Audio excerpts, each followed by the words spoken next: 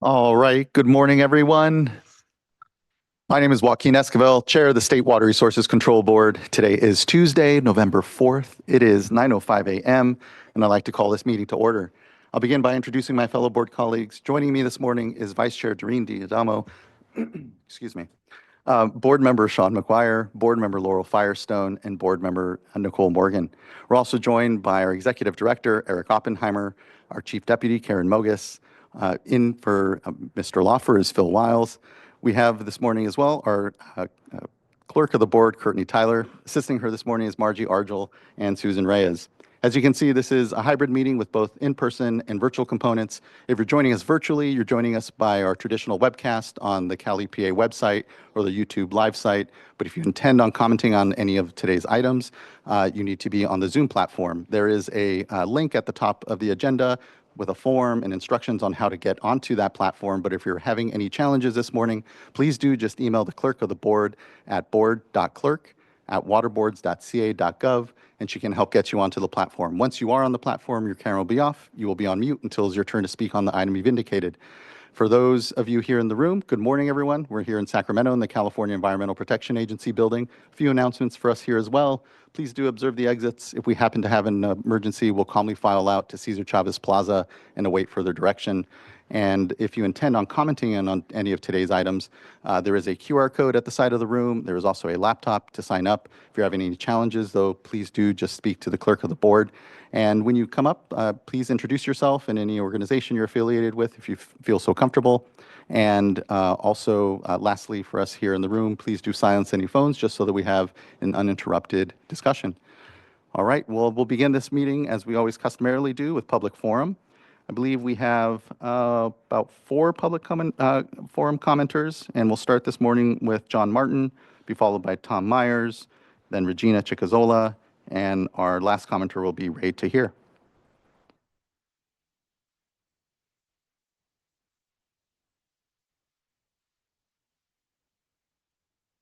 And Mr. Martin, you should be invited to come off camera and or unmute.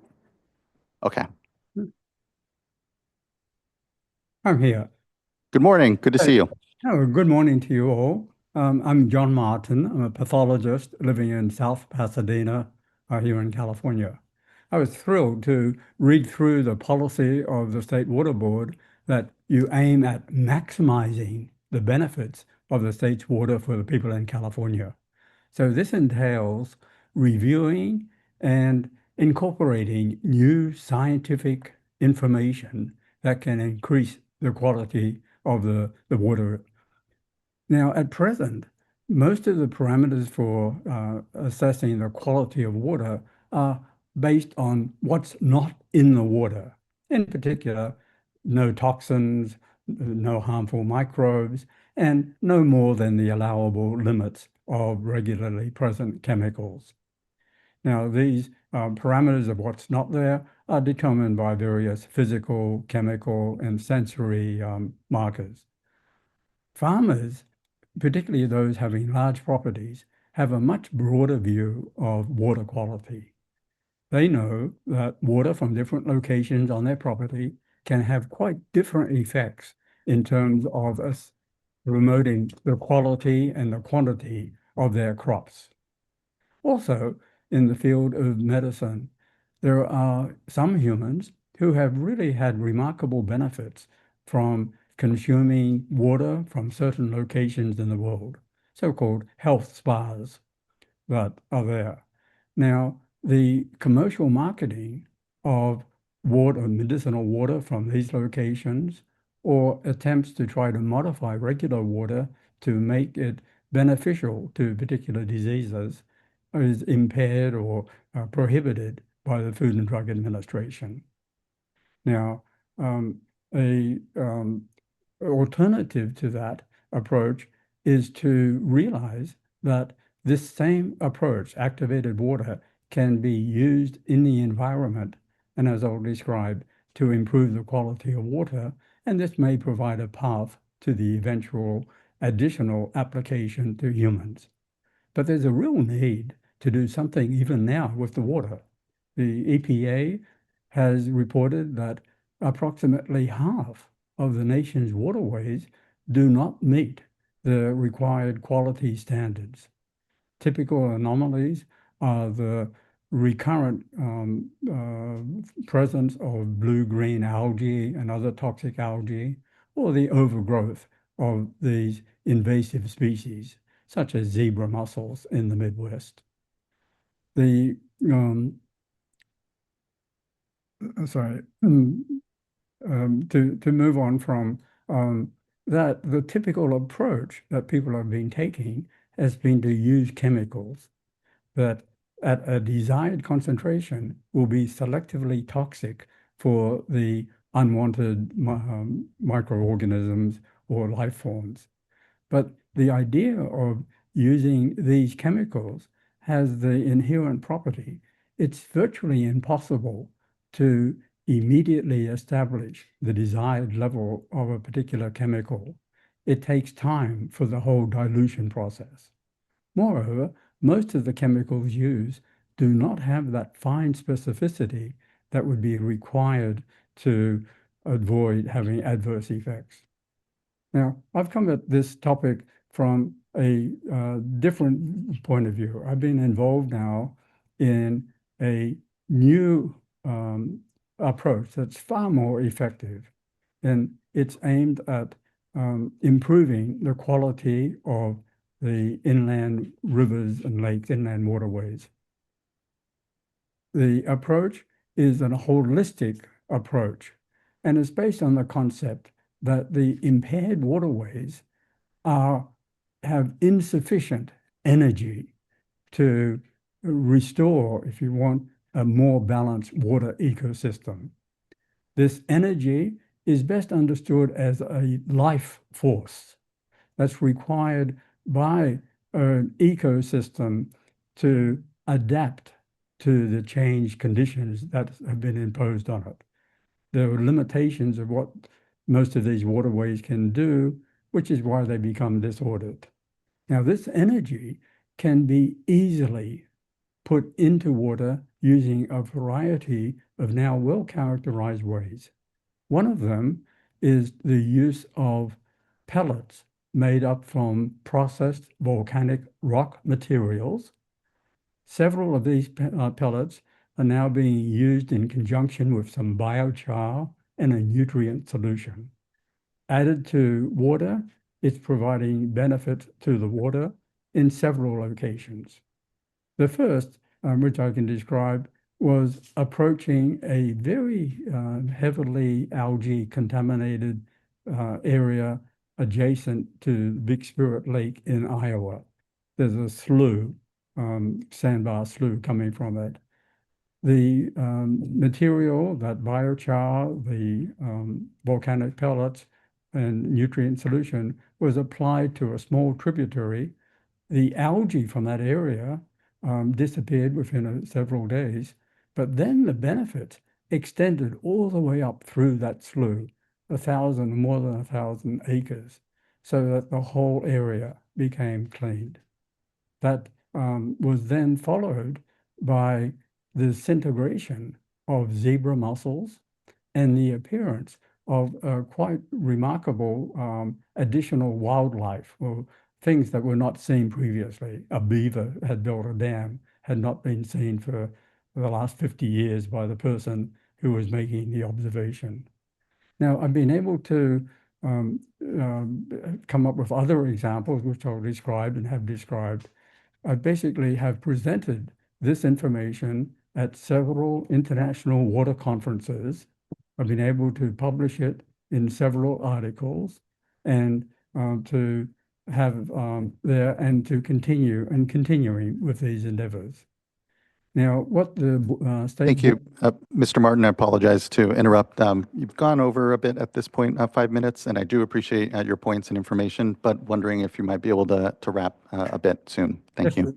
Just the very second, what the board could do is identify locations to apply this, to validate it for their own ways, and I'd be very happy to assist in such endeavors. Thank you. Thank you so much, Mr. Martin. I do appreciate those comments. And actually, I have your email address here, so I'll email you and would be interested in seeing some of those studies. So thank you. Next, I'd like to call up Tom Myers, be followed by Regina Chicazola, and then Ray Tahir, and then our final commenter will actually be Russell Walsh.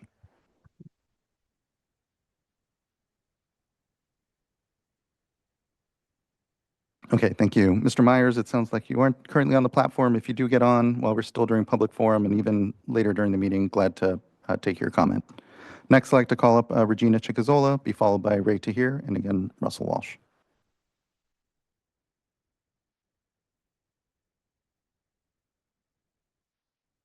Sounds like Ms. Chicazola just dropped off. Ms. Chicazola, if you, and I know sometimes she does have internet connection issues up north, so please do just pop back on and we'll take your comment. Next, we'll call up Ray Tahir.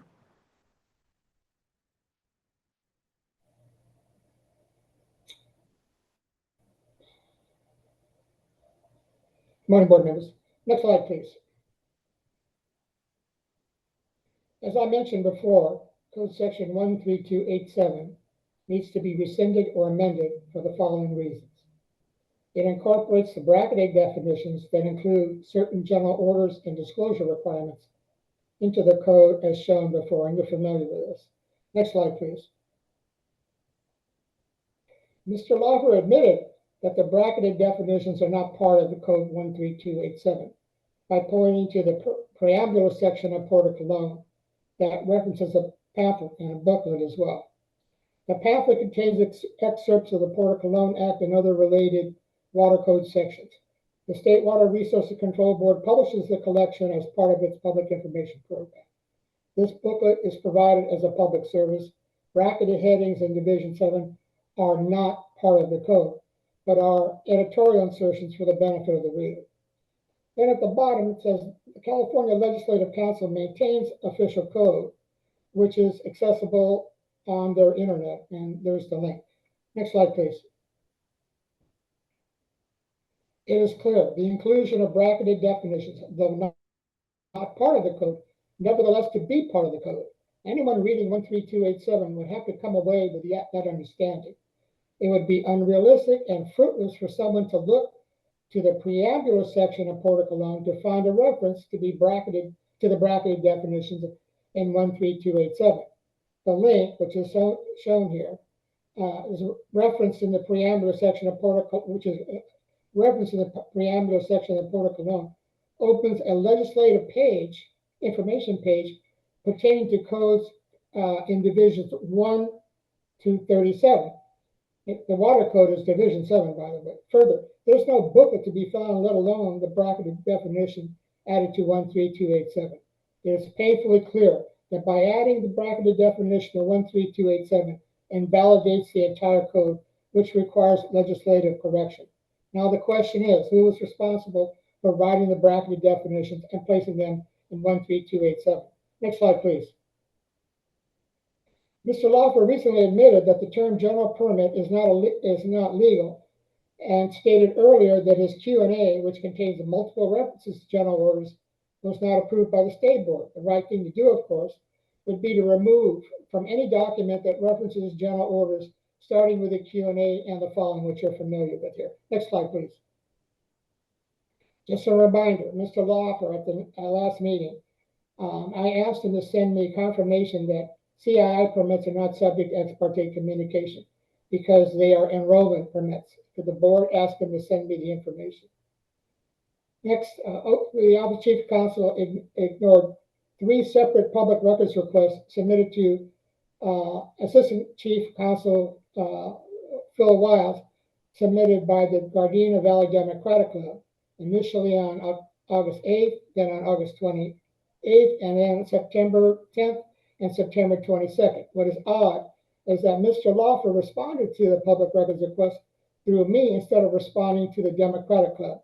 In so doing, Mr. Laufer violated the government code 6250 through 6270. What is the board going to do about this? Next slide. And here's the letter that was submitted by the Gardena Democratic Club. Next slide. Mr. Laufer needs to account for his mistakes.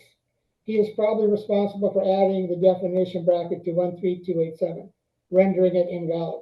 He appears to have done so to make up for the vagueness of the initial version of 13287, and because he created general orders without administrative and legal justification. The problems originated from this board can only be corrected by the board, not the Senate Committee on Environmental Water Quality and other agencies, at least not at this time. Thank you very much for your patience. I appreciate it. Thank you for your time this morning, Mr. Heer. Next, I'd like to call up Russell Walsh.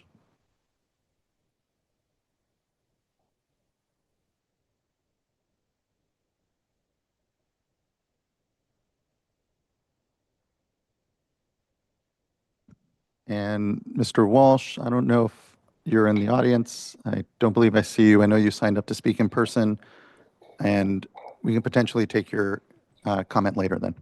Thank you. Okay, that wraps up public forum. Thanks everyone for those who addressed the board this morning. It's actually a very important part of the board here that we have an opportunity for the public to address the board on any item not agendized before the board. All right, that brings us into our actual board business, which is item number 1, consideration of the board meeting minutes from the October 21st board meeting. Looking to fellow board colleagues if there's any amendment or motion. I'll move adoption of the minutes. I'll second. Thank you both. Ms. Tyler, can you please call roll call vote? Vice Chair Diadamo. Aye. Board Member Morgan. Aye. Board Member Firestone. Aye. Board Member McGuire. Aye. Chair Esquivel. Aye. Thank you. Thank you as well. Board meeting minutes are adopted. That next brings us to item number 2, which is an uncontested item. I won't read out the full title. It is in the agenda. Thanks for all the good work that folks did on it. The fact it's uncontested means work has been done well. Looking to fellow board colleagues if they have any discussion or want to bring it off uncontested, and then otherwise ready for a motion. Move to adopt item 2. I'll second. Thank you both. Ms. Tyler, can you please call roll call vote? Board Member McGuire. Aye. Board Member Morgan. Aye. Board Member Firestone. Aye. Vice Chair Diadamo. Aye. And Chair Esquivel. Aye. Thank you. Thank you as well. Item is adopted. And again, thanks everyone for the good work. The infrastructure work that and funding the board does is just incredibly critical. Next, I'd like to go to tranche of informational items, and the first being our current hydrologic conditions. And I'll give a moment for folks to come up to the panel.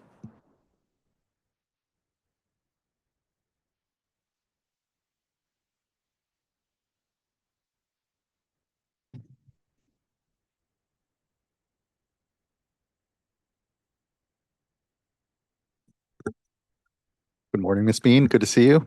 Good morning, board members. I'm Jessica Bean with the Division of Water Rights, and I'm going to give you a very brief current hydrologic conditions and response update today. If we could go to the next slide, please. Okay, thank you. So to start off, we've had some early precipitation this water year, and so taking a look here, statewide, we're looking at about 134% of average. This was for November 1st. Next slide, please. Before we look at more of the regional breakdown of what that precipitation has looked like, I did just want to show a couple of graphs here. You can see on the left is our total precipitation for the last 30 days. That was from about late September to late October. And then you have your mean daily temperature on the right-hand side. And so basically the point here is that we have had a cooler and wetter time period for that last 30 days, pretty much throughout all of California. So again, that was from late September into late October. And that's in comparison to the long-term average. So we did have some recent storms that brought early season snow, but we don't have the DWR snow graphs until later in the season, so we'll stop bringing those back in a couple of months. We do potentially have more precipitation on the way. So certainly for Northern California coming up this week, it's looking like. Next slide, please. So quickly, just taking a look at the indices that you're used to seeing here. As a reminder, your light blue area is the average, and way down at the very bottom is a dark blue line there. It says current, and that's what we're looking at right now. So again, very early in the season. But for the Northern Sierra Precipitation Index, we're looking at 93% of average for November 2nd. Next slide, please. Moving down into the San Joaquin area, we're looking at 112% of average. Next slide, please.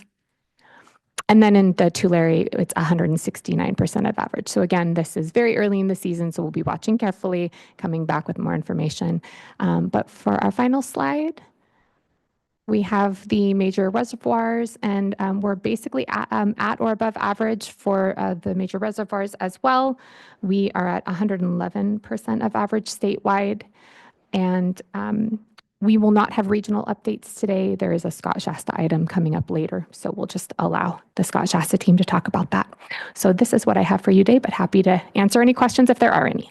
Thank you so much, Ms. Bean. I really appreciate the quick update. It's nice to have a decent start to the water year here. So, as you said, very early, so we'll not try to jinx it too much, but it's certainly nice to see a little early precipitation set up the water year right. Looking to fellow board colleagues, there's any questions, thoughts? See none. We do have one commenter, and I would like to go to them, and that will be Felice Pace. Okay, apologies. It seems Mr. Pace is not currently on the platform. So no comments then. And thank you, Ms. Bean. Really appreciate the update here. Thank you. All right. Now that brings us to item number 4, which will be a presentation from the Division of Drinking Water on analytical method development in collaboration with the Department of Food and Agriculture Center for Analytical Chemistry.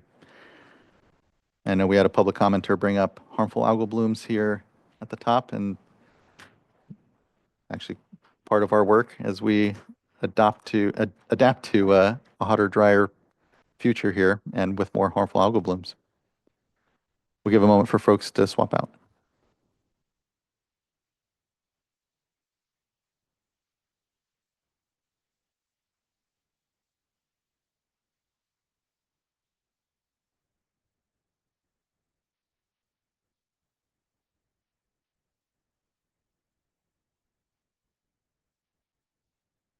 Good morning, everyone. Thank you for being here. Really, and thank you for our partners at CDFA. Yeah, thank you. Good morning, Joaquin, Board Chair Escobar, and Vice Chair Diadamo, and Board Member Morgan, Board Member Firestone, and Board Member McGuire. It's great to see you all.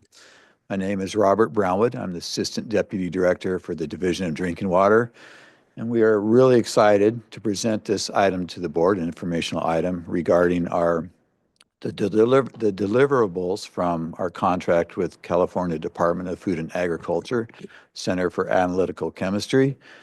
And they developed 3 methods for us, drinking water methods for the Division of Drinking Water. And today, leading the presentation will be Dr. Maria de la Plaza Carpio Obeso, who will give the presentation, and she will later introduce the CDFA members, and we'll wrap up with Melissa Hall from our division, who will close it out. Mariela? Thank you. And good morning, Water Board Chairperson, Joaquin Esquivel, honored board members, and also upper managers from water boards. As Bob just shared, we are here to present our collaboration with the California Department of Food and Ag Center for Analytical Chemistry and the Division of Drinking Water on the 3 methods, saxitoxins, benzotriazole, and 3-fluoroacetic acid. This presentation will be divided in 3 sections. First, I will provide the background on the interagency agreement. Second, our fellows from the Division of Food and Ag will present and discuss the analytical method development and the multi-laboratory validation studies that they perform under this agreement. And third, the program manager branch will outline the next steps. Next slide, please. The Division of Drinking Water implements the California and Federal Safe Drinking Water Acts to ensure that all communities have access to safe drinking water. The concept of what is safe changes over time as new emerging contaminants or new chemicals are identified, driving the need for improved for developing analytical methods to detect contaminants at lower concentrations in the environment. Therefore, the California Health and Safety Code authorized the water boards to conduct research, studies, demonstration projects to improve or develop new analytical methods for the detection of contaminants in drinking water. Next slide, please. To implement the scope of work needed for our division under this safety code, the Division of Drinking Water established an interagency agreement with the Center of Analytical Chemistry. The laboratory is well known for the state-of-the-art technologies, experience in analytical method development, intra and multi-validation studies, applied chemistry, and as a sister agency, it is very familiar with the state regulatory processes and interagency agreements. In addition, the laboratory has the philosophy of collaborate to innovate that empowers the lab to perform novel research approaches in analytical chemistry. Next. We established our interagency agreement from July 1st, 2022 to March 31st, 2025. However, even that the contract has expired, we are continuing our collaboration with the Center of Analytical Chemistry through a memorandum of understanding that will expire on December 31st, 2025. Next. The list of chemicals of concern in drinking water is extensive, but the Division of Drinking Water selected these 3 compounds due to the potential health risk, potential occurrence in drinking water supplies, and the absence of a standard analytical method for detection. It is a pleasure to introduce our colleagues from the Center of Analytical Chemistry. They will present the analytical method development and the multi-laboratory validation study they conducted under the MOU. Dr. Mohamed Chehel Amirani earned his Bachelor of Science in Civil and Environmental Engineer and Master's degree in Physical Chemistry from the University of Tehran, followed by the Master and PhD degrees in Analytical Chemistry from the University of Central Florida. He joined the center in 2022 and has been contributed to the center with a lot of capacities. He was an environmental scientist, senior environmental science specialist, and currently serves as a supervisor of the research and development team. Dr. Chehel Amirani, the floor is yours. Thank you. Good morning, board member. Good morning, everyone. Before I begin my slides, I would like to thank Department of Drinking Water for partnering with us in this important project and for working closely with us throughout this process. I will start with a brief overview about our organization and our laboratory, and then I will move to details of this project. Next slide, please. I think we have one before this slide. Oh, okay. Okay. Our laboratory is part of Inspection Service Division under the CDFA Executive Office. That division also includes division of Program of Inspection and Compliance and Office of Farm to Fork and Feed and Fertilizer Program. Our center provides service to all CDFA programs, counties, multiple state departments like DDW, DPR, DCC, and also partnering with federal agencies like USDA, helping ensure safety and integrity of food, environment, water for Californians. Here you can see our lab's overview. We have three main sections: environmental analysis, regulatory analysis, and food safety analysis. Environmental analysis, which we are testing water, air, soil, and in regulatory analysis, we are testing fertilizer, product compliance, and in food safety analysis, we are testing food, cannabis, and county investigation samples, which includes broad range of matrices like swab, cloth,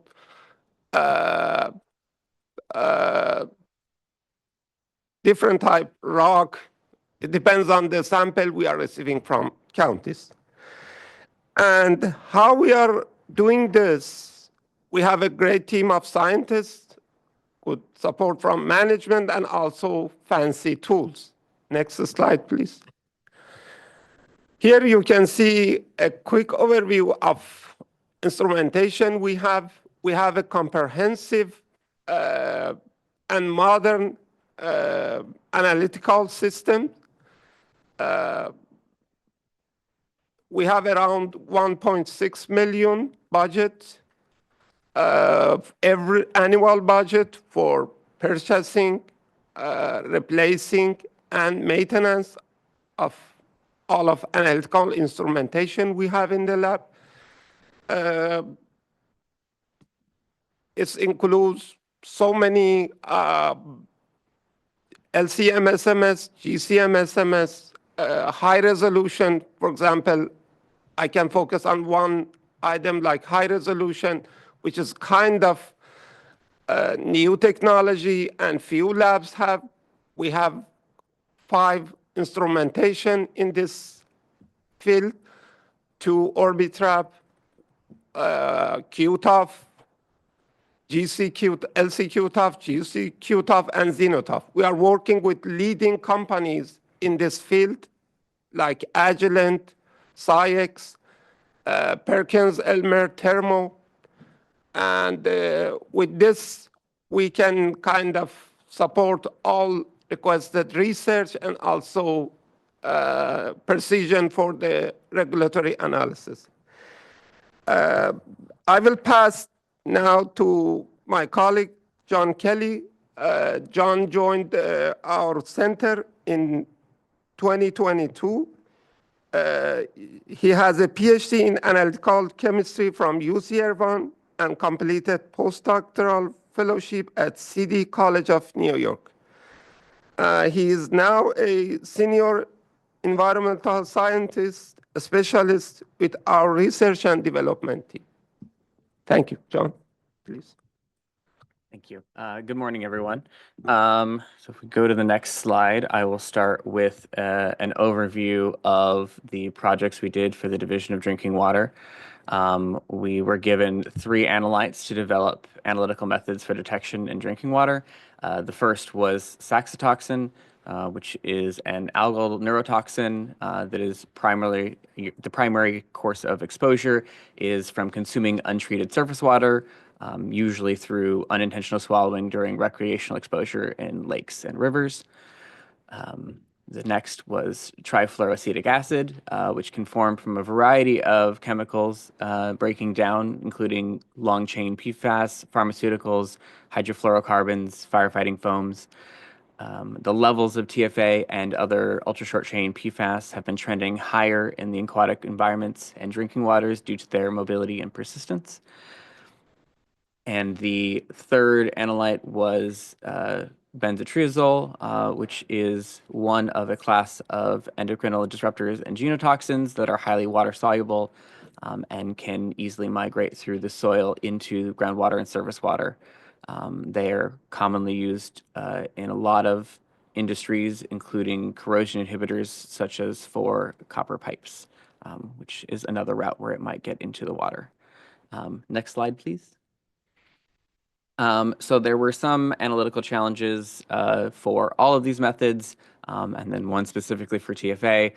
For all of these methods, drinking water is a very complex matrix.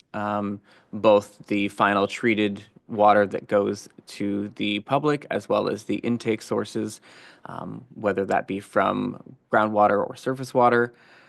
These can vary greatly depending on where they're coming from in pH, ionic strength, organic content, as well as any residual disinfectants that are left depending on the treatment used at that location. Additionally, TFA specifically has additional issue of its kind of ubiquitousness. It's just sort of everywhere.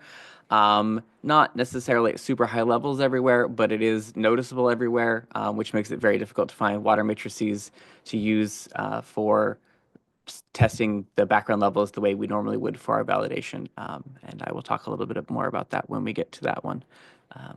Next slide, please. So for benzotriazoles method development, for the CAC, we developed this method on an ABSIX 6500 plus triple quadrupole mass spec attached to a liquid chromatography system. We used a phenylhexyl column and ammonium formate and formic acid in water and methanol for our mobile phases. Something that worked fairly well for this method, and both of the mass spec methods that I'll talk about today, we used direct injection of the water samples. A lot of other analytical methods require extensive concentration or other separation of the water samples before they can be tested, which adds more time and money and other resources necessary to do these analyses. So we aimed to simplify that as much as possible. So for this method, we just take an aliquot of the water sample and add an internal standard of a deuterated benzotriazole, and then we inject that directly into our LCMS system. Next slide, please. So for our single laboratory performance, we have a calibration range from 0.2 parts per billion to 50 parts per billion, and we had satisfactory linearity throughout that entire range. For the single laboratory validation, we tested both raw and finished drinking water from two different sources, one groundwater source and one surface water source. And the results of our validation gave us a detection limit of 0.17 ppb and an LCMRL of 0.440. A quick note there, LCMRL is the lowest concentration minimum reporting limit. This is a slightly newer metric to judge methods that the EPA has started using for most of their new methods. And for that reason, we included it in this as well. It is a statistical calculation that encompasses both the precision and accuracy based on a number of replicate injections. And then with that data, we confirmed a minimum reporting limit for this method at 0.5 ppb. And then our validation results were quite good, with average recoveries across all of our concentrations at 102.4%. Our percent RSDs were very low, 5.27%. And then we also tested the storage stability of this analyte by spiking them into samples and holding onto them for 28 days, and found that benzotriazole is stable for the full duration of that time. Next slide, please. So the next method that we did was saxitoxin. Unlike the LCMS method for benzotriazole, for saxitoxin, we used an ELISA assay. ELISA is enzyme-linked immunosorbent assay. What it's done is you use antibody binding to test for the presence of your chosen analyte. The saxitoxin in a sample will compete for binding with a conjugate that's already there. And then after that binding is complete, allowed to incubate, we add a substrate that produces color based on the level of saxitoxin that was present. And then this color can be measured by a spectrophotometer, and we can use that for our detection. It's also important to note that for this one, there are a variety of congeners of saxitoxin out there. The ELISA method does not distinguish between them, but instead gives us a total saxitoxins value for the sample. So the samples for this method are diluted with 10% of a buffer that is provided in the kits that are used for this, and any water samples that have residual chlorine need to have that residual chlorine quenched with ascorbic acid. These kits that we are using are commercially available from 2 or so manufacturers at the moment, at least for ones that are rated for drinking water. There are more for marine sources. And each of these kits contains all of the reagents you need to do the method, the diluents, the buffers, standards, the plate that you put into the spectrophotometer, and everything necessary. So the only thing that is required beyond this is for the lab to have a spectrophotometer, which simplifies things for trying to get this into places like municipal water districts that have lower budgets. Next slide, please. So for this method, we have a calibration range as provided in the kits of 0.02 parts per billion to 0.4 parts per billion. The linearity was also very good. These methods use not a normal linear regression, but the kits come with instructions on how to do the fits for these. So our results have a detection limit of 0.13 parts per billion, and LCMRL, in this case, it's estimated of 0.017. The reason for the estimate is the statistical calculation for this requires that you have a spiked sample below the estimated level, and without the ability to go below that calibration range using the standards from the kits, we can't confirm this, but it's definitely below the range of the kit, which is more than sufficient for the intended purpose. So we confirmed our minimum reporting limit at 0.03 parts per billion to give us some margin of error there. And then our results were quite good. We have an average recovery of 100.1% and an RSD of 8.5%. Saxitoxins are not very stable molecules. They don't last very long in drinking water, especially chlorinated water. And so for samples treated, as I mentioned on the last slide, with the buffer and the ascorbic acid, the hold time for these samples was 6 days. But given the nature of these toxins, we want to know our results much faster than that. So that is enough of a hold time for this particular analyte. Next slide, please. So the third method was trifluoroacetic acid. Again, this is a liquid chromatography mass spec method using direct injection of aqueous samples. As I mentioned before, the incurred levels of trifluoroacetic acid in most samples make it difficult to test the lower concentrations. Our results in reagent water show that we can detect that low, but it was difficult to confirm that in real drinking water due to the presence levels that was higher than we were trying to test. We used a ABSciX 5500 triple quad mass spec for this. The system is equipped with a PFC-free kit, which is made for the analysis of PFAS and reduces the background sources of PFAS in the system by replacing tubing and seals and valves and things of that nature. We used a biotin glycan column for this. And again, we used ammonium formate and formic acid in water, as well as formic acid in acetonitrile and isopropyl alcohol for our mobile phases for these. And then we prepared the calibration standards in reagent water so that we could be sure of the lower levels on that front. Next slide, please. So for this method, we have a calibration range of 0.4 parts per billion to 20 parts per billion. And again, our squareds were acceptable. We also added an additional QC metric for this method, that the deviation of the internal standard area needs to be between plus or minus 40% of the average value of our calibration curve. This helps us keep an eye on interferences and things that could affect our calculations. We tested raw and finished drinking water from ground and surface water sources.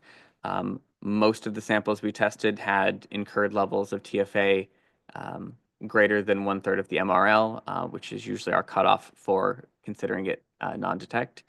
But we did manage to find one or two sources with low enough methods to test this on at least one matrix each time. And fun to note that it was never the same source twice when we were searching for these. And then, so the method detection limit for trifluoroacetic acid was 0.018 parts per billion. Our LCMRL was 0.083 parts per billion. And we confirmed our minimum reporting limit at 0.085 parts per billion. And for all the samples that did not have unacceptable levels of incurred TFA, our average recoveries were 100.7%, and the RSDs were 13.5%. As I mentioned, it's a very persistent molecule. It's very stable. It was stable through the full measured storage stability study of 28 days. And I checked on this one as well to make sure that the background levels weren't changing as well. So we had tested both our spiked samples as well as blanks for this duration, and the levels did not change significantly over that time. Next slide, please. So after validating in our lab these three methods, the next step was to do a multi-lab validation across the state to make sure that these methods are robust and can be performed by any qualified personnel. So we reached back out to the Division of Drinking Water, who populated a list of labs to participate in these studies. They reached out to invite them, and these 8 labs agreed to participate, some in just one, testing just one method, some in testing multiple. And so once we had our list of participants, we made sure everybody had all of the necessary supplies for the methods, the kits for saxitoxin, the LC columns for the other 2 methods, any standards that they needed, so that all they needed to do was optimize the methods in their laboratories and test them. Next slide, please. So we, after everybody, all of the labs confirmed their performance for an initial demonstration of capability for these methods. We sent them all spiked water samples, either groundwater or surface water, depending on the method. And we sent them a blank, a low minimum reporting limit level sample, as well as a middle of the calibration range sample for each analyte in both raw and finished drinking water. And then we also had the QA unit at our center prepare a PT standard for them to all test as well. And these PT standards were blind to those of us doing the method development, so that we had no input on them. And we also tested those ourselves as well to make sure that there was consistent performance across all of the participating labs as well as us. Next slide, please. The full scope of the validation or the multi-lab validations. This is a example timeline for the benzotriazole method. We ordered the standards and selected the participating laboratories, and then each lab was given time to optimize the methods for their labs and then perform their demonstration of capabilities. After that was done, all of that data was reviewed by our QA unit before we sent them out the matrix samples that I just spoke about, and they were given time to analyze those. After that, they sent the data back in, and our QA unit reviewed that as well, and then we prepared our final technical report for the Division of Drinking Water. And the steps are similar for the others, for the other methods. Next slide, please. So the final results of these 3 multi-lab validation studies showed good performance across all the participating labs. The TFA results do exclude a couple of results from one particular laboratory that failed the internal standard area metric for a couple of their samples, but no other data was excluded beyond the ones failing a particular QC metric. But besides that performance, there were no major discrepancies for any of the labs being able to implement these methods in their laboratories. And the consistency of our results showed that the methods were all robust and reproducible. Next slide, please. So the methods are now ready for routine use. The saxitoxin method does, as I mentioned, require an ELISA plate reader and some form of repeating or multi-channel pipette. These steps can be automated, and as always, if labs have fancier equipment, they are welcome to automate as much as possible, but everything else other than the plate reader can be done by hand, which keeps it accessible for as many labs as possible.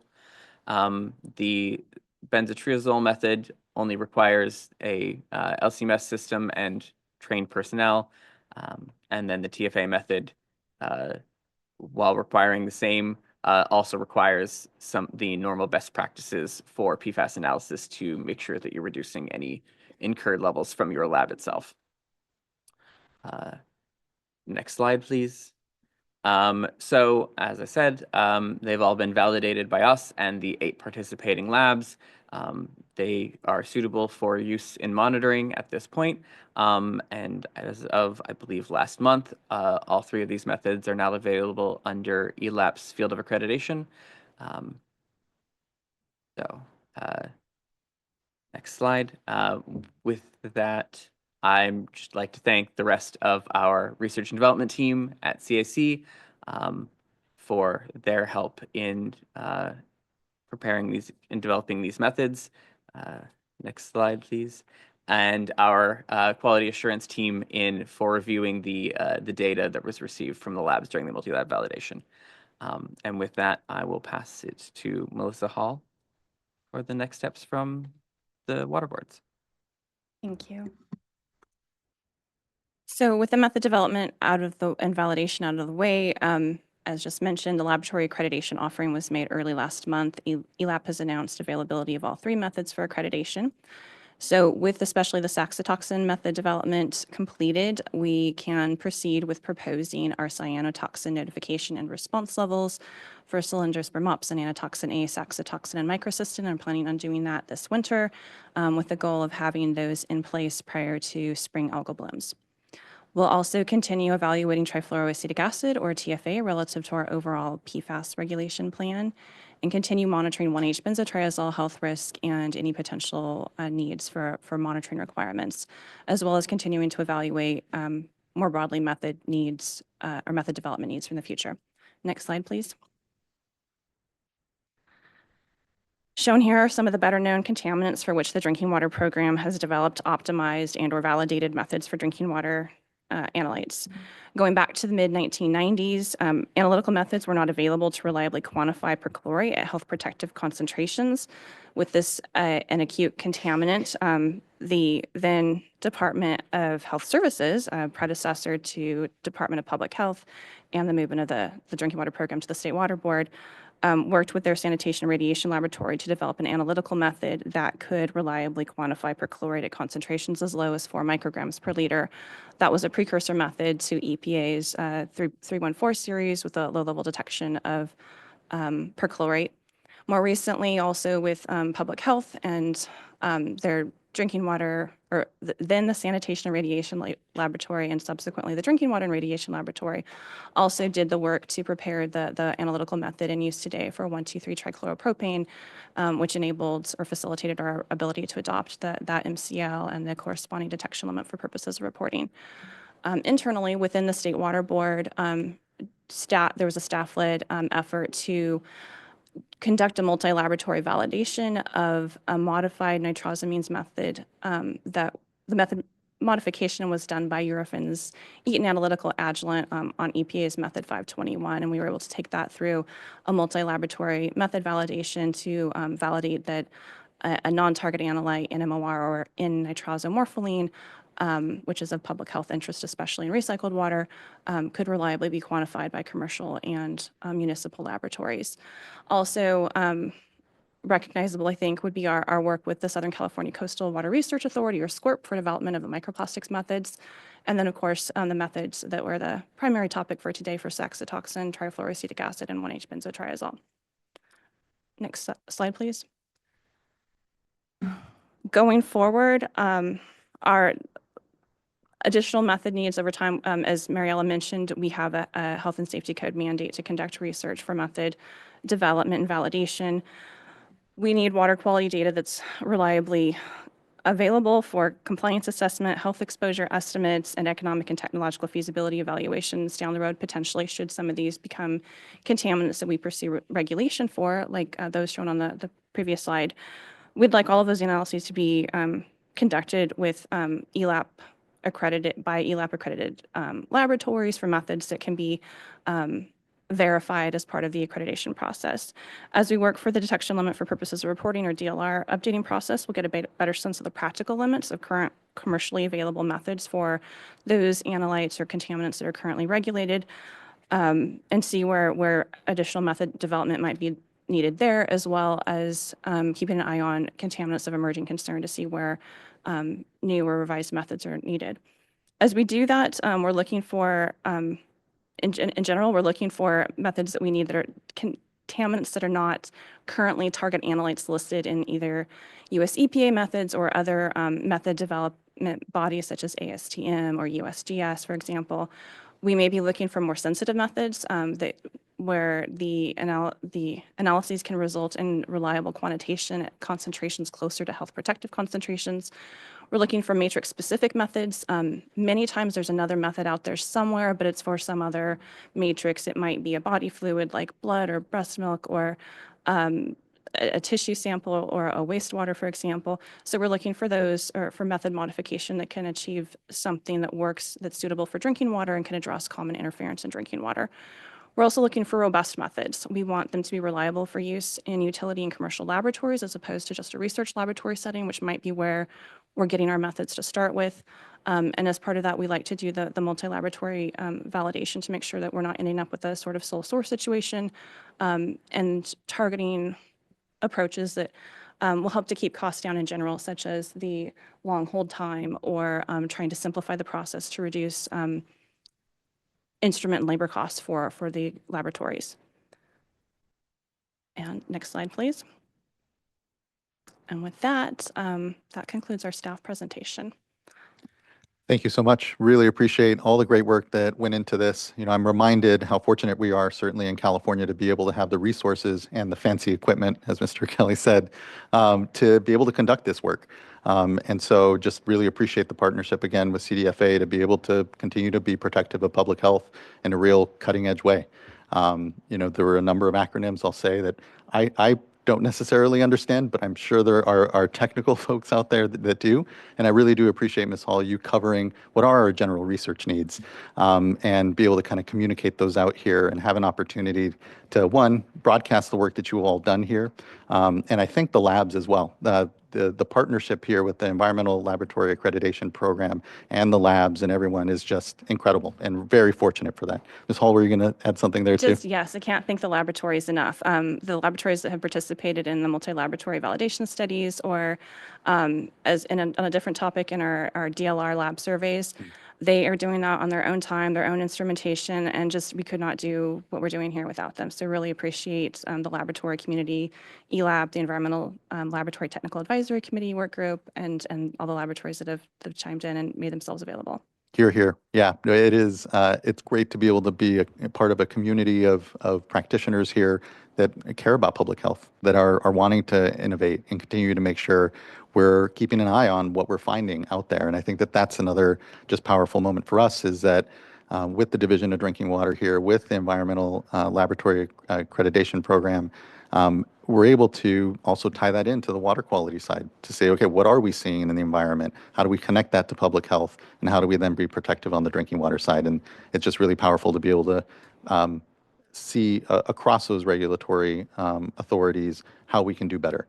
And this is an example of just that. So just hats off, huge thanks, and really appreciate the work that's gone on.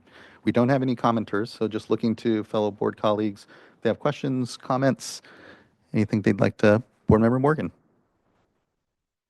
I just wanted just to say thank you to, Water Board staff and CDFA staff for just collaborating and working on this. It's just, it's really exciting. And it's just great to see this moving forward. So just, again, just thank you. It's really exciting work and just wanted to really just thank you all for your efforts and, contributions to this. Thank you, Board Member. All right, well, really appreciate it. Look forward to, I know what is further work that is still ongoing out there and to continue to develop the partnership here with CDFA. You all, again, have incredible expertise, technology, and work, and really appreciate the ability to bridge across you all. So thanks for being here. Thanks for the update and great work, truly. Thank you. All right, that now brings us to item number 5, but let's go ahead and give ourselves a quick 15-minute break, and then we'll start fresh, item number 5, and so that should bring us, oh gosh, let's say at 10:21, we'll bring ourselves back here.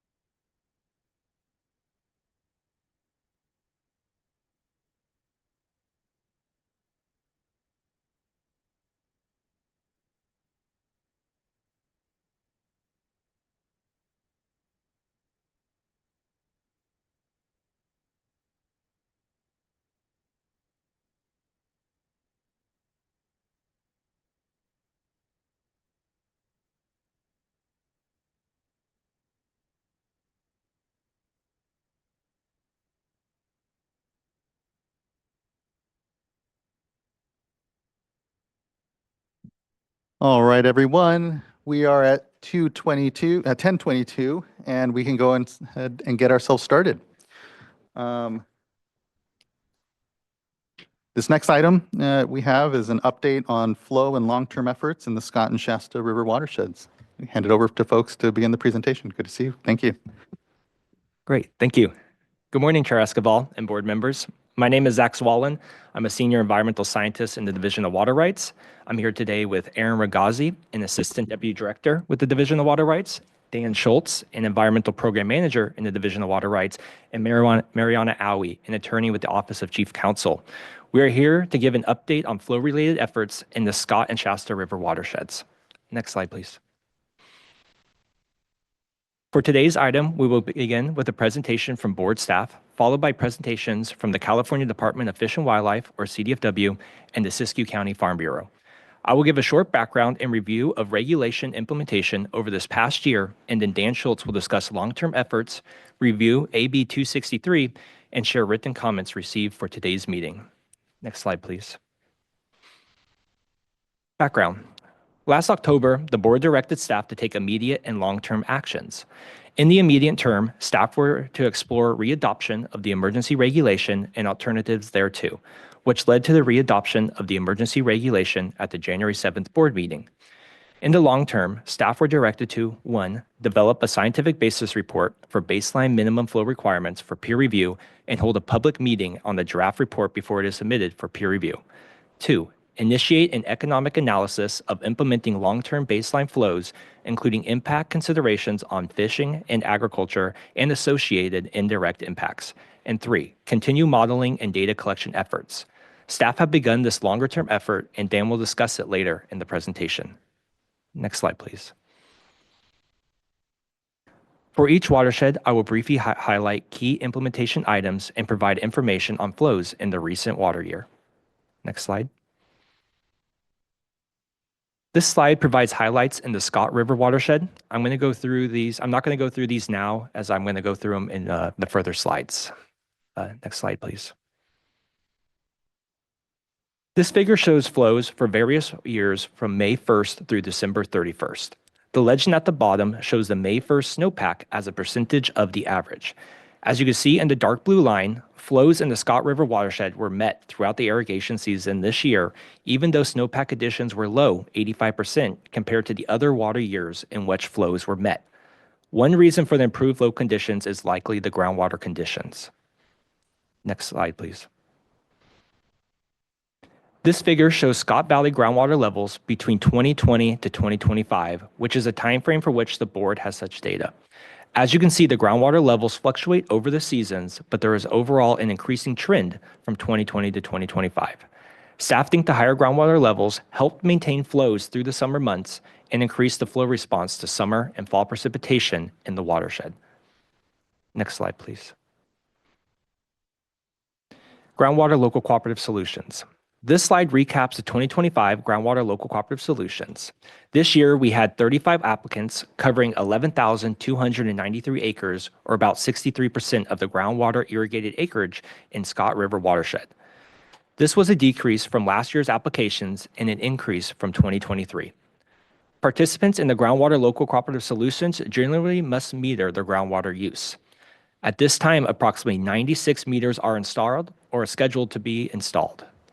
The board has offered financial assistance for buying and installing meters and related telemetry, and has received some limited participation. Our contractor will be installing meters this fall. Next slide, please. You are very familiar with this figure from the monthly hydrologic updates. It shows Scott River river flows over the past year, with the blue line representing flow at the USGS Fort Jones gauge, the red line showing the minimum flow requirement, and then the green bar showing the daily precipitation.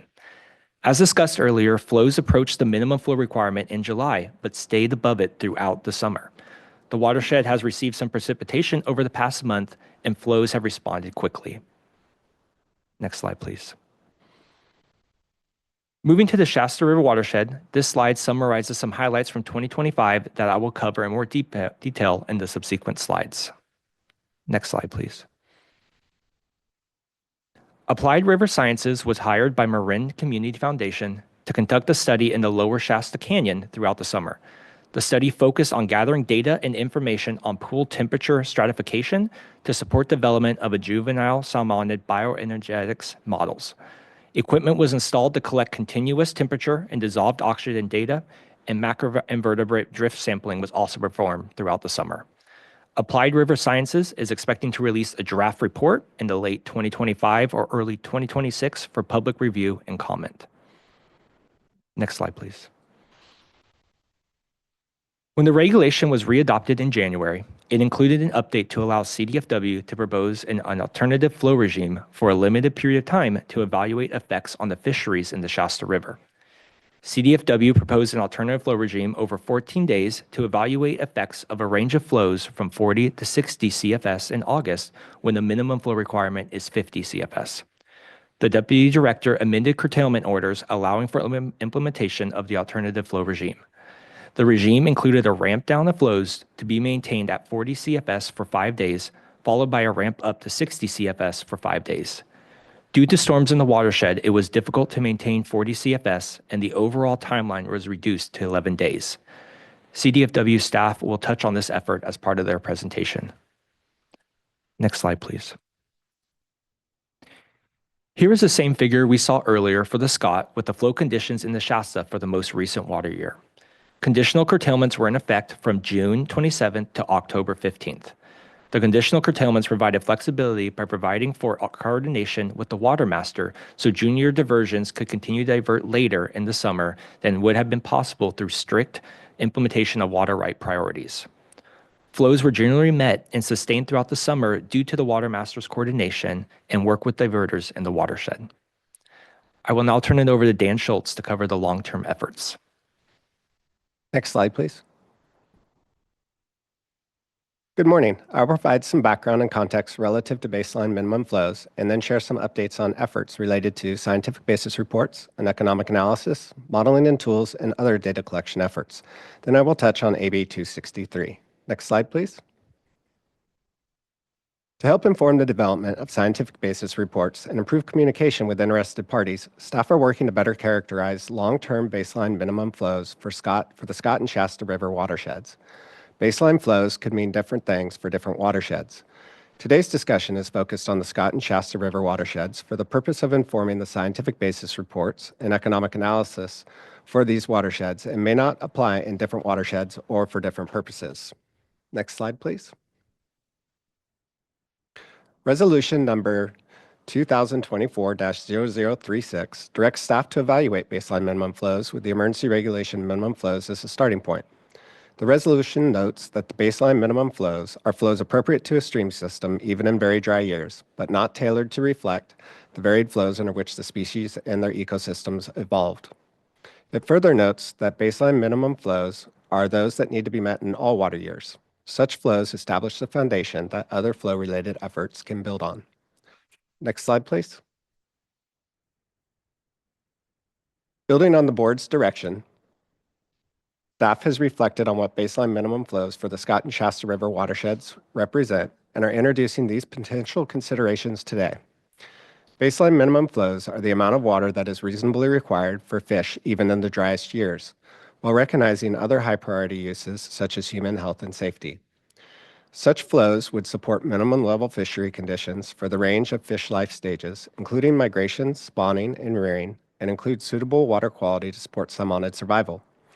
Consistent with what we have heard at previous Scott and Shasta flow-related board meetings, the flows would seek to maintain the viability, genetic diversity, and geographic distribution of these fish species. Baseline minimum flows would avoid the extinction vortex that California Department of Fish and Wildlife has presented as an aim for emergency flows at previous board meetings and would help buffer population impacts from catastrophic events. Note, this is just intended as an introduction, and there will be opportunity for additional public input in the future. Next slide, please. The scientific basis reports use existing science and information to analyze the fishery benefits of a range of potential flows and document the science supporting the analysis. The scientific basis reports are informational and do not establish flow requirements. An example of the type of information that will be contained in the scientific basis reports is fish condition at different flows, as broadly illustrated on this slide. For example, it would note that no salmon life stage can survive at X cubic feet per second, but salmon survival is possible but limited at Y cubic feet per second. And then there is improved growth and survival at Z cubic feet per second. Such information can be used to inform management decisions at the individual or watershed scale, or regulatory actions by the board after appropriate CEQA analysis and public process. Next slide, please. In March 2025, staff shared a list of scientific information and requested parties provide additional resources that should be considered in developing the scientific basis reports. The consultants are on board and working to evaluate this information in the development of the scientific basis reports and have begun drafting background information. Efforts are farther along in the Shasta River watershed as it was already being evaluated under the California Water Action Plan before the drought emergency regulations. Staff are working to determine the range of baseline minimum flows to evaluate in the scientific basis reports. Key considerations include evaluating a range of flows throughout the year and evaluating additional locations, beyond what is included in the emergency regulation, which has one location at the downstream end of each watershed. Staff are also thinking about other considerations, such as springs and temperature in the Shasta and groundwater levels in the Scott. Next slide, please. Next steps related to the scientific basis reports are to develop the ranges of flows for each watershed. The consultants will keep developing the scientific basis reports with input from staff, and the draft reports will be released for public comment before being submitted for peer review. Next slide, please. The scope of the economic analysis that is underway for long-term baseline minimum flows is broader than that for a traditional regulation or basin planning process. The economic analysis will evaluate the costs and benefits of implementing baseline flows using the same flow range as the scientific basis reports. The analysis will analyze economic impacts from decreased water supply compared to historic supply under different hydrologic conditions. It will also look at the economic benefits associated with improved salmon populations. The analysis will include direct and indirect impacts to various parties and economic sectors, including agriculture, commercial fishing, tribes, water supply agencies, local governments, recreational users, and households. Next slide, please. Staff have initiated the economic analysis considering the references and resources associated with the March 2025 solicitation. Staff in the Office of Research Planning and Performance are developing an agriculture production model based on the statewide agriculture production or SWAP model, which looks at how farmers and watersheds may collectively respond to reduced water availability. Staff are compiling information and data needed for the agricultural model and have reached out to the agricultural community for related information to support the model. At the same time, staff with the Office of Public Engagement, Equity, and Tribal Affairs have initiated engagement with the Yurok Tribe, the Karuk Tribe, and the Quartz Valley Indian Reservation. Staff have also met with representatives from the commercial fishing industry to solicit input and information that can be used in the board's economic analysis efforts. Next slide, please. Moving forward, staff will continue with the consultation efforts and complete work on the agriculture production model. Building on this, staff will draft the economic analysis and release it for public comment. Comments received on the draft analysis will be used to update the economic analysis. Next slide, please. The State Water Board is engaged in significant modeling efforts in the Scott and Shasta River watersheds aimed at providing information and evaluating implementation scenarios that consider all beneficial uses of water. The models under development include surface water, groundwater models, and water allocation tools for both watersheds, and a temperature model in the Shasta River watershed. The surface water, groundwater models help simulate flow and groundwater conditions under different water supply and water use scenarios. The water allocation tools using the WEEP software platform provide for the evaluation of implementation scenarios based on water right priorities. A temperature model is also being developed for the Shasta River due to the dynamic water temperature influences of Dwinelle Reservoir, springs, and return flows. Next slide, please. Staff anticipate we will be receiving the draft surface water groundwater model reports from our consultants in the coming months and anticipate releasing the draft reports for public comment in the first half of 2026. The water allocation tools and temperature model will be enhanced based on the surface water, groundwater models. Next slide, please. Staff continue to work with the county, farmers, agencies, and other parties to obtain information that can be used to increase the board's understanding of the watersheds and future flow-related efforts. Ongoing new information efforts include funding for new stream flow gauges and irrigation metering equipment. Additional sources of valuable information include information on groundwater use through the Groundwater Local Cooperative Solution Program and groundwater levels from the county's efforts, connectivity and fish surveys conducted by California Department of Fish and Wildlife staff, and water quality data and photo points collected by the North Coast Regional Water Board staff. Next slide, please. There have been questions about how this work may relate to potential future efforts. As you can see, the long-term baseline flow efforts that are underway now, specifically the scientific basis reports, economic analysis, and models and tools, can be used to inform a variety of potential future efforts, including a permanent flow regulation, a water quality control plan or policy, and or other local actions. Next slide, please. AB 263 is a new law adopted that will become effective on January 1st. It extends the current emergency regulation until January 1st, 2031, or until rules establishing and implementing long-term flow requirements for the watersheds are adopted, whichever occurs first.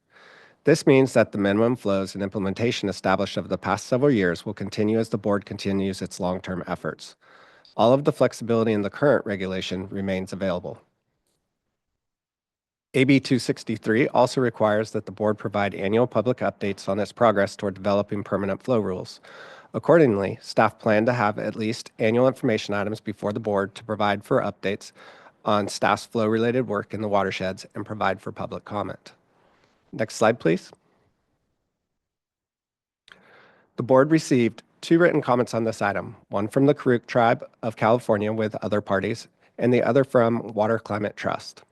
The Karuk and other parties listed on this slide request that the board provide a specific timeline of steps that will be taken in the short and long term to complete the reports and models needed to move forward with developing enforceable flow protections on a firm timeline, direct staff to work on developing permanent rules to ensure permanent flow protections are in place by 2031, pursue baseline minimum flows to avoid worst-case outcomes and ensure those flows are sufficient to provide passage and rearing and better reflect the needs of fish during dry years, and add more gauges and points of compliance to protect rearing and passage. Next slide, please. Water Climate Trust requests that the board reconsider its position and pursue water year-specific flows in the scientific basis report and economic analysis, and clarify that baseline minimum flows must be sufficient to prevent extinction and support recovery of endangered species. Further, the comments request that as part of the economic analysis, the board recognize that the cost of extinction is beyond measure. The comments also requested that the scientific basis report set clear goals and use terminology and definitions that correlate to fish populations and management goals to promote understanding. Next slide, please. That concludes the staff presentation. We're happy to answer any questions at this time or move on to the presentation by the California Department of Fish and Wildlife and the Farm Bureau. Thank you.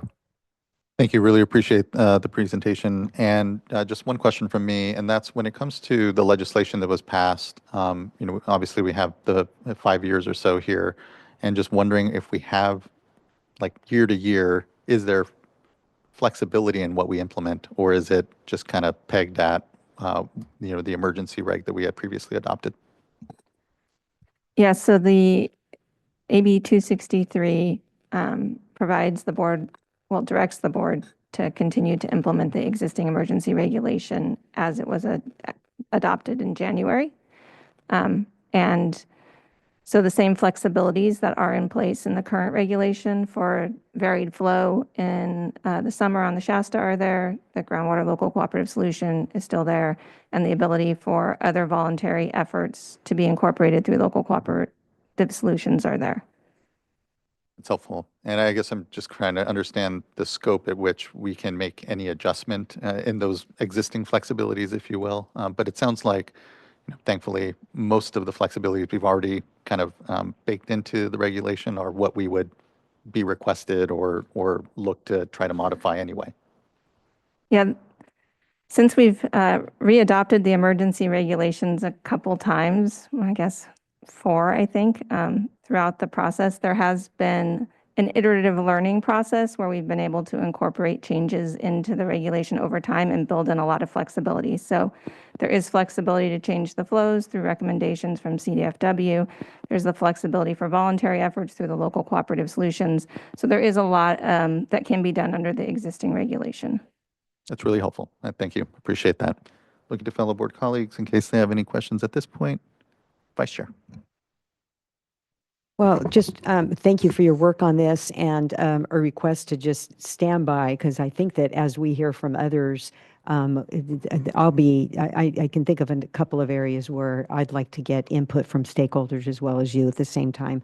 But specifically on the models, what efforts are being done to educate stakeholders about these models? Because first of all, we have structures like with SWAP, but then you're making some adjustments in this watershed, and looking for what activities can occur to bring people up to speed about the models, complexities, and where there may be possibility for adjustments so that you can get several rounds of input. What I'm hoping to see is when we do get the models, not to have this contest about dueling models, and really looking to get what you all develop with as much input as possible so that we can have more of an apples to apples discussion when we do have a review at some future time. And Vice Chair Diadamo, are you specifically referring to the economic model in this context? Oh, just when I reply, I want to make sure I'm economic, the groundwater model. I know Sure. there's a lot of Yeah. really good collaborative discussions that have already gone into the Right. groundwater model, but then also the I guess on the SWAP, that's feeding into the economic model. Yes. Well, that is going to be the primary model to analyze the agricultural related economic impacts associated with baseline minimum flows. So the Office of Research Planning and Performance staff are in the initial stages of working on that model. They are requesting information, and my understanding is that the ag community up in the watersheds is also preparing an economic analysis.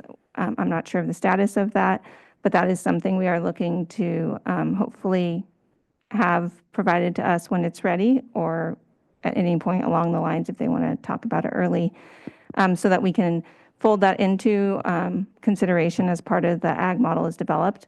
I think there will also be an opportunity for us to request additional input from the community as ORPP gets further along in their work and has something more substantive to share. There is a plan to share the economic analysis more broadly once it is drafted as well, and solicit input from all parties. Thank you, Vice Chair. Board Member McGuire. Yes, also thank you. I know that there's a lot of work happening, and fortunately, this was a fairly decent water year in the Scott and Shasta River watershed. So I was really encouraged to see the report out on how the flows, the emergency regulation flows, were able to be met throughout the course of the year. Let's hope for another one, and actually many more to come, because I think that benefits all the fisheries as well as the water users in the watershed. So I was really happy to see that. Thinking about kind of actually teeing off a little bit on the modeling question, I was listening to the updates, and it sounds like there's as it relates to flow, but also other considerations. So when we think about flow, we also need to think about water quality and temperature. And you mentioned that there was a temperature model for the Shasta River watershed, but not the Scott River watershed in development. So I was just wondering if you could comment on that. Do we not see temperature as an issue in the Scott River watershed, or is there a reason why we wouldn't have kind of the same or similar models in each watershed? Yeah, the Shasta is, as we've talked in prior board meetings, both of these watersheds are very unique. And in the Shasta, the releases from Dwell have temperature implications, and there's a huge spring impact as well in the Shasta. So back when we were working on the Shasta under the California Water Action Plan, CDFW had developed a variety of different study plans for broader flow criteria development. And you might refer to those, as people recall, the Normandeau studies. So one of those Normandeau studies was to develop this temperature model. And so back when we were working on the California Water Action Plan, recognizing the temperature importance in the watershed, we had initiated that model development process, and that's the one we're rounding out there.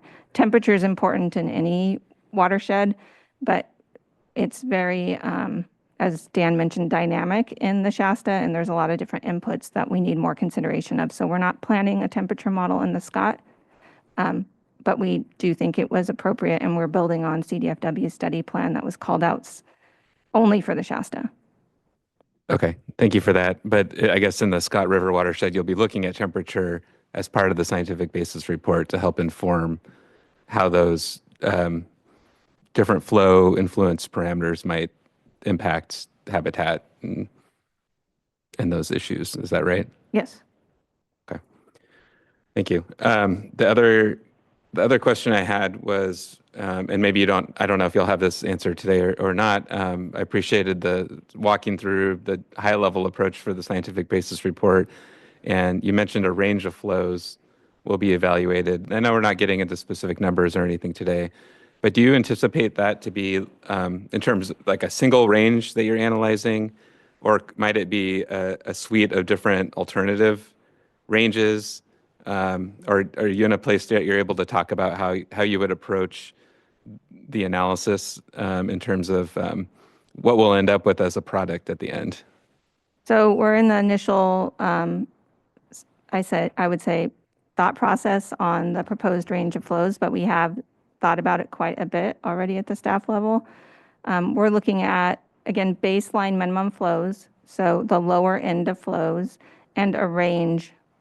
I don't want to throw out ranges right now because that would be premature, but a range of flows at different key locations in the watersheds where we think having touch points of those flows would be important. So key tributaries and key reaches of the stream systems in each of the watersheds, we're looking at developing that range of flows. And that range of flows is really meant to do what Dan went over in that one slide where we talked about, like, fish can't survive at this flow, or they can survive, but they can't grow. They're just sort of sitting there maybe. Then they are able to grow, be in a better condition. These are baseline minimum flows, so we're not probably going to get to an area where they're like great and it's the happiest place ever for them. But, looking at that range of flows, that's the scientific basis report. It's just an analysis of those conditions that can inform what flow might be appropriate if you were to balance those later with other uses of water. Yeah, I appreciate that. Thank you. That'll be very helpful information to have. I also know the significance of that scientific basis report as an underpinning for making future policy level decisions. So it's really important that range, or however that's approached, is done in a really thoughtful way so that it helps support the decisions that are to come later. I know you're going through all that thought process, but it's a really critical moment, I think. And we are planning to solicit input from the broader public on that in the future, hopefully the earlier part of 2026. Yeah, incredibly significant and critical work. Appreciate the questions, Board Member Vice Chair. I just have a follow-up on that. Thank you, Board Member McGuire, for that good question. So just wanting not to confound scientific basis report with a flow criteria report. So maybe if you could, which is the document for those that are not aware, that's the document that we used for the Bay Delta watershed, not considering balancing or any proposal in particular, but just what the fish needs. And so if you could talk a little bit about that. And then also, I know that we have heard several times from some stakeholders in the agricultural community that certain flows just simply cannot be met. So how do you draw the distinction between the minimum of what CDFW or experts believe the fish need. But even if you shut off agriculture, if the flows cannot be met, how do you integrate that into a determination about minimum flows for the fish and how that fits in with the actual model about what could even be accomplished?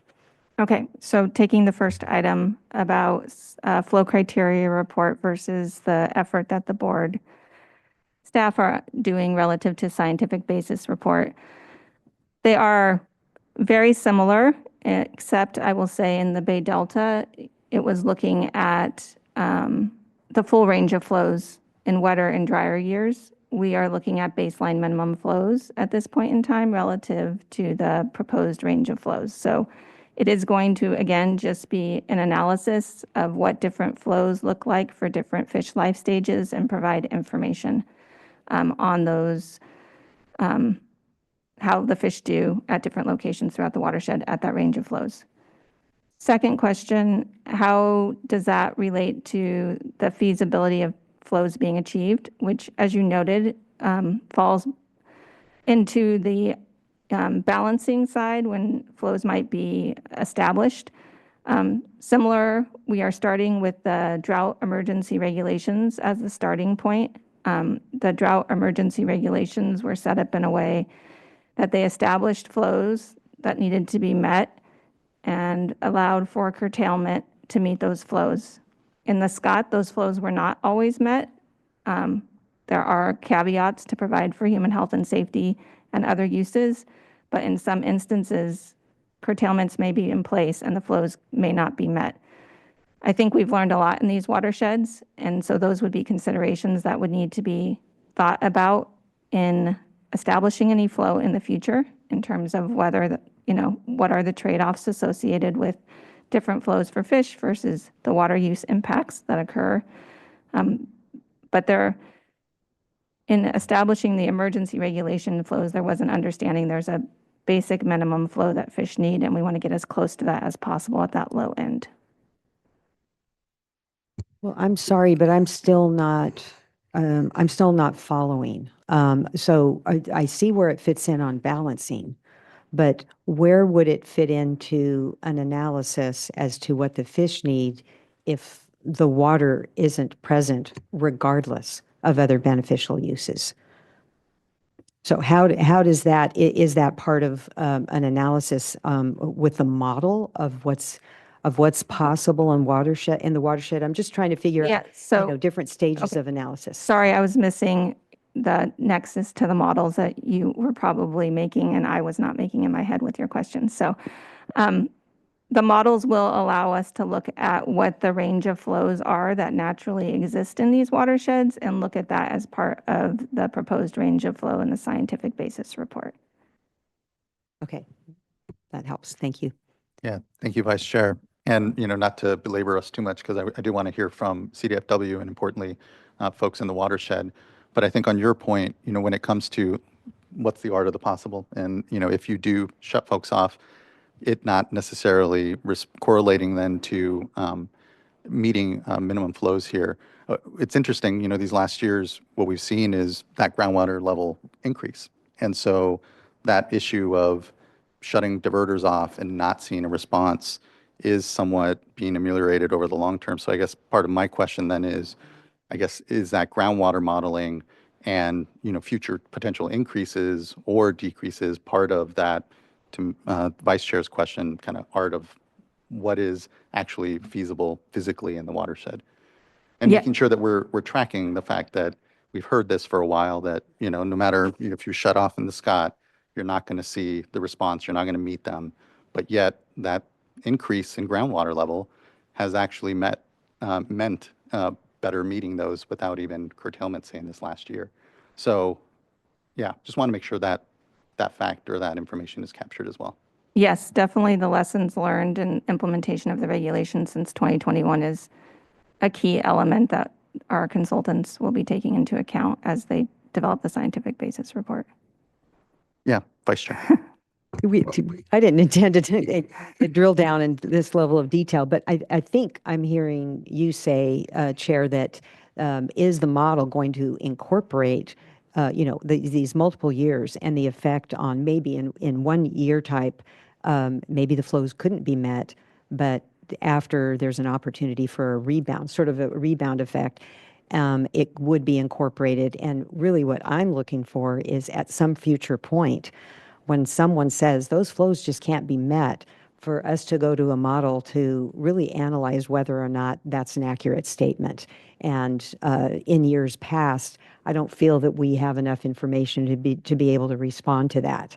I can understand from the perspective of someone that's out there visually seeing that, hey, we've curtailed and the flows still aren't there, so this regulation doesn't make sense. But for us to be able to analyze it in such a way that we account for, there's a reason for that maybe in certain year types, but that it could help, to the chair's point, maybe eventually on some sort of a rebound where then you would be able to meet it.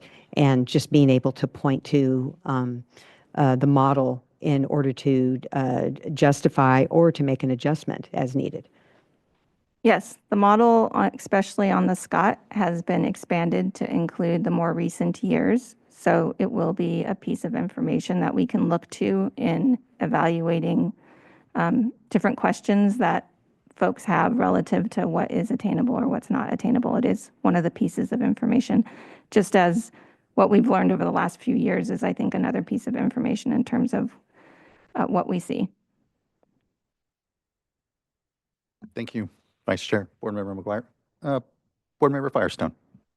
Yeah, thanks. And I think it has been really helpful to see how these, our experience with implementing the emergency regs has gone, and the local cooperative solutions, and the fact that we were able to meet finally the minimum flows, which is fantastic. Because I know in earlier years we were, when I had asked questions about it, I think the deputy director at the time had said, well, it's unclear if we can, but we were able to in this in last year or this year, I don't know, last year, I guess, water year, but that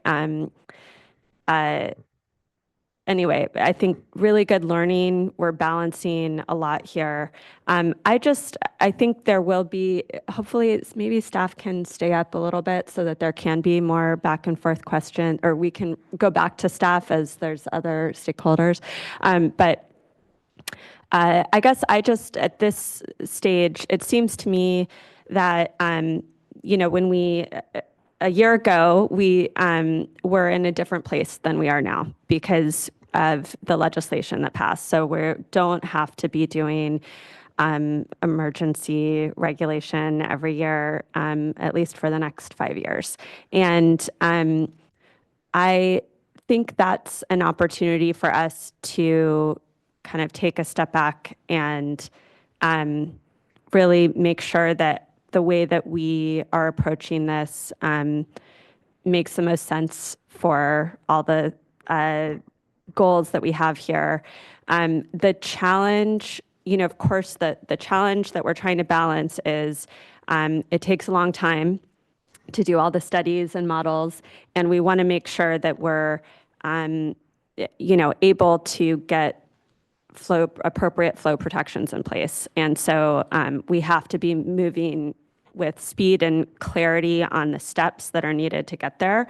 I think when we get to, it sounds like what I'm hearing from staff is there will be sooner rather than later, so maybe at least in the next, I'll say 6 months, but maybe even sooner, that there'll be an opportunity to really dig into the scientific basis report, the goals, the ranges, and I think I really look forward to having a chance to do that more than what seems like appropriate for this information item.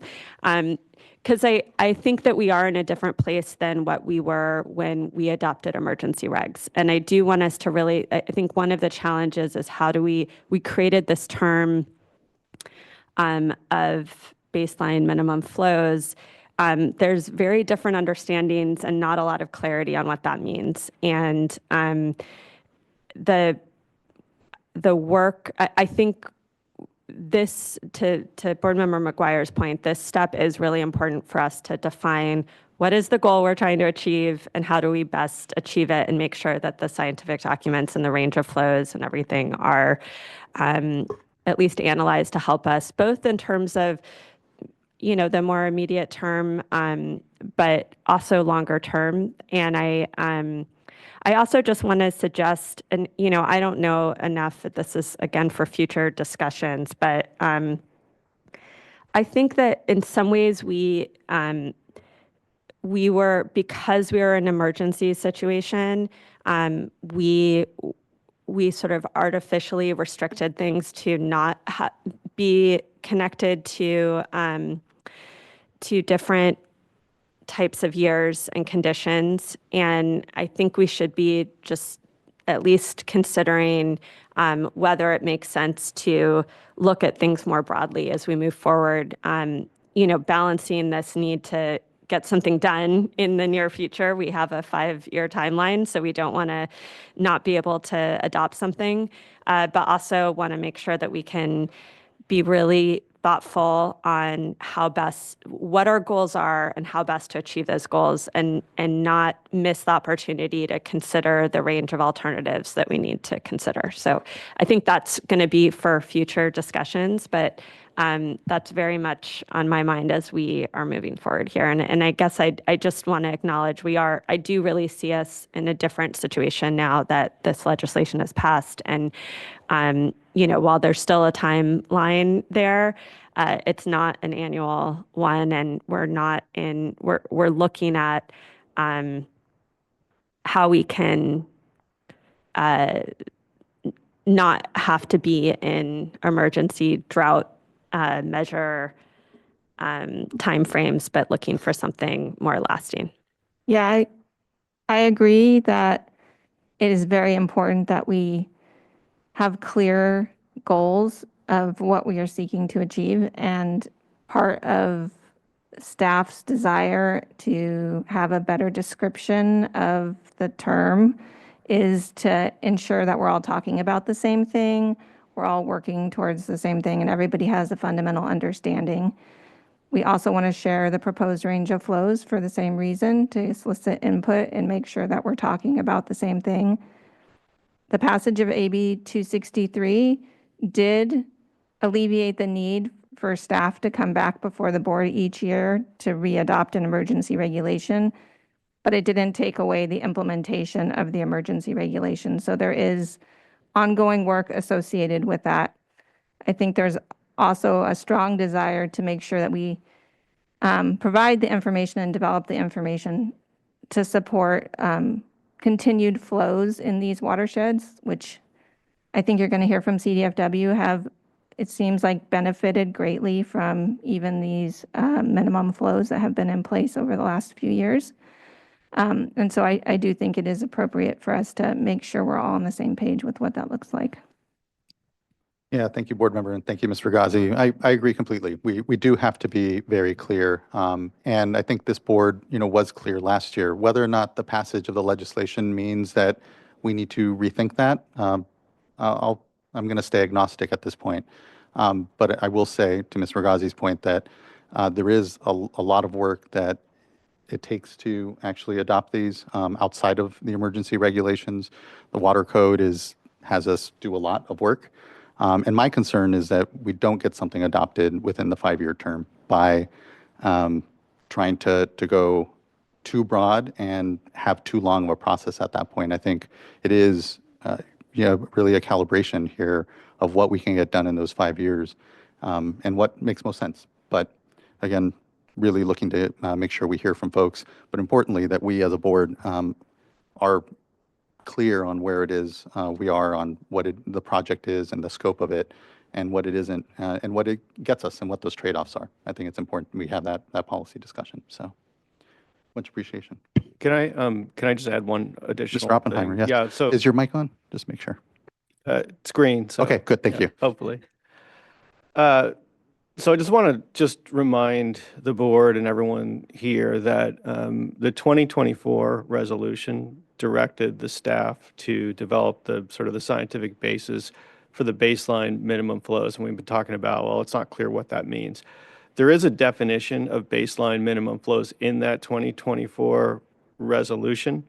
And it's pretty narrow and it's pretty, in my opinion, focused. You can read it. It's whereas clause 5 in the resolution. It's not, it's specific that it doesn't include flows tailored to reflect the sort of varied conditions which species have evolved to. So more holistic, it doesn't include more holistic flows. Now, we take direction from you. And so if we're going to go in a different direction, that's fine. We just need clarity on what that is and where you want us to go. But I feel like right now, the direction we have was, articulated in this resolution, and that's kind of where we're going.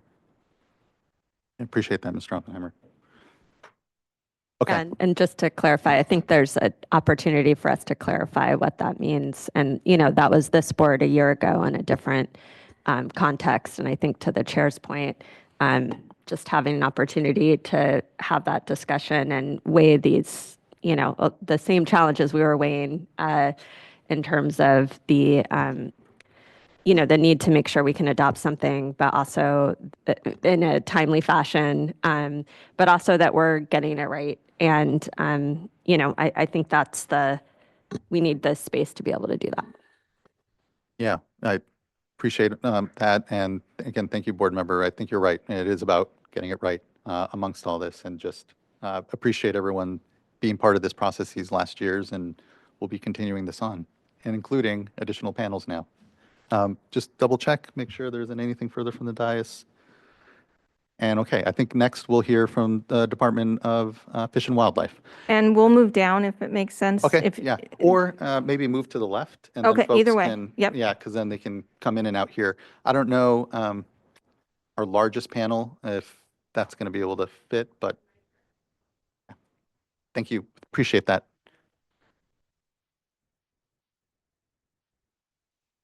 Okay. Give a moment for folks to shuffle over.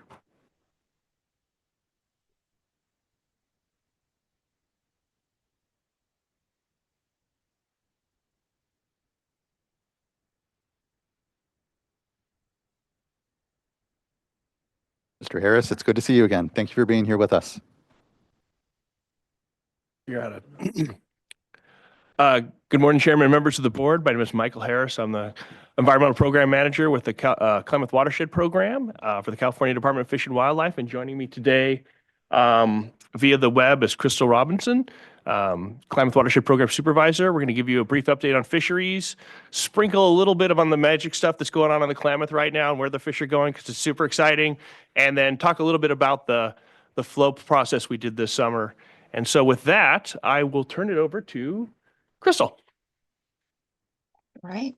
Good morning, Chairman of the Board and fellow board members. I'll be presenting today on behalf of the department. And Mike introduced me. I'm a supervisor in the Klamath Watershed Program for California Department of Fish and Wildlife. Next slide, please. I'd like to begin first with a brief summary of the presentation. So first I'm going to review the trustee role of the department, and then I'll present an update on the current status of fish in the Scott and Shasta this year, along with a short discussion comparing this fall Chinook brood year in context of the regulation. Next, I'll present information related to fish presence through base flows in both rivers during the implementation of the regulation. And lastly, I wanted to share an example of the type of information we're collecting through our connectivity surveys in the Scott River. Next slide. As trustee for California's Fish and Wildlife Resources, CDFW has jurisdiction over the conservation, protection, and management of fish, wildlife, native plants, and habitat necessary for biologically sustainable populations of those species. Next slide. Scott and Shasta Fisheries Update. Next slide, please. So the Scott and Shasta rivers are currently being monitored for adult salmonid escapement, and CDFW operates video weirs at the mouth of the Shasta and at approximately river mile 18 on the Scott. Carcass and red surveys are occurring with cooperators both upstream and downstream of the weirs, collecting biological information as well as the spatial distribution. It's also important to note that this is the first returning brood year of fall Chinook salmon that migrated into the Shasta, spawned, reared, and out-migrated during the implementation of the regulation and is now returning again as adults. All of these estimates are preliminary, and please note that I've also revised these numbers since submission of the presentation, so they might be slightly different. We currently have 2,757 Chinook salmon through the Scott. This is below the 1978 to 2023 mean value of 4,758 spawners. We will be revisiting this estimate to include data collected in the 18 miles downstream of the weir. And we were also expecting a low return of Chinook salmon this year, and the closure of the commercial fishery was a reflection of that. For coho salmon, approximately 30 have passed through the Scott counting station, and the 2007 to 23 mean for this species is 716 spawners. It is very early in the run for coho, and we expect to see more passing in the next few weeks. The Shasta River has had 5,823 Chinook salmon enter the watershed to date, and this is near the 46-year average of 6,521 spawners. As for coho salmon, the Shasta has a 22-year median of 95 spawners and a 9-year mean of 46. And to date, we've had 2 coho salmon through the Shasta video counting station, and as I mentioned for the Scott, it is very early in this run, and we do expect to see more entering in the upcoming weeks. Steelhead escapement for 2025 will be reported at the end of the season report. Next slide. As mentioned on the previous slide, this is the first brood year of fall run Chinook salmon to complete their entire life cycle during the regulation. The flow targets were intended to provide emergency protections for salmonids through the drought. In addition to the flow protections in 2023, the commercial salmon fishery was shut down for the first time since 2008-2009, citing low populations. In 2024, the commercial and recreational salmon fisheries were closed for the second consecutive year. And in 2025, the commercial fishery was again shut down for a third consecutive year, with only limited recreational fishing permitted. The environmental conditions in the Klamath Basin with respect to snowpack also increased from 22 to 25 and contributed to improved conditions in river. There is also main stem water temperature improvements noted with the removal of the 4 dams on the Klamath River last year. Decreased water temperature in the main stem Klamath was noted during the migration of adult Chinook this year. Collectively, these actions and conditions have led to the returning adult fall Chinook salmon numbers you see here today. For the Scott River, 994 fall Chinook returned in 2022, and from this same brood year to date, we have 2,757 that have returned. As for the Shasta River, 4,509 fall Chinook returned in 2022, and from the same brood year to date, we have 5,823 that have returned. Next slide, please. As for the rest of the Klamath Basin, there's been a lot of media surrounding this year's return of fall Chinook salmon to Oregon. Adult Chinook radio tagging efforts in the main stem have been informative in tracking the migration and location of those fish across the large landscape of the upper basin. Tagged fish are leading Klamath tribes and Oregon Department of Fish and Wildlife fish surveyors to locations from Pelican Bay to the Lower Klamath National Wildlife Refuge, as well as the tributaries of the Williamson, Sprague, and Spencer Creek. Tagged fish are being seen with several other untagged adult Chinook, and spawning is now being documented in California and Oregon tributaries, as well as the main stem from the former Iron Gate Dam to Keno Dam. There is a link here in the slide to the salmon tracker if anyone's interested in following those tagged fish detections. Next slide.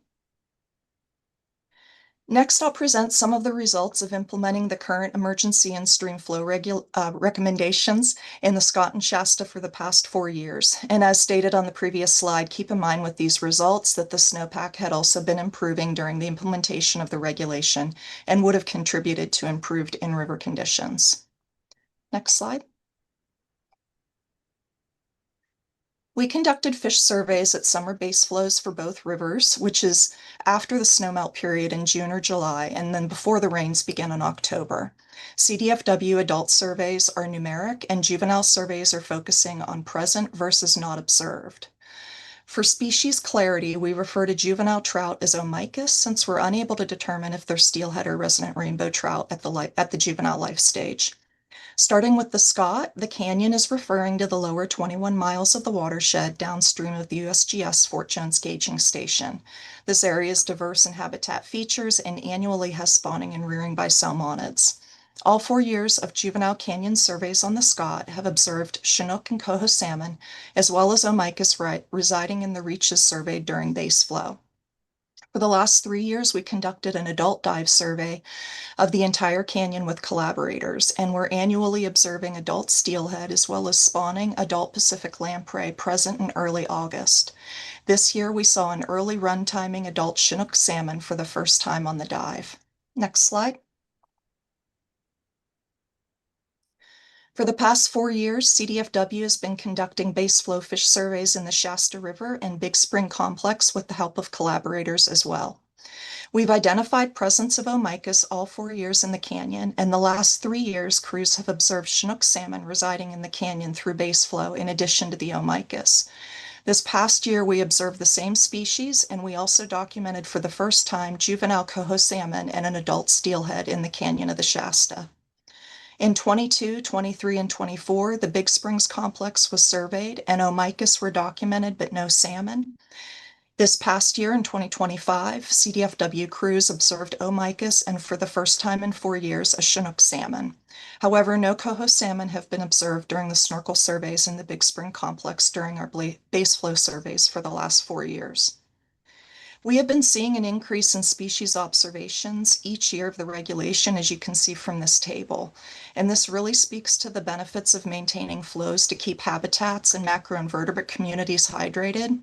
We're potentially seeing a resurgence of life history strategies emerging again with flow thresholds that are being met under this regulation. This is also exciting to see habitat utilization in more than just the Big Springs complex of the Shasta watershed.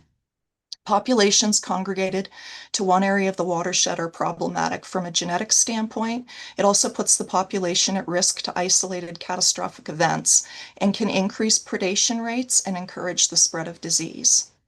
This past year, we also observed juvenile coho rearing in Wairika Creek through base flow. And this is also an exciting observation, knowing that we have additional habitats available in addition to those that we've already been studying. Next slide. This August, a flow augmentation study was attempted in the Shasta River, as was mentioned in your staff's presentation, and this hydrograph here depicts that flow change. The dark red line is the 50 CFS flow minimum for the Shasta River Canyon from July 1st through September 14th. On August 19th through the 24th, the flows were dropped to 40 CFS, and then from the 24th to September 5th, flows were increased to 60 CFS. Our fish survey crews continue to document observed species through this flow change following the existing snorkel protocols.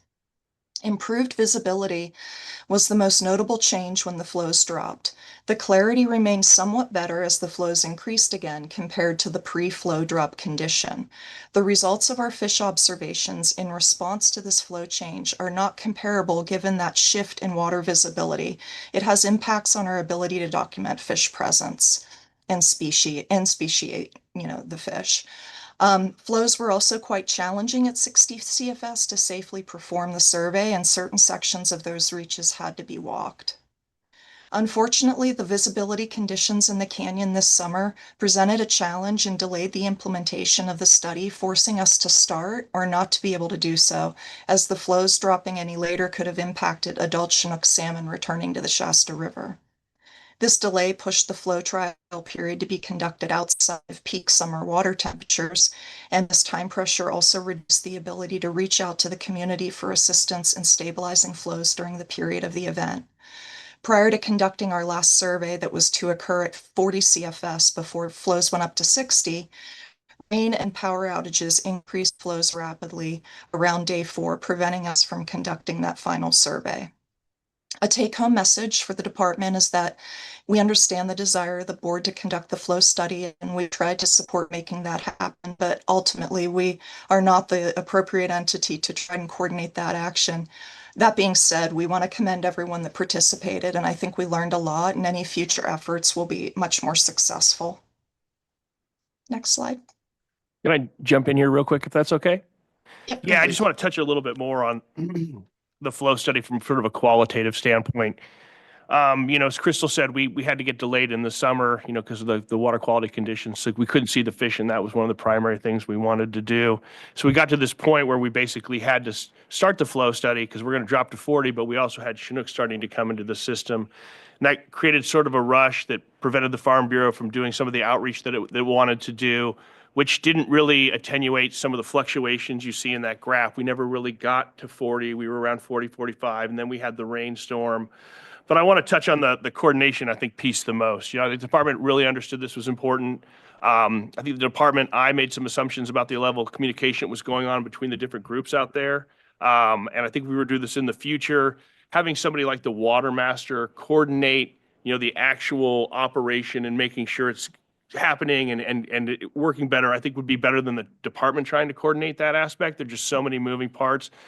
And I'll just end with this, and it's completely qualitative, is when I look at watersheds like Long Valley, the Susan River, Hat Creek, Cottonwood Cow, Mill, Antelope, Deer, Cache Creek, and you think about the fact that we have the Shasta River with an adjudication, with appropriative rights, riparian rights, cold water springs, the water master only able to control the appropriative rights, the fact that everybody was able to come together and attempt to do a flow study, and with some things that we could tweak in the future and things that were out of our control, I think everybody should really be commended for that effort, because I can't think of a more difficult watershed to try and take something like this on. So once again, commend to all the Farm Bureau, the water master, everybody else in the community that helped in this process. So Really appreciate those comments, Mr. Harris, and I'll just add my thanks as well.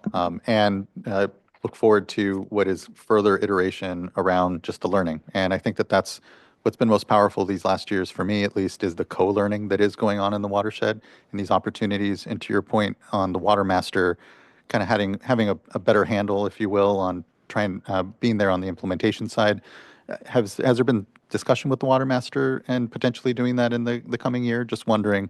I haven't directly talked to the water master, but I know the water master has talked to board staff and talked to others about taking a larger role, which I think would be extremely beneficial. Great. And once again, that comes down to a communication part, err on my side, thinking that she was more into the process than she was. So Thank you. Appreciate that, Mr. Harris. sorry to interrupt you, Crystal. Oh, that's okay. All right. So in addition to the fisheries data we've been collecting through the regulation, we also wanted to share data we've been collecting in the Scott River since 2022 that's helping to inform tributary and main stem connection in relation to the flow measurement at the USGS Fort Jones flow gauge. While these are not fish passage flows due to landowner access challenges, it is empirical data from 26 sites on when we begin to see connection and disconnection of main stem and tributary reaches around the watershed. There are solid trends evident in the 4-year period of record, as you can see in the graph to the right. This data helps inform when we might begin to see fish passage around the basin, while also providing a clear relationship between the flows at the USGS Fort Jones gauge and the 26 sites surveyed. Next slide. Thank you for your time today to present this information. And in closing, I just wanted to reiterate the governor's California salmon strategy for a hotter, drier future directs work to begin on the establishment of minimum in-stream flows for the Scott and Shasta rivers, as well as to work with local groups on solutions and options to incentivize the reduction of surface water diversions and groundwater pumping in these basins. And as I've stated in previous presentations, the existing baseline minimum flows were intended to avoid the extinction vortex, minimize further collapse of our existing fish stocks, while recognizing that every CFS matters. And so under this direction, CDFW will continue to work with the Water Board staff and local partners to support the development of baseline minimum flow requirements in both rivers. And we're looking forward to collaborating with all parties in both watersheds to provide the information on the scientific basis report. Thanks.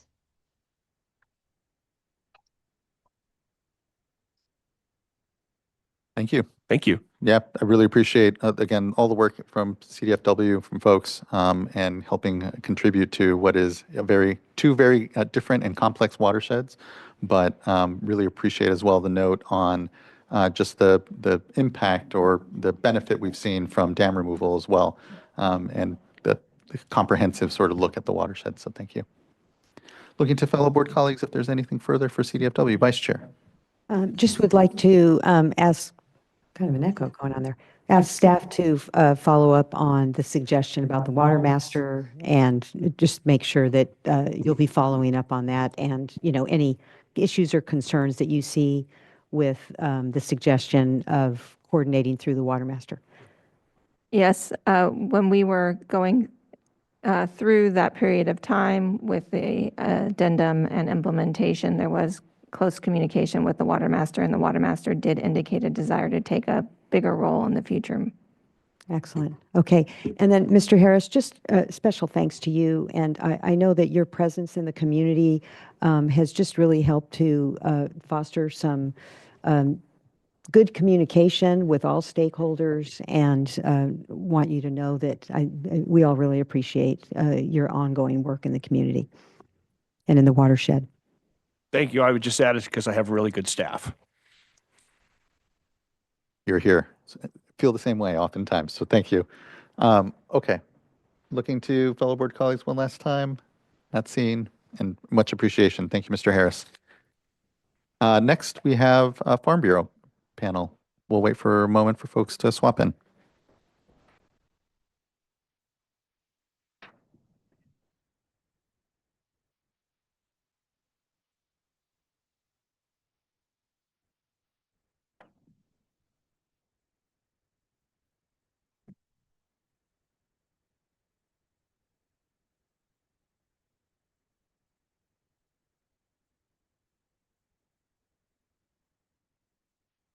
Mr. Walker, good to see you. Good to see you as well. Thank you. Good morning. I'd like to just begin by thanking the board for giving us the opportunity to present on this topic and to sort of be involved once again in what is now becoming sort of an annual rite of passage. So thank you for that. And hopefully we'll keep this short. I have with me two other people you also know, Brandon Fawaz, a Farm Bureau Director and also a local farmer, and Dr. Laura Foglia from Larry Walker and Associates, who will be able to provide much better technical and on-the-ground experience than I will. What we want to talk a little bit about today is sort of the future, as we've been talking already, the future of permanent reg development. With the passage of AB 263, I think the future of regulation in the Scott and Shasta is starting to come into focus. And we can go ahead and go to the next slide. That future is looking crowded, as it turns out. We have a fair number of state agencies and even some federal at times, that want to get involved in regulating flow, groundwater, and fish habitat in the Scott and Shasta. And up there's a list of few. Obviously, the state board has SB 88, which we all get to deal with annually, and then now a 5-year emergency / AB 263 reg. The North Coast Regional Water Quality Control Board is currently in the process of developing their waste discharge requirement, which they hope to have out, I think, within a year or a little bit longer than that, which will have an irrigated lands program component to it. And then DWR, along with our GSA, has a GSP, which is also regulating groundwater. You add on top of that our friends Mike and Crystal at California Department of Fish and Wildlife, who administer a number of programs, including the 1600 permit.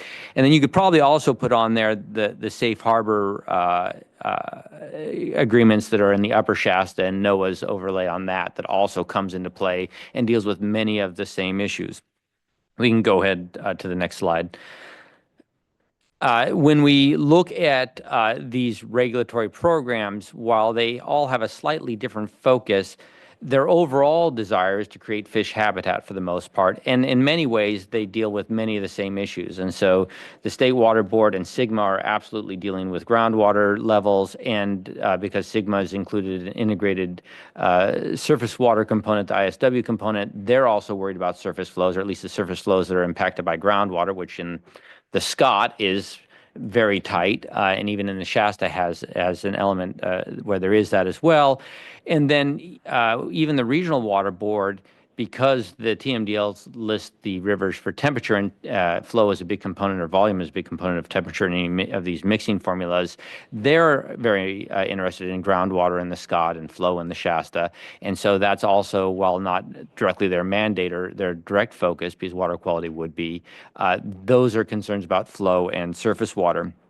And so all of these regulators have the potential of creating their own independent monitoring and compliance structure that ultimately is trying to deal with the same high-level goal of fish protection and habitat development.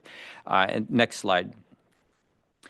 If each of these regulatory agencies work on their own, they're going to create sort of a confusing mess of duplicative effort, of confusion for the landowner, of unnecessary economic damage to the water users, and a failure, which is really the big problem, a failure to meet the habitat and fish survival goals that we have. You can go ahead and move to the next slide. The solution, we believe, is coordination on both sides of the regulatory equation.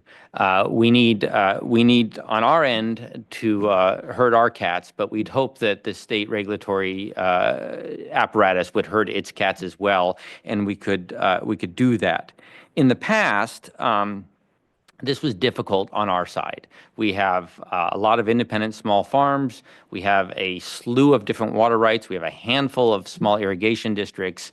And you know, these are hard to coordinate even for an entity as powerful and as well-respected as the Siskiyou County Farm Bureau.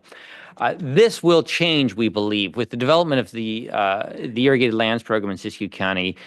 There will be a coalition, and that coalition will allow us for the first time for all irrigators to be part of a single entity and speak with a single voice and bind each other and avoid the sort of tragedy of the commons that has been so common in our watersheds.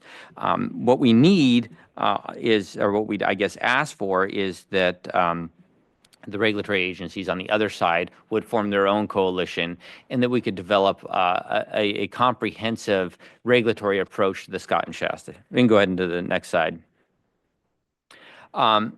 And there's sort of obvious benefits to coordinated action on the regulatory agency side. You guys have staff constraints just like everybody else, and there's no need to be doing the same staff work that another agency is doing, or that the coalition can do and provide a single report to all the communities. Go ahead to the next slide. So what we think a coordinated regulatory process looks like is a coalition which can deal with a single monitoring strategy that meets the regulatory goals of each of the agencies involved, and then provide a single monitoring report that all of the agencies would be able to use and recognize as meeting their goals. On the landowner side, they would deal with a single entity, which would be the coalition, and that entity would would pay the cost of the state fee for irrigated lands program, the cost of monitoring, the cost of groundwater monitoring through Sigma, which they would normally do through their per acre fee study. And that landowner would then have a single fee and provide a single report to a single entity that they're comfortable with, that can provide an anonymity when that's useful and appropriate, but would handle all that interaction between the two. And I think that would create a smoother context. We can go ahead to the next slide. The other advantage we'd have is that as to date, regulation has caused a lot of work, and you know, I appreciate we went through a whole number of slides just now and saw a lot of good things and good trajectories over the last 3 years. And while I don't want to take away from this board's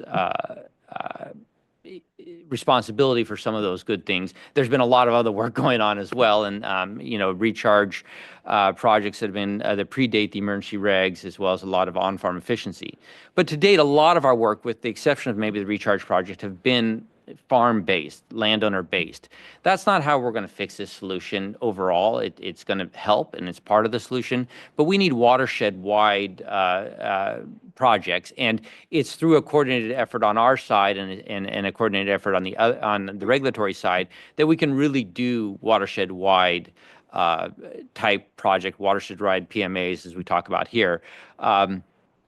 the LCSs are a good example of this. Right now, that I'm sure is a staff suck on your guys' time to deal with each individual landowner on their LCS. And while we appreciate that has been an option in the emergency reg and certainly advocated for it and think it's been a good program, if we have a coalition and a single coordinating entity, we can do watershed-wide LCSs. We could sort of, instead of just, what can one farmer do? Maybe instead of being at risk for curtailments one year, we could have a large project that we do, or maybe we could provide an amount of fallowing acres across the whole watershed, and then we could work within our members to figure out how to get to that number without having to take a lot of staff time. I think a lot of the shyness about having flexibility in some of these has been that it would be a staff time consumer, and so we think we can resolve some of those problems through the coalition. Let's go ahead and go to the next slide.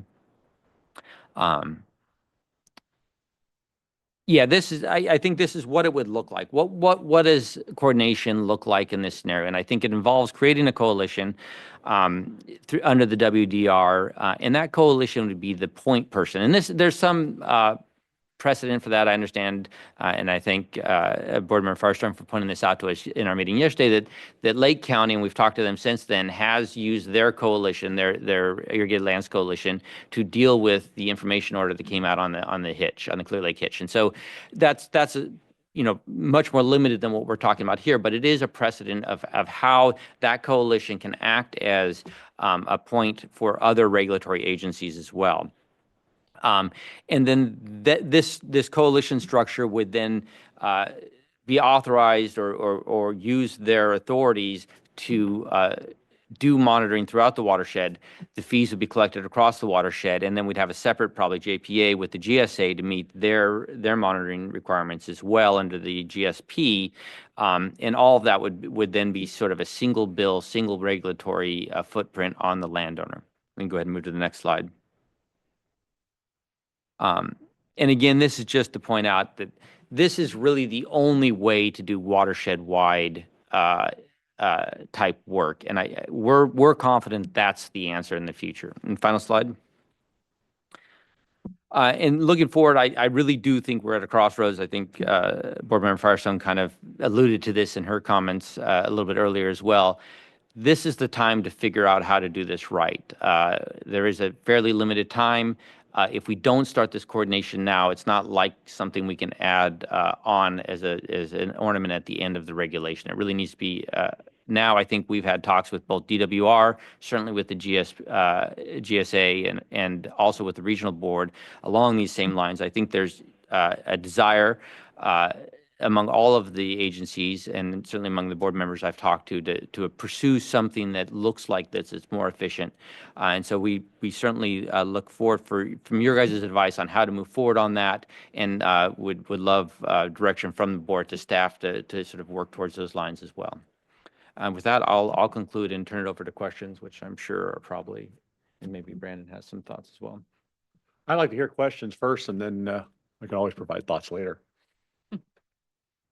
Much appreciation, Mr. Walker, and everyone that I know has been putting in a lot of effort and thought into how we can be successful in the watershed. I know we didn't get a chance to meet, but know that I am completely supportive of having a comprehensive approach. To your kind of Venn diagram there, there are obviously separate agencies, different work going on, but they all are in common when it comes to the landowners that we're working with here. And so I think it definitely behooves us to figure that out. I think that there is actually a lot of groundwork toward that has been laid. I think of the MOU that we have with the county around groundwater modeling. I think of our role as well, obviously, in the Sustainable Groundwater Management Act, our oversight of the regional water quality control boards.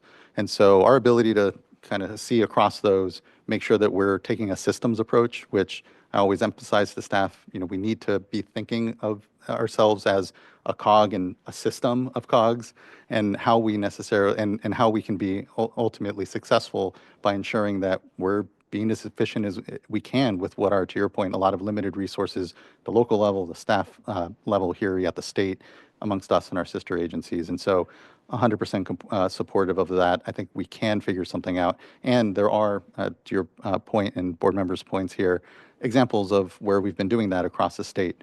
And so I think kind of picking up that baton, really taking it and incorporating it is how we approach the regulation here, I think is going to be really important ultimately. So I'm very supportive of that. And again, I think that we have good groundwork toward that and should just start to build on it and provide for ourselves and for the public and everyone else, just wrapping our arms around all of that work and being able to show the outcomes even better associated with those different regulatory paths, but all kind of rowing in the same direction, if you will, and working off of the same models and data so that all becomes self-reinforcing. And we really think about the longevity of these efforts into the decades ahead, truly, and what, the art of the possible might be there. So glad to convene and glad to start discussions on how we might be able to do that. Thank you. I appreciate it. Looking to fellow board colleagues with questions. Vice Chair. So I absolutely agree, and thank you for your creativity and putting these thoughts together. I'd add another agency, and that's California Department of Food and Agriculture. They just came out with a report. I know Ms. Mogus has been very much involved in tracking that, and there were many suggestions in that report that had to do with the water board and irrigated lands. And so I would just say whatever you need from us, and I don't know that now's the time to quite figure it out, but maybe to have staff report back, whether it's executive director's report or what have you, on selecting lead entities to have those discussions. I think your challenge is going to be, you don't have a facilitator. I don't think we have funding for a facilitator. Maybe CDFA does. I don't even know if it would be needed, but look forward to hearing about next steps, maybe a work plan and some timeframes on what it would take. I think that the attractiveness of this is when we come up with a way to kind of address streamlining and cost of compliance. It's difficult if we have to be the ones to say, oh, let's let one report in another area suffice. But if you're doing the work for us, with this model, then it's just a matter of, how we receive that information in such a way that it could satisfy our needs. So thank you for that. And while you're here, just want to, I think that coordination can serve additional purposes as well. I know that you all are limited with resources because, as you say, you have all these different programs that you're trying to comply with. But I do know that, with what we heard from Department of Fish and Wildlife, your efforts in trying to work with them on the study, and then also when we had a curtailment that was issued earlier, and you, I don't know if it was, you personally, but someone from your organization got a hold of us, got a hold of our staff and said, hey, we're seeing different conditions here. And so just, I think that that coordination can serve purposes beyond just, paperwork and ease of compliance, but also sort of the lead go-to when questions come up, as we're all, kind of responding based on the current conditions. Absolutely. Thank you. Yeah, thank you, Vice Chair. Completely agree. It really is about building that lasting institutional trust amongst individuals that allows that kind of communication to really happen. And again, that example of the USGS gauge was just a really eye-opening and critical one. So thank you. Looking to fellow board colleagues, Board Member Firestone. Yeah, I'll just add on, and I, echo everything that's already been said. I think in the Lake County, Clear Lake Hitch context, there was a really great convening mechanism that included tribes and other stakeholders and inter agencies. And so I think, again, recognizing everyone's resource constraint, ours and all of the overstretched folks, partners on the ground, I think at the very least, we should be able to coordinate closely with the regional board and our own water boards family.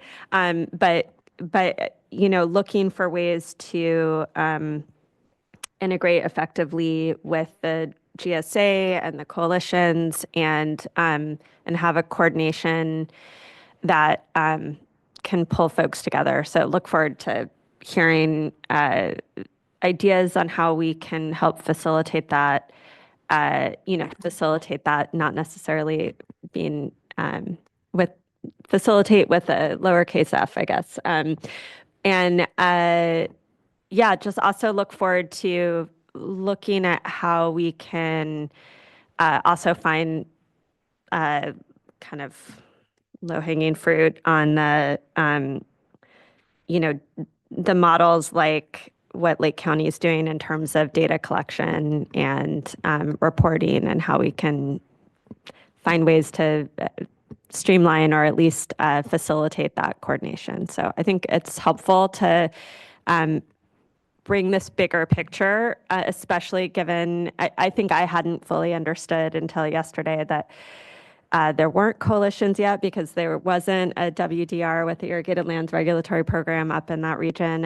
And that's a really different context than other regions. And I think it's an opportunity for us to look at how to coordinate. Certainly I think it doesn't mean we stop or in some ways it, I think, provides even more of a need to provide some clarity and frameworks for how that collaboration can happen, but maybe allows us to be less prescriptive and look for these sort of collaborations that can happen in terms of implementation and multi-benefit to achieve those goals. Thank you, board member, and agree. And what comes to mind, I think, for me is, to your point, we don't want to. We want to convene, I think, is the word, and be able to pull folks together. But I think the first real task is kind of a mapping exercise, right? Where you really are looking at the regulatory programs, their reporting requirements, the words, importantly, as well, amongst it, and us as agencies just try to really wrap our arms, if you will, around that totality, and then think how you squeeze it in, and understand where certain data, collected in one place can suffice for the other, which isn't to say that you give up your data custody or anything, but just really start to figure out the nuts and bolts, if you will, of what that looks like, and start to bring the us as state agencies and regulatory agencies along to really get that comfort. And I think that we should just start that as soon as we can, and glad to, again, do what I can to help convene that. Board Member McGuire. Yes, thank you. I'll also echo all the good comments, so I won't add on too much other than to say that I think what's incredibly important to a strong partnership that builds trust amongst the regulated community and the regulators is having a fundamental understanding of what our goals and objectives are from the very beginning. And that's why it's so important that we all have the same understanding of what baseline minimum flows are. And likewise, I really appreciate the flag on what other agencies are doing, including our regional board and potentially Department of Water Resources as well. And so I'll flag that it's really important to understand what their goals and objectives are too. And identifying areas where there's commonalities and maybe areas where there are differences. And not to say that it's ever going to be one-to-one all across. We have different missions, different and objectives in mind, but I think it's finding those commonalities is where we can really find efficiencies in how to administer a program. So I love the idea of a partnership, of a collaborative approach here. The coalitions, I think there are good models out there that can be looked at and built upon. So appreciate you coming here today and sharing your thoughts, and look forward to the work ahead. Thank you, board member. All right, let's, thank you. Or Mr. Fawaz. Oh, I guess I could share a thought. I would just like to say, Siskiyou County Farm Bureau is very thankful for the fallowing grant that we did receive from California Fish and Wildlife. And just to kind of add an asterisk to the report provided, here by your state staff, probably ballpark, there was another 20% of the acres that were fallowed or went through a water cessation fallowing type situation in regards to irrigation this year that weren't reflected in those numbers, because if someone were participating in that other program, they couldn't participate those acres in the LCS. So let's just make a note that that was a contributing factor, and it's worked well for us, and we know we have your support if there's ever a chance to continue that again, but we know funding's tough in a budget year like this, but we'd like to have that noted. Thank you. I really appreciate that note and that information. I appreciate that. Okay. All right. Well, thank you. Thank you very much. Look forward to further discussion. I know that we'll be having here, so much appreciation. All right. We have about 12 commenters. We're at about noon. Let's get through our commenters. We'll try to wrap this item. We'll take a lunch, and then we'll get to the next item thereafter for folks planning purposes. Okay. Our first commenter, and I'm just reading these off in order of received, is Nick Jocelyn, be followed by Felice Pace, David Webb, and then Conrad Fisher.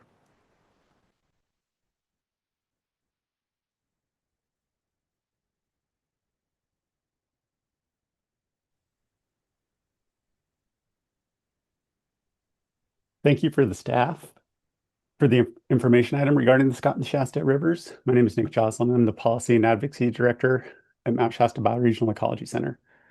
Over the last 4 years, we've seen some real progress in understanding both the Scott and the Shasta Rivers, and some of us that live or work in these basins have been grateful to assist staff during these processes. As staff now embarks on a very complicated process, we have to urge the board to explicitly state the goal of future flow regulations for the Scott and the Shasta. Are we simply avoiding extinction, or are we trying to help our rivers escape the current extinction vortex that has salmonids existing at a fraction of their former numbers? Staff needs to understand that flow goals need to be linked to some biological outcome. One metric that could be used, and it is already data collected by the Department of Fish and Wildlife within each watershed, is smolts produced per adult returning fish. This ratio is not influenced by effects outside of the watershed. We also have decades of data already available to staff. Simply measuring flow does not capture any biological outcome, so it's incredibly important that we build future regulations to have another measure of effectiveness of that regulation. Another issue that has been raised by numbers of other interested parties in the Shasta is the single compliance point for flow measured at the Wairika USGS gauge. We believe that multiple points of compliance are necessary in the Shasta. We understand that staff at the regional board and other local groups have worked to install more gauges in the Shasta, and we need to develop a regulation that uses these gauges as validation checks. In the Shasta, gauging can be difficult due to aquatic vegetation, and relying on only the most downstream gauge in Wairika has led to confusion and debate. We know that the Shasta has tributaries which influence flow and temperature dramatically. Many of these important tributaries flow into the main stem below Dwinell Reservoir, so their cold water contributions cannot be understated. Springs in the Parks Creek watershed once hosted coho juveniles during their year-long stay in freshwater before they leave for the ocean. The springs, like Bridgefield Springs, no longer allow access for these fish to over summer. As noted by DFW today, coho do not seem to try to utilize the cold water of Big Springs Creek, so reestablishing access to springs in the Parks Creek watershed is crucial. We have the Little Shasta River, where my family homesteaded in 1854, that goes completely dry every summer.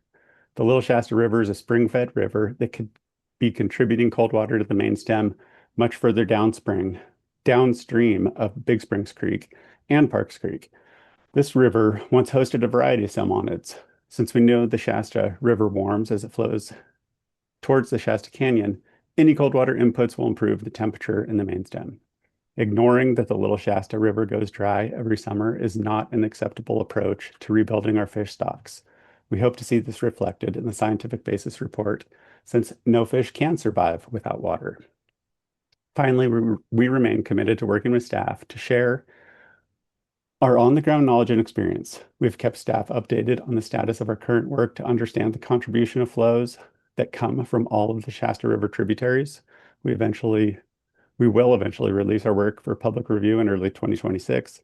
We hope that the outcome of our work can aid staff when considering the flow inputs along the entire length of the Shasta River and craft regulation that acknowledges the importance of cold spring water to salmonids during their various life stages. Thank you for your time. Thank you, Mr. Jocelyn. Really appreciate your comments. And just wondering actually if you had a chance on the technical side just to consult a bit with staff or CDFW as you embarked on your work, just wondering actually. And apologies, you may have popped off already. And if so, that's okay. I do have a question for our folks, Mr. Ghazi. When it comes to the multiple compliance points potential, is that something that is being looked at, as we think about how we might approach things? And especially, and I know to your, earlier point, we are looking at, at different points in the river, what are, the functions basically for life stages, et cetera. So that might be a yes, but I just wanted to make sure. Yeah, the short answer is yes. The additional context I would provide is we're looking at having proposed range of flows evaluated at multiple locations in the watershed to provide more flexibility should the board proceed and being able to look at multiple points of compliance if desired. I will say, though, that the gauges are one piece. We may develop information for locations that we don't have reliable gauges for, and that could hinder implementation.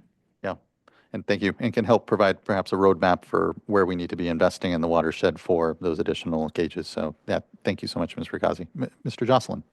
I was just going to add that, yes, we have early conversations with staff, and our project, unfortunately, is slightly more complicated than the canyon work. So we are a little behind schedule, but we intend to engage at a future date.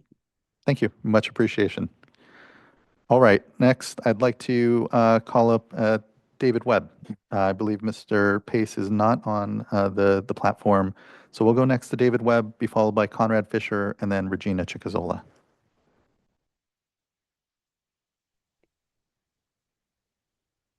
Good morning. This is David Webb, board member of Friends of the Shasta River, and I really appreciate the chance for us to all revisit this topic as it unfolds.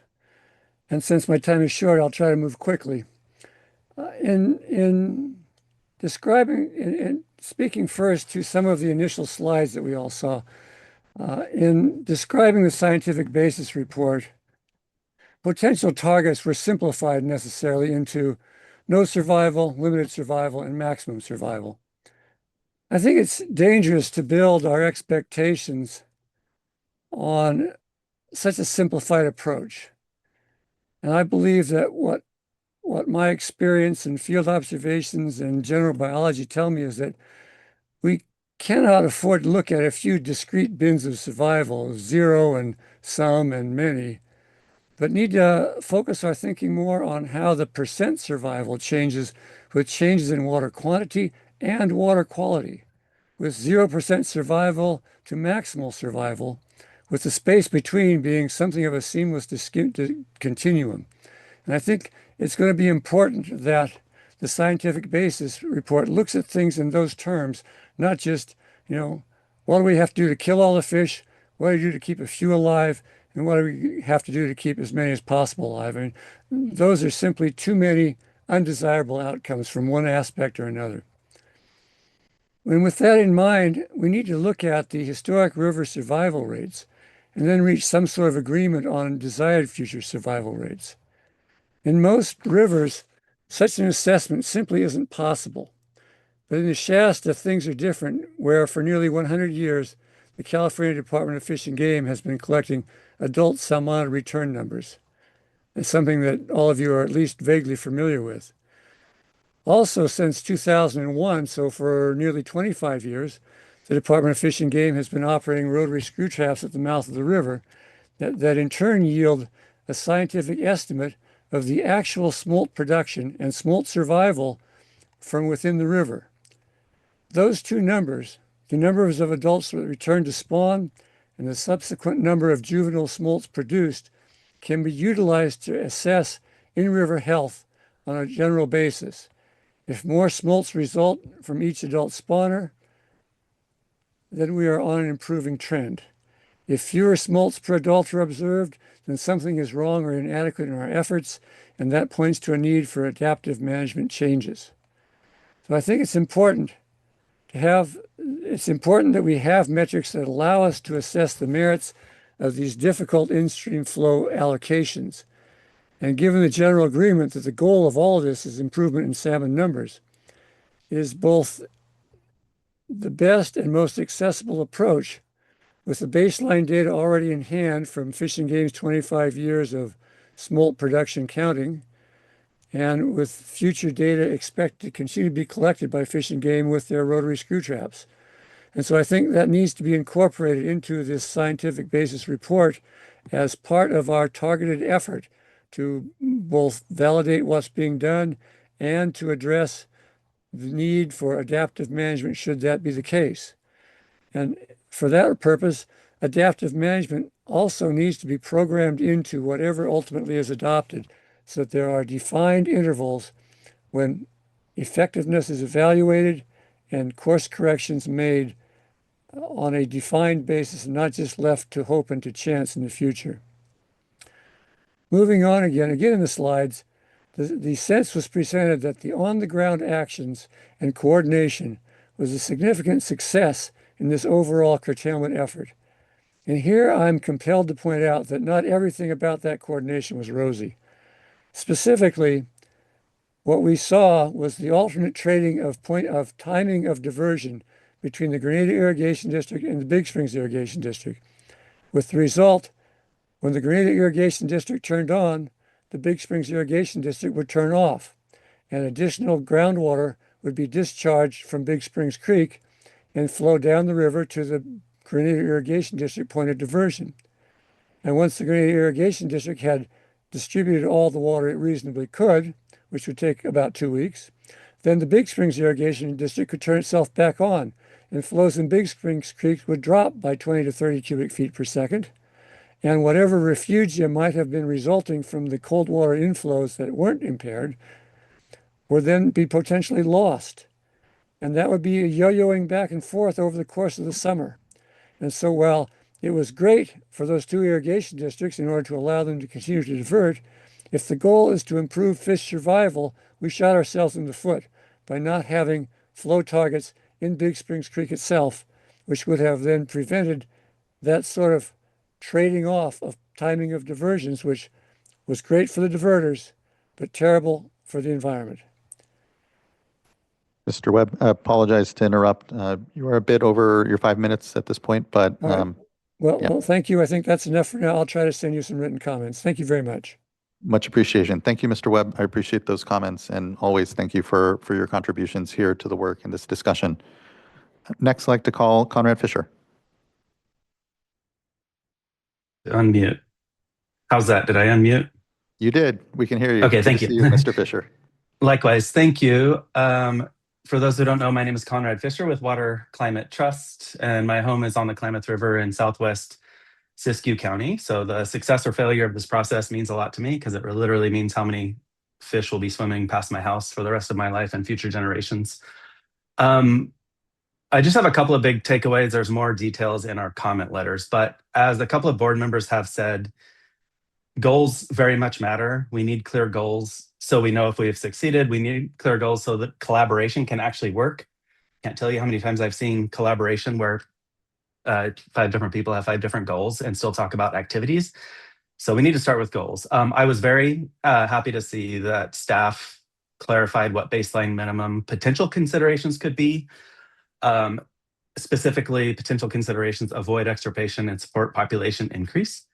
That's an amazing goal. Let's please transition that from a potential consideration to an actual goal. And then similarly, buffer populations from catastrophic events. That's also a good goal that distinguishes moving forward from kind of what CDFW's previous recommendations were, which is just to avoid harmful aspects of a drought. And all of these things would make the final product more defensible. Additional goals that I think should be considered and should be recovery and harvestable surplus. If for all of the times the Water Board has gotten feedback from tribes and commercial fisher folk, harvestable surplus is a goal. And then recovery, and NOAA Fisheries has population numbers for what recovery would mean. And I'll just, to leave you, and I know that's not currently part of what staff is planning to do, but I guess my biggest ask of today would be, in the language of Sigma, avoid the following undesirable result. It would be great to avoid an undesirable result that leads us to the end of this 5-year period without having the ability to implement different goals, whether it's recovery, harvestable surplus, or whatever else. So let's hang on to the goals staff has already put out there on the slide, but somehow keep the door open. So if at the end of 5 years, we want those goals as well, we have the scientific basis report and economic analysis that supports it, rather than having to start over, because starting over would be really hard. Other huge point, regardless of what the goal is, what I've spoken of thus far are narrative goals. We need numeric outcomes that should be linked to fish populations. At the end of the day, success is how many fish are there. Dave mentioned that perhaps juvenile survival is a much better, more positively correlated with flow. And I and others definitely want to acknowledge there is no way to know exactly how much water will equate to how many fish, but there are ways to have a linkage, and we can make recommendations that are intended to achieve, and we can allow adaptive management to let us course correct. But the question is, what is going to be our initial goal that we're shooting for? And what staff put up there was great, but let's try to keep the door open to recovery and harvestable surplus. Finally, then I'll be quiet. We heard a lot about the econ analysis from this perspective of ag today. I just want to point out that the fish are a source of income and food for other stakeholders. So what similar to science, it matters a lot what the economists are asked to answer. And among the things they are asked to answer should be the cost of the status quo and the cost of potential extinction. And the status quo has been decimation of the commercial fishery and loss of first foods for tribes. So those costs should also be considered. So thanks for all the hard work and this opportunity. Thank you as well. And don't ever feel a need to be quiet unless I say it's time to wrap up. But absent that, please, no, truly, thank you. I really appreciate always the good contributions. Those were great comments, Mr. Fisher. I appreciate the acknowledgement of kind of the refinement of this definition and feeling that is helpful here. You know, the additional requests on kind of a bit of an expansion of what that might be. Again, I'm listening mode at this point and just look forward to, I know we'll be further brief and discussion here, but all of that was fantastic and really appreciate your good work and contributions here, Mr. Fisher. Thank you. All right, next we have up to speak, hold on one moment. We'll go to Regina Chicazola, be followed by Eli Azarian, and then Angelina Cook.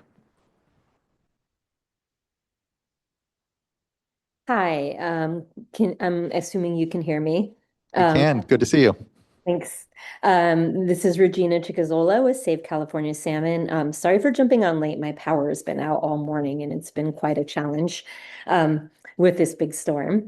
I think I'll start a little bit with the economics because that's where Conrad left off. And it's something that has been fairly frustrating to a lot of people who live on the river, is thinking about the economic impacts and the economic reports and analysis.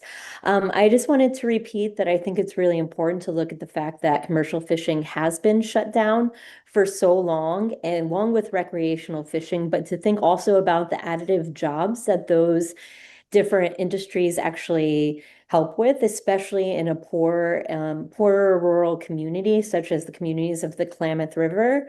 You know, we see that with recreational fishing comes a lot of jobs. With subsistence fishing comes a lot of food, which really helps with the economics of people not having money with inflation for food right now. You know, we also look at the stores, the ice machines, the businesses. There is a lot of economics and local stability for our communities that do come from fishing. And those industries have been decimated, and with it, so have our towns. And so have people's ability to feed themselves, and so has their health. And so just from like the economic justice and the environmental justice point of view, being that these are largely tribal communities, I think it's important to really work that into the economic analysis, especially because there are not good numbers out there for what it's meant for Klamath River communities and coastal communities to lose one of the biggest independent job resources within the community. So please take a hard look at that. And with that, I'm also asking that we take a really hard look at reasonable use of water and how to actually obtain our goals of getting the fish into waters that can actually sustain them because they are good temperatures. I think there's always a real push to look at junior water right holders versus senior water right holders, and I get that. But from what I've seen, often it's the senior water right holders that are not reasonably using water.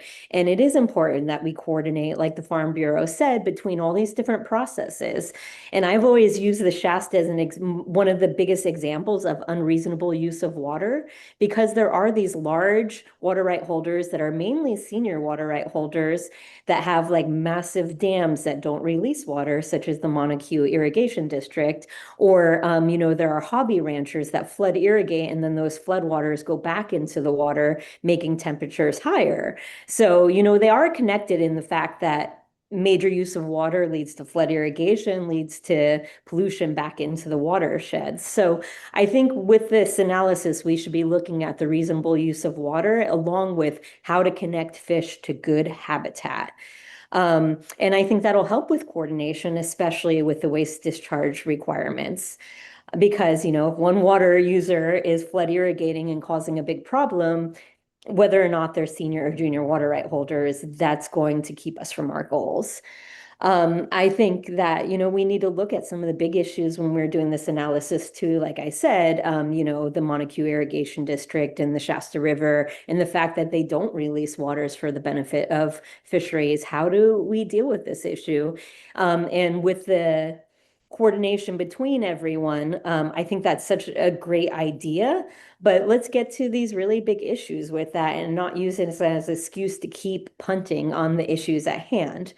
With that said, I also think that we need to look at different water year types and how to get restoration flows during good water years, because what we're missing within these watersheds is because there's so much water use, they're kind of in perpetual drought. There aren't good years within these watersheds, and these good years are what keeps the commercial fishing industry going, so I would like to make sure that we're looking at a harvestable surplus and we're looking at restoration flows, but also what does that mean in different water year types? How do we get back to where we actually have good years when it's wet years again, instead of always going for the baseline or belly scraping flows?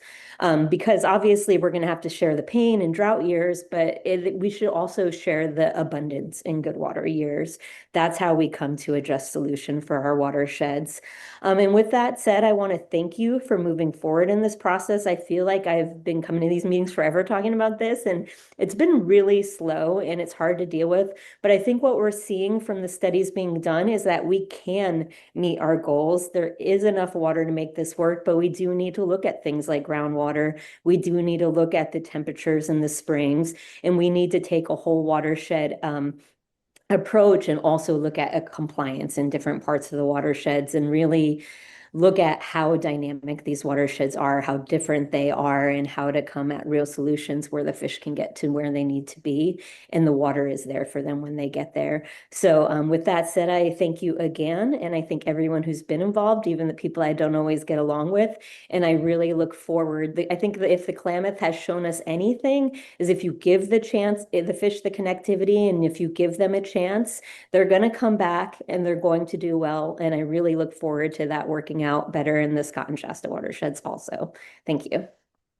Thank you, Ms. Chicazola, as always, for your great contributions. And yes, it has been a few years here that we've been working in the watershed. And we are a slow, deliberate body, but I appreciate the patience and the contributions here. It's made a difference, truly. And so just thank you. It's good to see you and appreciate your comments. Next, I'd like to call up Eli Azarian, be followed by Angelina Cook, then Nathaniel Kane. Good afternoon, board and chairman and staff and members of the public. My name is Eli Asarian with Riverbend Sciences. I'm here today to speak on behalf of the Quartz Valley Indian Reservation. I've been studying the rivers in the Klamath Basin for over 20 years, and based on that, I'd like to offer the following recommendation. Emphasizing two key points. The first point would be that I really think we need more than one compliance point in each river, because that one gauge at the outlet of each valley is not going to protect the biological hotspots of the key spawning and rearing areas. And it's only by protecting those hotspots that we'll get better outcomes. Some specific examples is in the Shasta Valley, Parks Creek is the main spawning habitat for coho salmon. And in the fall, you can have great flows at the mouth of the Shasta River, but Parks Creek can still be almost fully diverted and salmon aren't able to get into there to spawn. This also applies to rearing for juvenile salmon, such as the coho that are in there all summer. So they need that cold water to make it through the long, hot summer. In Shasta River, that rearing habitat is at various springs. And most of those springs are diverted using either really senior water rights or they are partially depleted by groundwater pumping. And so there's been only limited curtailments of those in recent years. I've been studying Big Springs Creek, and there's evidence of long-term declines in the production of the spring flows there due to increased groundwater extraction and less groundwater recharge from the lining of canals. And in fact, in this past July 2025, the temperatures at the mouth of Big Springs Creek were the warmest since 2008. And that was before the cattle exclusion fencing went in. So it's really a troubling sign there, and emphasizing why it's important to take into account the effects of groundwater pumping on surface flows at the springs. So if we want to have healthy coho salmon populations, we have to protect the flow in those springs. And the best way to do that is to set flow criteria that are specifically for those springs, not just at the valley outlet downstream. This also applies to the Scott Valley, where there are important hotspots for, say, salmon juvenile rearing through the summer in key tributaries, as well as areas where there's high groundwater levels. Then that contributes cold water to the river. So that's my first point, is need more than one compliance gauge. Second point is that we need more variability in the flow criteria. And that is most importantly to have higher flows in high flow years than in low flow years. And this could be either done by having water year types like wet years, dry years, or ideally it would be some type of scaling of the unimpaired flows that would sort of happen in real time. Benefits of this is that you have those good high flow years, it gives the fish population a chance to build up so that then when the lean years come, they have that strength and resilience to make it through. And it's also, I think, more fair. It shares having higher flows and high flow years. It sort of shares the abundance of those high flow years between the river and the out of stream uses, and also shares the pain of the droughts. Kind of puts everyone all together. It's also really important that we have something that looks more like a natural hydrograph, so that the organisms that live in the river, like the fish, they're evolved to deal with this variability of high flows and high flow years, low flows and low flow years, flows that spike when there's a storm, the flow smoothly recedes through the summer as we get into the fall, and everything is cued in on those, or evolved to deal with those cues. So we need something that looks more like a natural hydrograph rather than a static stair step where you get the same flow every year, every month. Similar to a heart rate, if the river has a pulse, and if the pulse is not right, you're not going to be healthy. So the purpose of these regulations is to improve the fish populations, right? And so we can get better outcomes if we do have more than one compliance point for each river, and to move away from those static stair-step monthly flows that are the same for every years. Those are my two main points. I'll just touch real briefly here on, I appreciated board members Diadamo's comment on the need for public involvement and input in these modeling efforts. Now I point out on specifically the groundwater surface water model in the Shasta and the accompanying temperature modeling effort, I think has really been kind of done in a little bit of a vacuum, or at least I could say there could be a lot better job done of involving people from outside. So I think the more people that we get involved in that process, the sooner it's going to end up with a better, more useful product. So thank you. Thank you, Mr. Azarian. Really appreciate those great comments and contributions here. Just thank you. Really appreciate your time and work here with the tribe. Sorry, I can't hear you if you're talking to me. just thanking you and just really appreciate it. All right, next I'd like to get to Angelina Cook, and then be followed by Nathaniel Kane, and then Amber Jamison.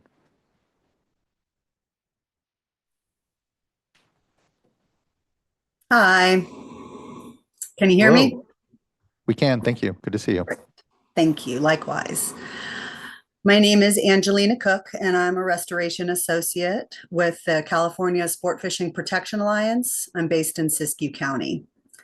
I'm grateful for this opportunity to learn more about how the Water Board is negotiating permanent in-stream flows for the Shasta and Scott rivers. The scientific basis for recovery flows capable of supporting a harvestable surplus of fish has been deeply studied and continues to be refined by very sharp minds. I was concerned about the statement that Scott flows never drop below emergency requirements due to improved groundwater conditions. I took a field trip with the regional board and the Quartz Valley tribe just a few weeks ago and saw prime spawning habitat completely dry upstream from the confluence of Shackleford and the Scott main stem, which was also dry and disconnected. I think this underlines the point that Eli just made. I think Nick also said something about the need for multiple compliance points and additional gauges to be located in strategic reaches of the watershed. The economic arguments supporting recovery of a keystone species, on the other hand, are not well studied, less well known, and in my mind, far more compelling. I was hoping to have some material to base my comments on, but that did not occur, so I'm going to wing it. From a purely monetary perspective, the economic consequences of salmon decline vastly outweigh the limited benefits from alfalfa and cattle productivity. The closure of California's commercial salmon fishery for an unprecedented 3 years in a row has devastated coastal fishing villages, depleted revenues generated by guide services and recreation tourism accommodations, disconnected tribes from their cultural heritage, and further deprived tribes and residents of physical health from affordable access to animal protein and prime source of essential fatty acids. All of this in exchange for a handful of large landowners to divert or pump excessive amounts of water for irrigating commodities mostly slated for export, which, unlike fish, do not generate multiplier effects for local communities. From the less tangible perspective of cultural values and ecosystem services, there is simply no substitute for anadromous fish. There are substitutes for alfalfa and cattle, but there is no substitute for the numerous benefits provided freely to human and natural communities from salmon. From fertilizing healthy forests with marine-derived nutrients, to feeding over 100 species that together comprise biodiversity, to decreasing incidence of diabetes, heart disease, and obesity, this species bestows tremendous wealth among regions when appreciated, protected, and respected. My recommendation, therefore, with this economic analysis is that it contains a full cost accounting of the benefits and costs of salmon recovery. I also recommend that you take care to ensure that sustainable agricultural alternatives to current practices are cost effective for ranchers so that necessary adjustments continue to sustain their livelihoods. Finally, engage advocates, tribes, scientists, and fishing communities meaningfully so that we can assist with monitoring and implementation of AB 263 and subsequent flow requirements. Together, we must demonstrate that fish and farms can coexist when managed equitably. Hopefully, this will generate the political will necessary to restore the historic abundance of this incredibly benevolent species. Thank you very much for your time. And thank you as well for yours and continued contributions, Ms. Cook. Next, I'd like to call up Nathaniel Kane, be followed by Amber Jamison, and then Maddie Richards. Good afternoon. I think we're afternoon. Chair Escobar, members of the board. Is the mic on, I think? My name is Nathaniel Kane. I'm here on behalf of the Karuk Tribe, Pacific Coast Federation of Fishermen's Associations, Institute for Fisheries Resources, and Environmental Law Foundation. These are the groups that petitioned this board for permanent flow protections in 2023. I've been up here, I've spoken to this board a number of times on the need for urgent action on flows in the Scott and the Shasta. But here's the difference. Now we have a ticking clock. The legislature has passed and the governor has signed AB 263 that we've heard a lot about. We have 5 years to get permanent rules for the Scott and the Shasta on flows done.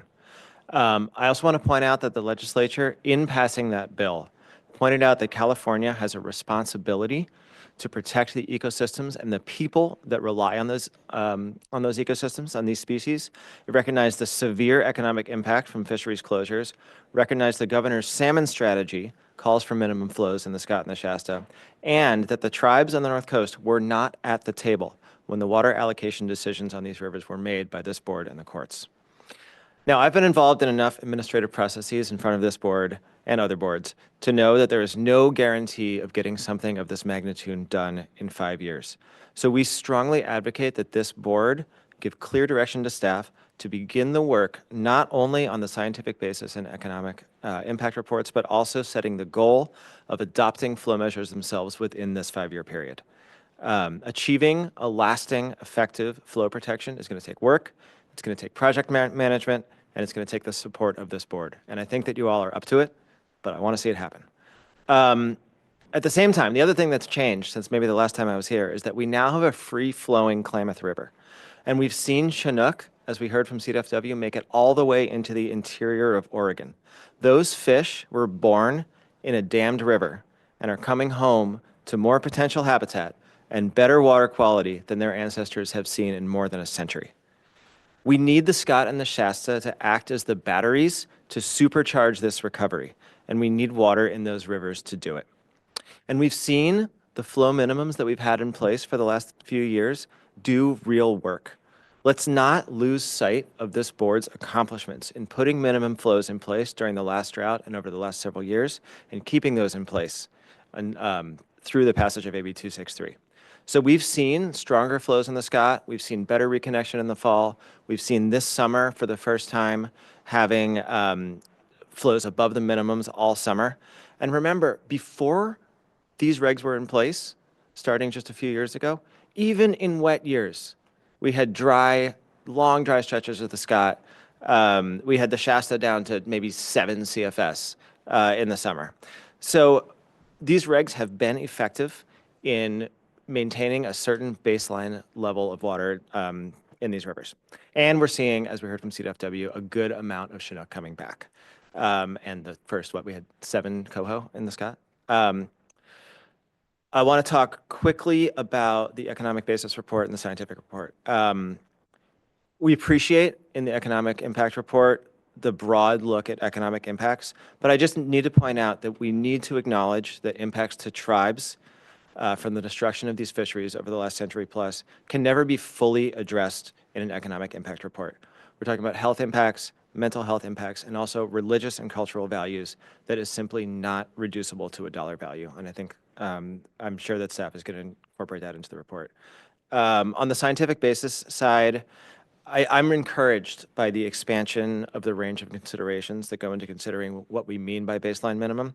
I think that's it sounds like we're thinking a little bit more broadly than pure belly scraping flows. And I think that broadening of what is meant by baseline flows is consistent with the board's direction in the resolution that was passed last year. To begin to sum up, we need to move to make these flows permanent. We cannot go backwards and get to 2031 and return to a world where the Scott goes dry every year and the Shasta gets down to 5 or 7 or 8 CFS. I don't think that an annual update schedule is frequent enough to keep this process moving. I'm really encouraged that it sounds like we're going to get something to look at early next year and have public comment on that. So I hope to come back here either in written or in person form to keep this moving. And then we need to make these flows as scientifically robust and effective as possible. But we also need to get it done in 5 years. So we asked the board to give specific direction to staff to start work on these actual rules. And I just want to close by noting the enormous amount of work that this board and CDFW and all the stakeholders in the region have put into this effort over the last several years. We really, really appreciate the work. We really look forward to working with staff over the next 5 years to get this done. Thank you. Thank you so much, Mr. Kane. I appreciate those comments and agree that there's a tremendous sense of urgency here. We have a clock, it's ticking, and we know how long and complex these processes are. And so just appreciate the again, emphasis on needing to get this done. I completely agree. When it comes to just, process, look forward to what I know is, hopefully a continued meeting of the minds across folks here in the watershed. And so just thanks. Really appreciate your continued contributions here. Next, I'd like to call up Amber Jamison, followed by Maddie Richards, and then Craig Tucker.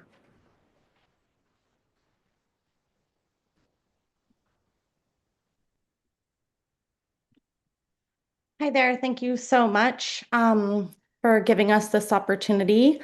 My name is Amber Jamison, and I am the Water Advocacy Director for the Environmental Protection Information Center. I live in Soames Bar, just above Ishipishi Falls, so we still occasionally can see folks, doing their traditional fishing down there. But I can't imagine what it would have been like, decades ago when you could walk across the river on the backs of salmon. So I really hope that we can get to that point at some time in the future or closer to that point. And I want to thank the Water Board staff and CDFW and the Farm Bureau and everybody for the presentations today and for the significant work that's been underway and the collaboration that you guys have all done with all of the stakeholders. And I especially am glad to see the inclusion of multiple implementation scenarios, including those that consider the benefits to fish and wildlife and increased salmonid populations as kind of a goal is something that we really appreciate seeing. So I'm concerned that the framework, though, still centers heavily on baseline minimum flows. And I just want to ensure that we avoid, any irreversible ecological harm and that we, get these salmonids above depensation thresholds where they've been kind of hovering for quite some time.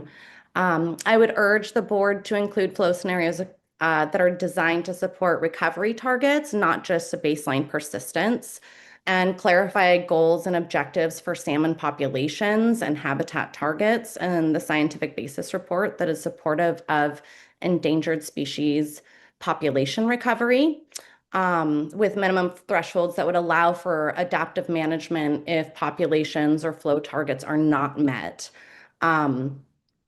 Also, just like Eli and Regina were saying, I believe it is incredibly important to ensure that there's variable water types so that we share not only in drought seasons, but in the wet years. It's really important to have those rivers scoured so that we can get rid of all of that, the algae that forms, and as well as have, strengthened populations in wetter water years. And so we can kind of get through those drier years. I want to make sure that we recognize the costs of salmon population declines and extinction trends in the economic analysis, especially for downriver communities and future generations. And I'd like to ensure that if the Water Board considers any consolidation of oversight as was recommended by the Farm Bureau, that any such framework is developed collaboratively with all of the stakeholders so that we're not left with the fox guarding the henhouse. We just want to ensure that recovery flow studies are being developed, that the in-stream flow recommendation, the studies that are being developed by Friends of the Shasta are considered in the scientific and economic study reports, especially if there's any major inconsistencies with what the Water Board has done in their reports. I know that, when we were at a meeting recently at the Scott Shasta WDR hearing, that the North Coast Water Board said that they would consider delaying the entire WDR process because the irrigators requested to have hearings to not have hearings during the irrigation season. So, I would appreciate if the state board would extend that kind of, allowance for, in scientific basis report.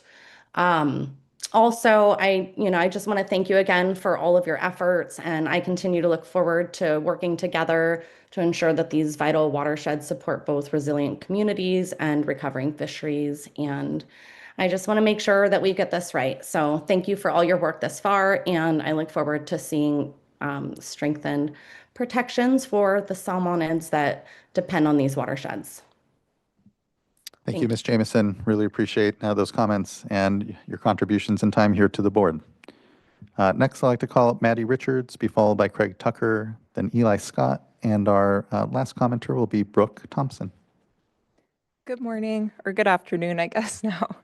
My name is Maddie Richards, and I work for California Coastkeeper Alliance. It's a pleasure to be here with you all today, and I also just want to thank everyone who's given a presentation today. It's been a pleasure to learn from you all and to hear from the earlier commenters.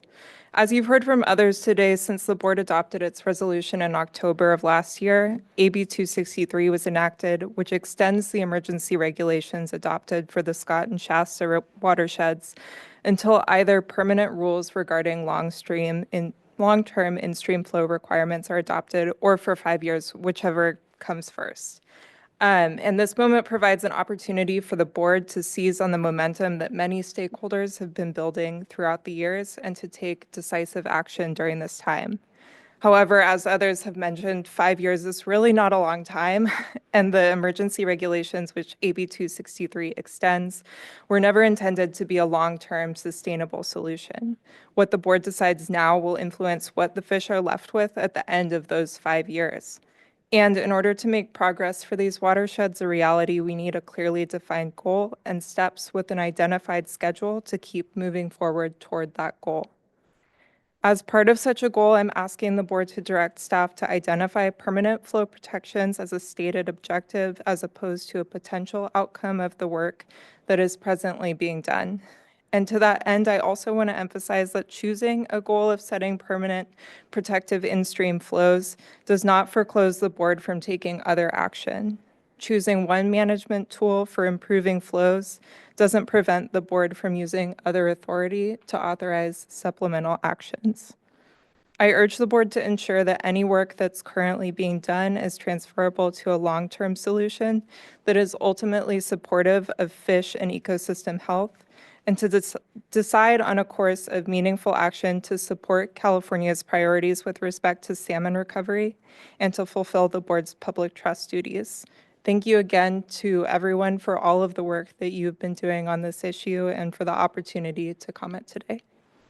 And thank you for those comments, Ms. Richards. I really appreciate seeing you here, and thanks for the contributions. Next, I'd like to call up Craig Tucker, be followed by Eli Scott, and then Brooke Thompson.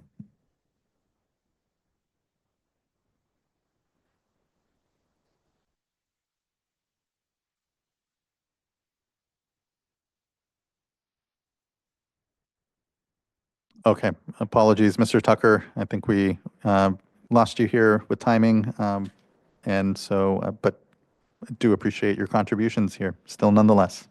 Next, I'd like to call up Eli Scott, be followed then by Brooke Thompson. Thanks for being here with us. Yeah, Good to no see you. problem. I'm reading off my phone, which I don't prefer to do, so I'll do my best. So first off, Chair Esquivel, members of the board, my name's Eli Scott. I'm a senior environmental scientist with the Regional Water Quality Control Board, serving as the Scott and Shasta Watershed Steward. As I always say, that's a lot of words.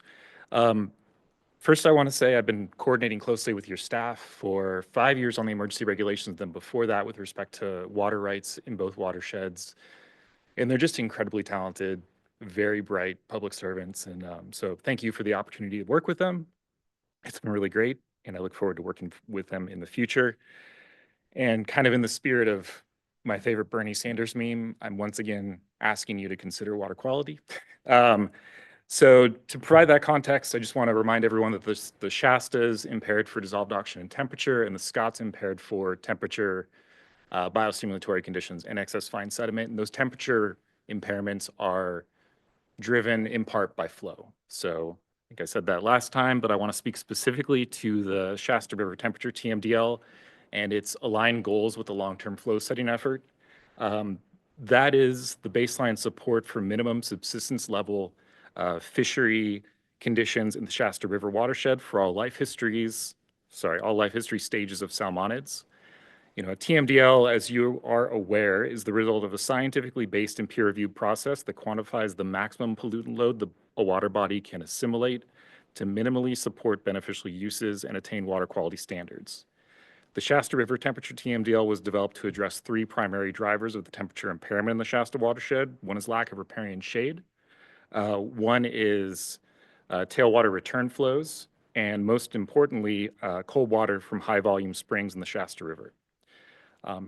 In looking at the cold water flow in the temperature TMDL, we called in our basin plan for a flow increase to achieve specific temperature reductions at designated compliance locations. And to achieve that TMDL allocation, we included a flow recommendation of 45 CFS of cold water flow from the Big Springs complex.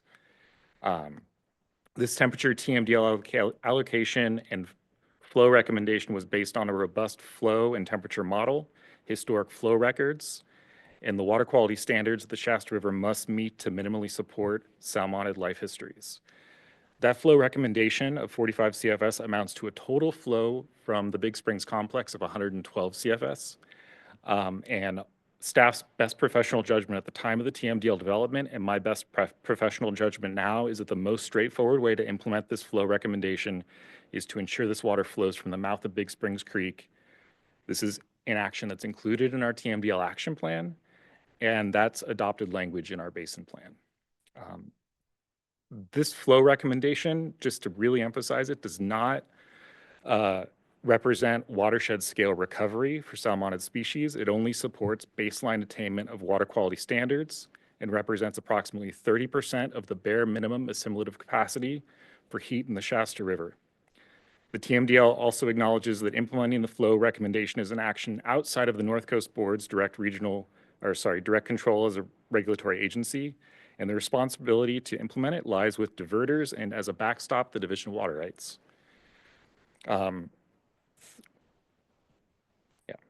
So I look forward to continuing to support the efforts of the Division of Water Rights through my collaboration with staff and our continued close coordination to ensure the scientific basis report and long-term flow studying efforts are based on the best available science to support fishery needs and water quality.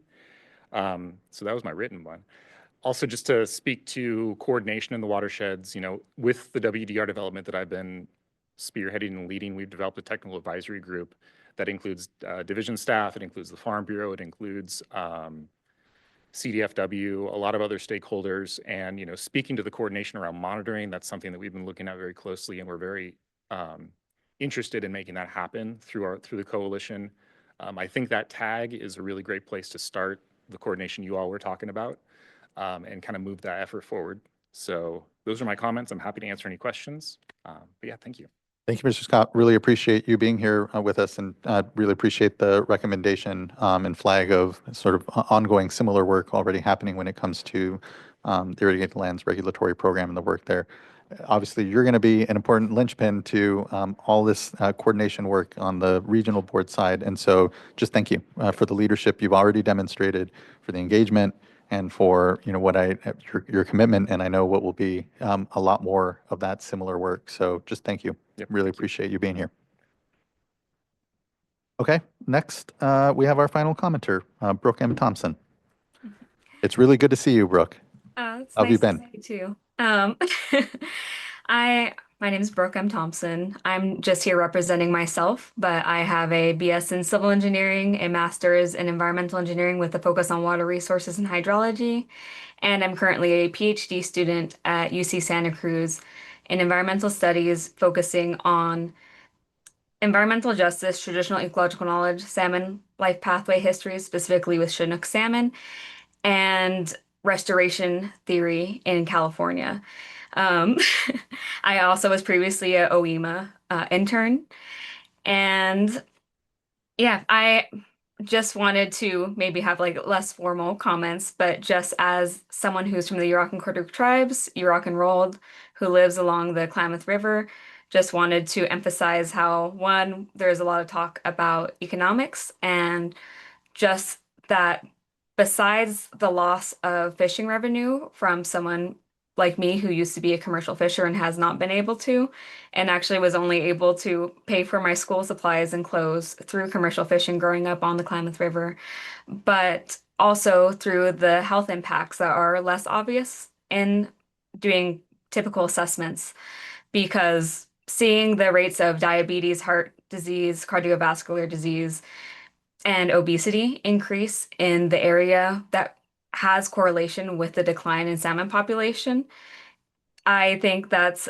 a cost that all California taxpayers have to hold on their shoulders, despite being kind of secondly connected towards the river water quality and the salmon population. But for that to be taken into consideration, also something that's, I know, difficult to create measurements for as a researcher, but I haven't heard the decline in mental health that's also been associated with the loss of salmon in the Klamath River, especially for tribal members or just those who live along the river. Since I have been doing research on the Klamath, I have seen time and time again people relate the water quality and having abundance of salmon directly relate to their depression and ability to self-regulate. So, and also connection to culture and cultural loss that comes with loss of salmon.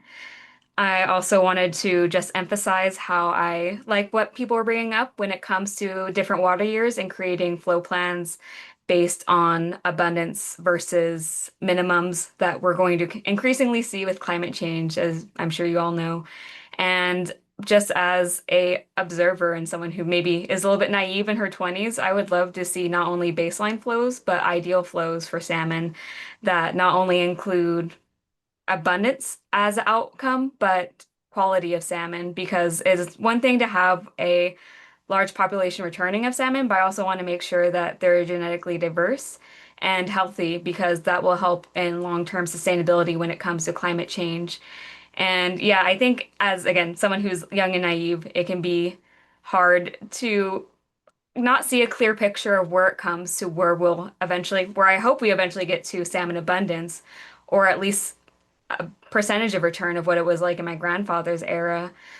But it feels like we're constantly fighting for the baseline flows and baseline minimum survival needs. And even if that's not doable within the next even decade, I would love to see just planning start to happen towards what would it even look like to have an idealized flow for these salmon? What would ideal temperature conditions be, etc., or nutrient loads, instead of just the minimum to keep them alive.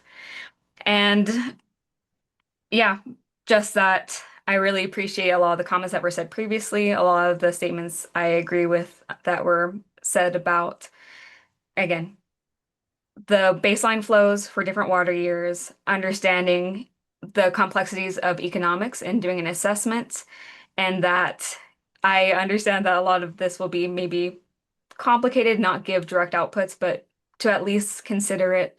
And also, just as a final statement, I would like, and this is like a personal pet peeve, but just maybe moving around in official language around from the term stakeholder to interested parties or affected parties, just because there is a colonial history with that terminology. And also, tribes hold such a specific relevance in a lot of these discussions, considering our historical placement and cultural placement when it comes to decisions around salmon and water quality, that if that could just be a future consideration that's looked into for changing language in the future, I would appreciate it. But yeah, thank you for all your hard work. I follow you guys on media and what you're doing, even if you don't see me in the meeting. So I just wanted to say thank you so much for all you're doing for water in California.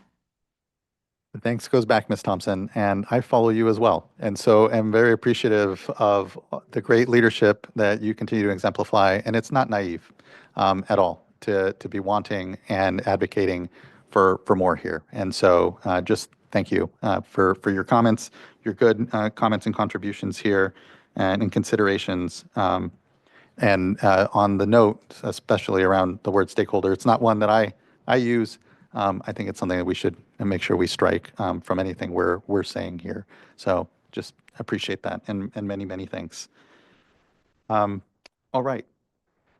Just a lot of appreciation. Again, we've heard, every time we convene here around the Scott and Shasta, I feel like we learn more, we get closer here to a common vision, and just really appreciative of all the efforts that have gone into bringing us to where we are right now.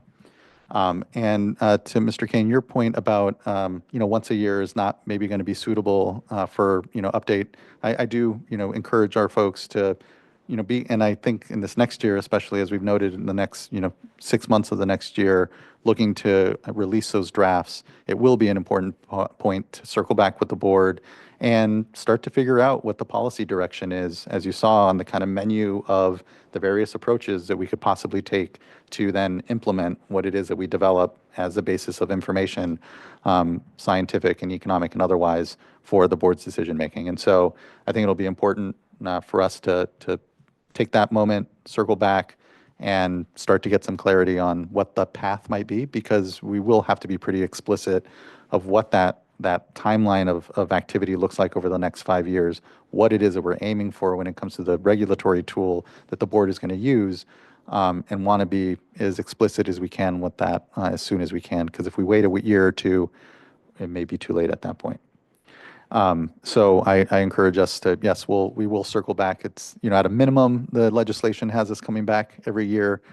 We will definitely add into there the discussions that we're needing to have in order to move this process along urgently in the next 5 years. And for folks, listening in who are maybe new to the discussions here in the Scott and Shasta, 5 years may sound like a lot, and it's kind of like, what are these folks going on with? We can do so much in 5 years.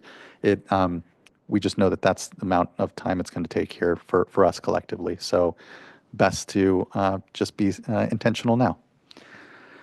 With that, looking to fellow board colleagues, if there's anything further, any comments, questions from folks, and then not seeing any, I think we're all hungry. It is 1 o'clock. So we'll end this item here. Thank you everyone for, again, the contributions and discussion. We will be coming back here soon. Let's go ahead and have an hour lunch break, or let's give ourselves, 45 minutes for a lunch, and then we will continue on to our fund expenditure plan discussion with the Division of Drinking Water. All right. See you all here at 1, oh gosh, what, 30-ish, 1:40? 1:40 sounds good. We will see you here at 1:40. Thank you, everyone. We'll continue on after lunch.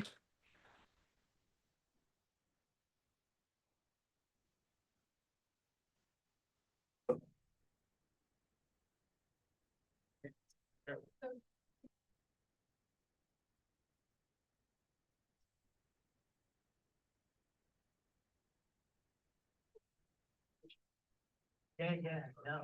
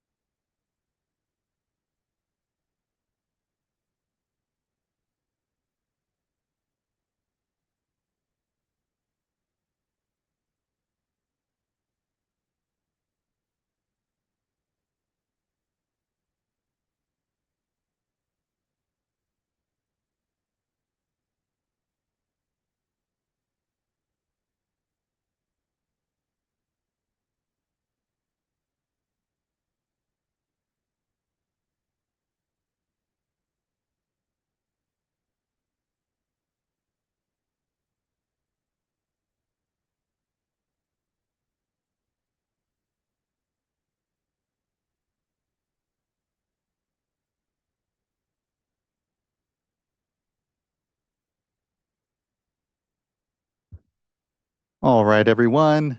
It is 1:45. Apologies. We're about 5 minutes late for when we said we'd start.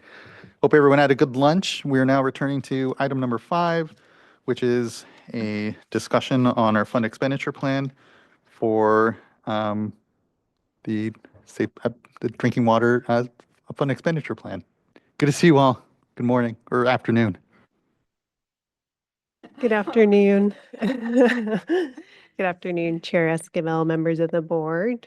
My name is Jasmine Oaxaca, Supervising Engineer in our Office of Sustainable Water Solutions in the Division of Financial Assistance. To my right is one of our Assistant Deputy Directors, Kristen Abold, and then to my left, Lauren Marshall from the Office of Chief Counsel. So today we have before you for your consideration the fiscal year 2025-26 fund expenditure plan for the Safe and Affordable Drinking Water Fund, which is part of the broader Safe and Affordable Funding for Equity and Resilience, or SAFER program, as many of you are well aware. And before I move on, I just want to recognize and acknowledge our team and our colleagues across the Division of Financial Assistance, the Division of Drinking Water, the Office of Public Engagement, Equity, and Tribal Affairs, OPEDA, and of course our Office of Chief Counsel as well. Next, please. So to start off, I'll go over a couple of high-level updates between the version that was posted for public comment on June 30th and the one we have before you today. And then additionally, I'll be going over a summary of those comments and resulting revisions later in the presentation. Next. This figure shows available funding for this fiscal year for the SAFER program more broadly as of June 30th for a total of $1.32 billion. As a reminder, this includes all funding sources available for drinking water projects. The most flexible of them is the Safe and Affordable Drinking Water Fund itself, but it also includes the Drinking Water State Revolving Fund, general obligation bonds like the recent Prop 4, the older Prop 1 and 68, and other funding from the Greenhouse Gas Reduction Fund, as well as funding available for small disadvantaged communities to address emerging contaminants. And then I did want to note that since June 30th, we do have a number of items in the works, which include over $130 million in pending technical assistance amendments. We have a round 5 about to begin for the expedited drinking water grant program, which would provide funding for over 30 projects totaling over $330 million. And then also wanted to note about $24 million in pending regional program amendments for programs that we have for domestic well communities. Next, please. This slide shows a minor update that was made to our SAFER funding priorities. All the priorities are intended to focus our work on small disadvantaged communities and low-income households. So the 4th text box here was revised slightly to indicate that the state board will continue funding existing programs to support communities served by domestic wells, noting that in this case where other assistance is not available. Next, please. This slide shows a few updates to the targets for the Safe and Affordable Drinking Water Fund specifically. Since the draft version, there's a lot of information there, but did want to highlight that we did increase the technical assistance target based on incoming demand and amendments that are in process. We slightly increased the operation and maintenance assistance target based on new information on the demand for that program. And then to accommodate these, that meant a decrease in construction funding target for public water systems that are failing from the Safe and Affordable Drinking Water Fund. Again, although we do have other funding sources to accommodate the broader demand in this area. We also expanded the pilots line item to include both continued work on the point of use, point of entry pilot, but also a new regional operator pilot that is in development. And then we also added about $150,000 for a media relations contract. Next, please. And this slide shows the updates that I mentioned in the previous slide, but in the context of the broader SAFER program funding targets. So again, the increases are towards technical assistance, O&M, with associated decrease to the construction target. But as you can see, there is a broader, another several $100,000 there for construction anticipated, which we are able to meet with our other funding sources. Next, please. So this next section of the presentation will be focused on the summary of comments and then the resulting revisions. So again, the draft FEP was released for a 30-day public comment period on June 30th, 2025. During that comment period, we had 2 public meetings, a board workshop on July 15th, and a SAFER advisory group meeting on July 17th. And additionally, DFA staff did host a few informational sessions for interested parties in early July. And then we did receive a total of 9 comment letters to the FEP from the entities listed here. Next, please.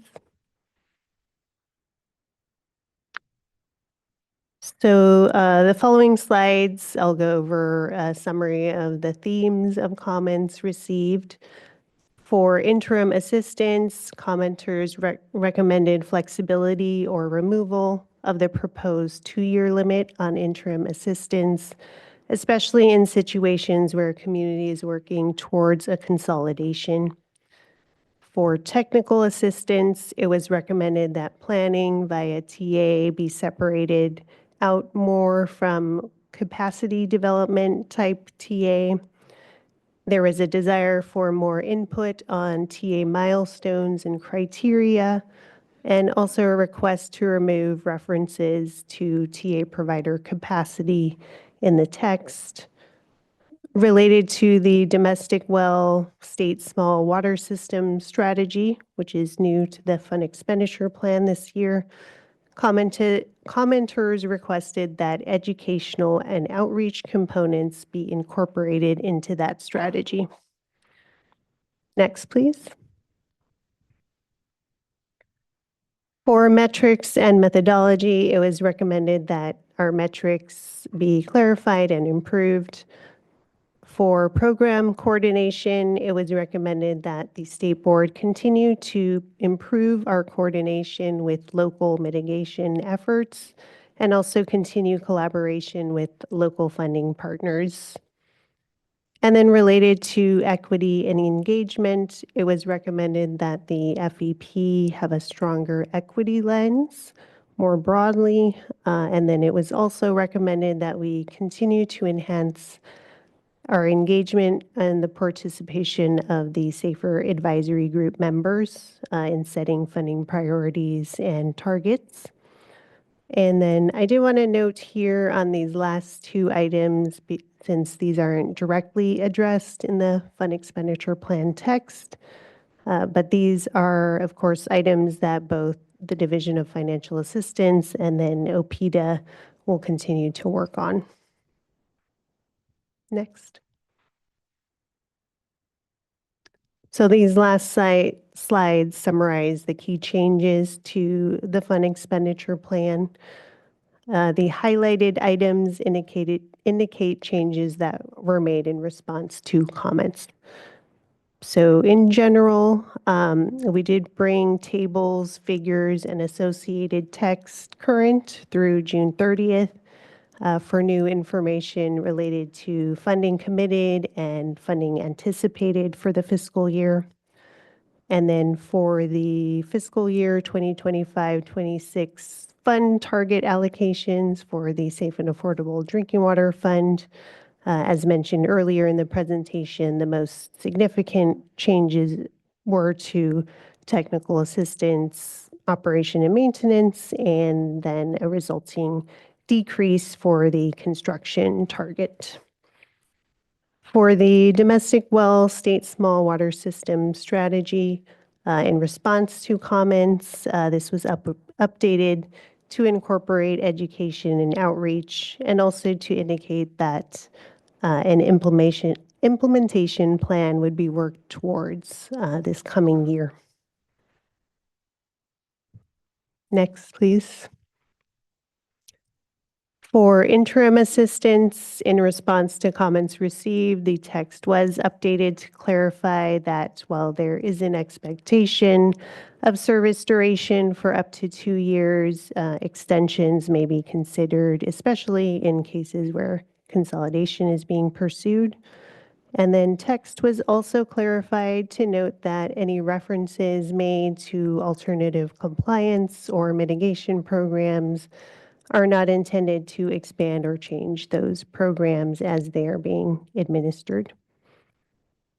For technical assistance, in response to comments received, text was updated to clarify that the steps that were shown are typical for planning via TA, but may not always occur in every situation.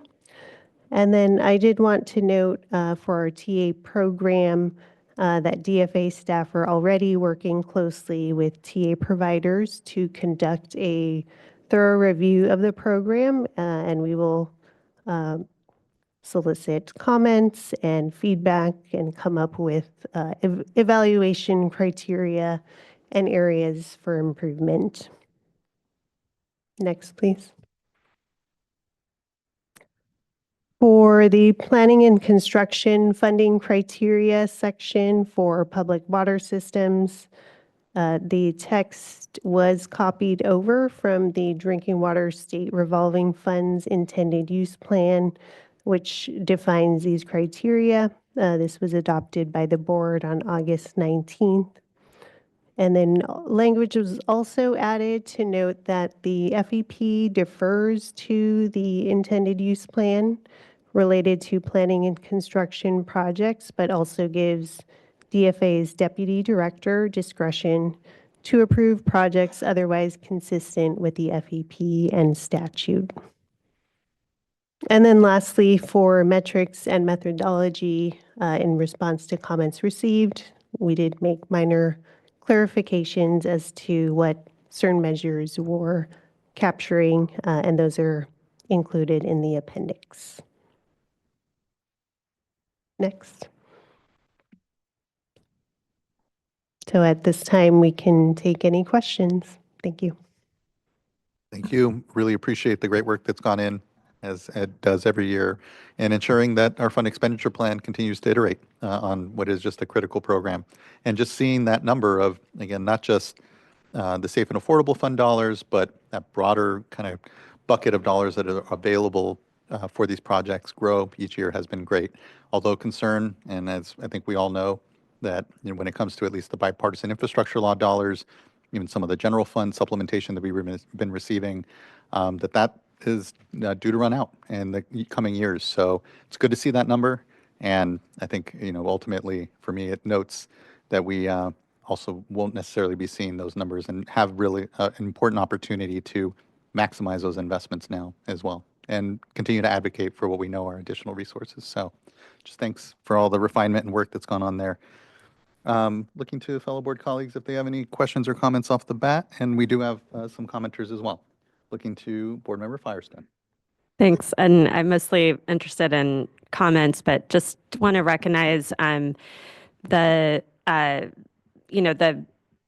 good revisions and listening that I think staff did in this process. And also acknowledge that this is the first time we have a state small and domestic wells strategy. And it's the beginning. It's a recognition that these are things that we need to, that are priorities, but also I think helps flesh out that there's a lot of questions still about how we move forward in this area of work. And so I look forward to the implementation plans and work that are needed to kind of flesh out that strategy. And I think there's good momentum here, good input, good direction, but interested in comments and appreciate everyone's work on this. Thank you, board member. Not seeing any further comment. I believe we have listed just two commenters. 1 second. I thought we had a few more, but first we'll call up Angela Islas, be followed by Kaya Rivers.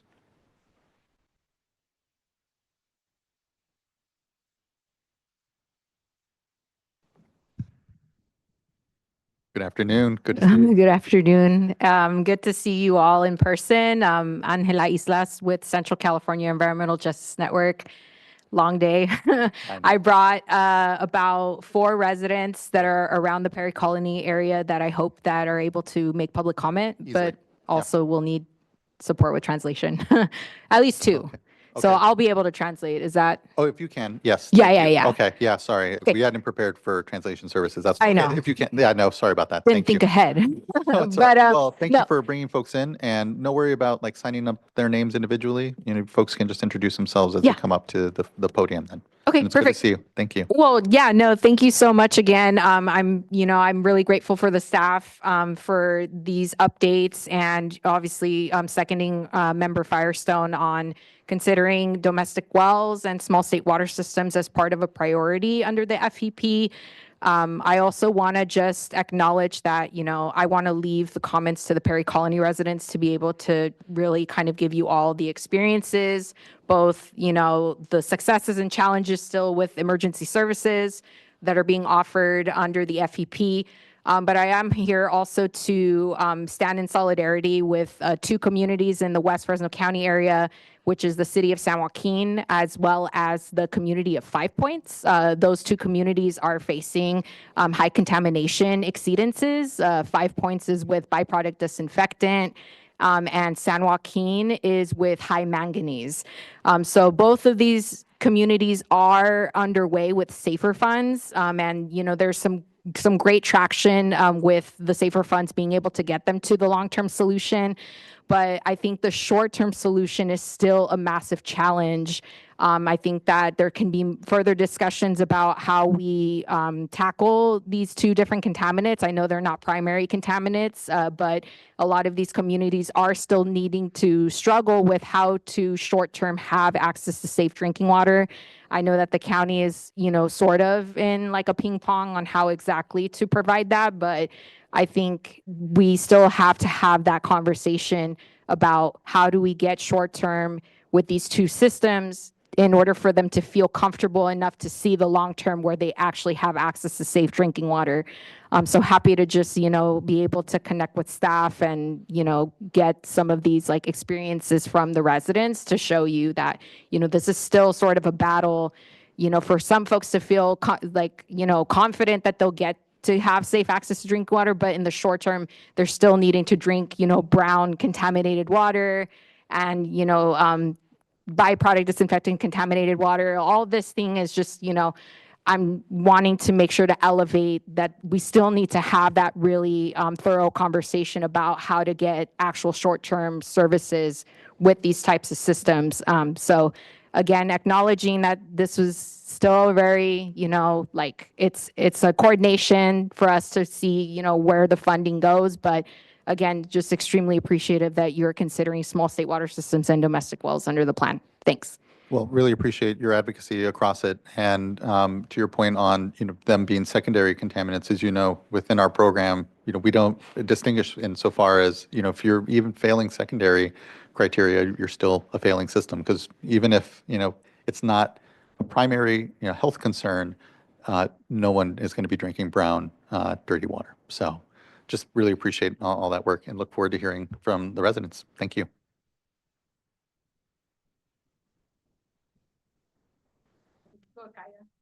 Okay. Yeah. Kaya, please.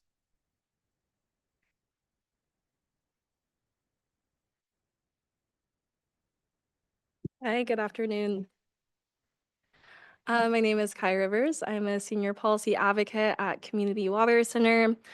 We work with communities across the Central Coast and the Central Valley that all have unsafe drinking water. First, I'd like to thank the State Water Board for the continued partnership through the SAFER program, which is helping to make safe water a reality for our communities. Specifically, we appreciate the revision in the FEP, which removed the proposed 2-year cap for interim solutions if these communities are a part of a long-term solution, as long-term solutions can take years to implement, as we know. This revision will ensure that households will continue to have access to safe drinking water until a long-term solution is developed. Furthermore, we also appreciate the board's acknowledgement that there are limited well drillers in the state, which may delay the timeline for households to replace their wells. We are glad to see that the FEP allows homes to continue to receive bottled water and interim solutions as they wait for their new well to be replaced, even if this extends past 2 years. We also appreciate the board's revision, which removes the requirement for households to meet low-income criteria to participate in bottled water programs for water systems under 1,000 connections or 1,000 people. Furthermore, it's critical that the State Water Board consider equity when developing metrics and milestones for TA projects. For many reasons, including distance and political climate, it may be harder, if not impossible, for projects in EJ communities to meet the same criteria and milestones as other projects. For example, while projects must be community-led, requiring 30% of the community to provide written support or interest for a project before conducting a feasibility study causes barriers to progress on the ground right now. It's important for community members to have all the information needed before they can decide if they support a project. We recommend that the criteria for moving on to the next TA step be removed and instead TA providers be encouraged to proactively move projects forward where they can also simultaneously overcome barriers such as resistant consolidation partners, which is very prevalent in the types of projects that we work on. Had similar criteria to those proposed in the current FEP been applied to Springfield, a community which just began construction this year, that project would still likely be years away from construction and may not have moved forward at all. Furthermore, we urge the board to continue to prioritize domestic well projects. Thanks to the leadership of the board, the community of Springfield is now groundbreaking for construction. And we urge the State Water Board to continue support for similar domestic well projects for additional communities that would otherwise be left without a safe water solution. We look forward to celebrating more groundbreakings with you all. We also look forward to continue the work through the SAFER program as we work forward towards safe drinking water for all. Thank you so much for your time and appreciate the opportunity to comment. Thank you for your time, Ms. Rivers. Both obviously here, but all the time that's put in outside of the board meetings to continue to advocate, drive this work, and appreciate the good feedback here on the fund expenditure plan and continued engagement. And you're here to continue groundbreakings and ribbon cutting. So thank you. All right, Ms. Islas.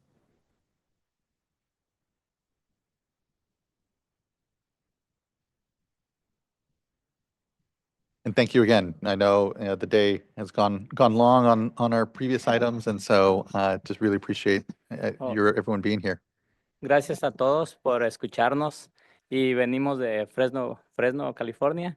Vivimos en el condado y lamentablemente nos quedamos sin agua hace como 2 años y gracias a una compañía nos están dando agua, pero queremos que nos den alguna solución y Yeah. So he just, this is Fray Argueta. He lives in the community of Perry Colony in West Fresno County. He just wants to thank the opportunity for being here in person to comment He has been a resident that has had no water in his private well for about 2 years. And he has come here today to just, ask for more better solutions for his community. Y queremos, siempre nosotros hemos apoyado a las personas que siempre van preguntando si somos ciudadanos americanos. Nosotros decimos que sí, siempre fue Joaquín Arámbula, asambleísta de Fresno, la apoyamos a él, dijo cuando yo estoy adentro, yo voy a ayudar. Entró adentro y no supimos de él. Queremos que nos ayuden, por favor. Somos 65 familias que estamos ahí. So he wanted to just highlight that in the past, they had been seeking legislative support for the community to be able to seek long-term solution to access to drinking water. This was through some of the campaign work around like Joaquin Arambula, for example, being in the community, listening to their concerns around some of the issues they were having with access to drinking water. Unfortunately, like through some of those conversations, he never really saw, or even the community members saw anything move forward. Now that there has been momentum, he, is just here to kind of reiterate still the support that he would like to see from the board to help them with long-term solutions. So thank you for waiting. Thank you for the times. Okay. For everybody. Okay. Gracias. Thank you as well, sir. Thank you.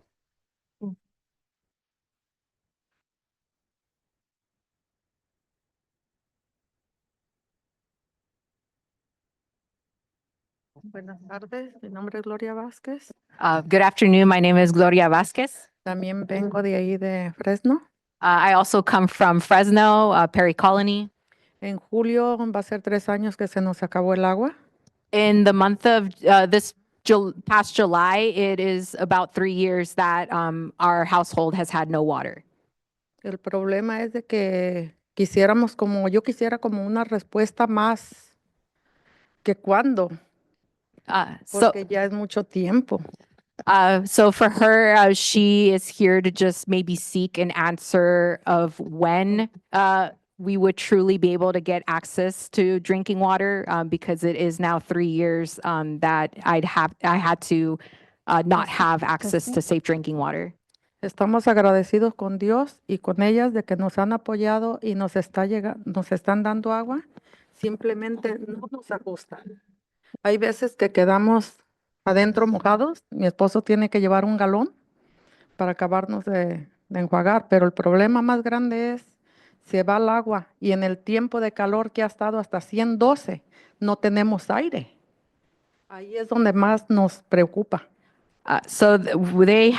She is sharing concerns around some of the available water that they receive through the services, through South-Op Enterprises.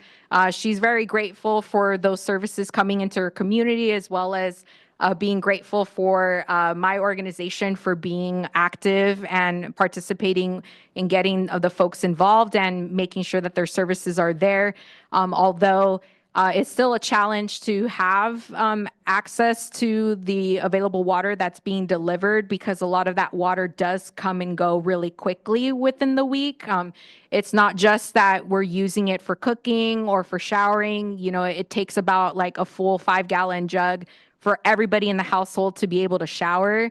But also in extreme heat conditions, as this year, we've hit 112. A lot of the water that they're delivering to us, we have to also consider using that for our swamp cooler, which takes up a lot of gallons. So that's just some of the concerns that we're still having in terms of how much available water we can have to keep our homes safe and our families safe.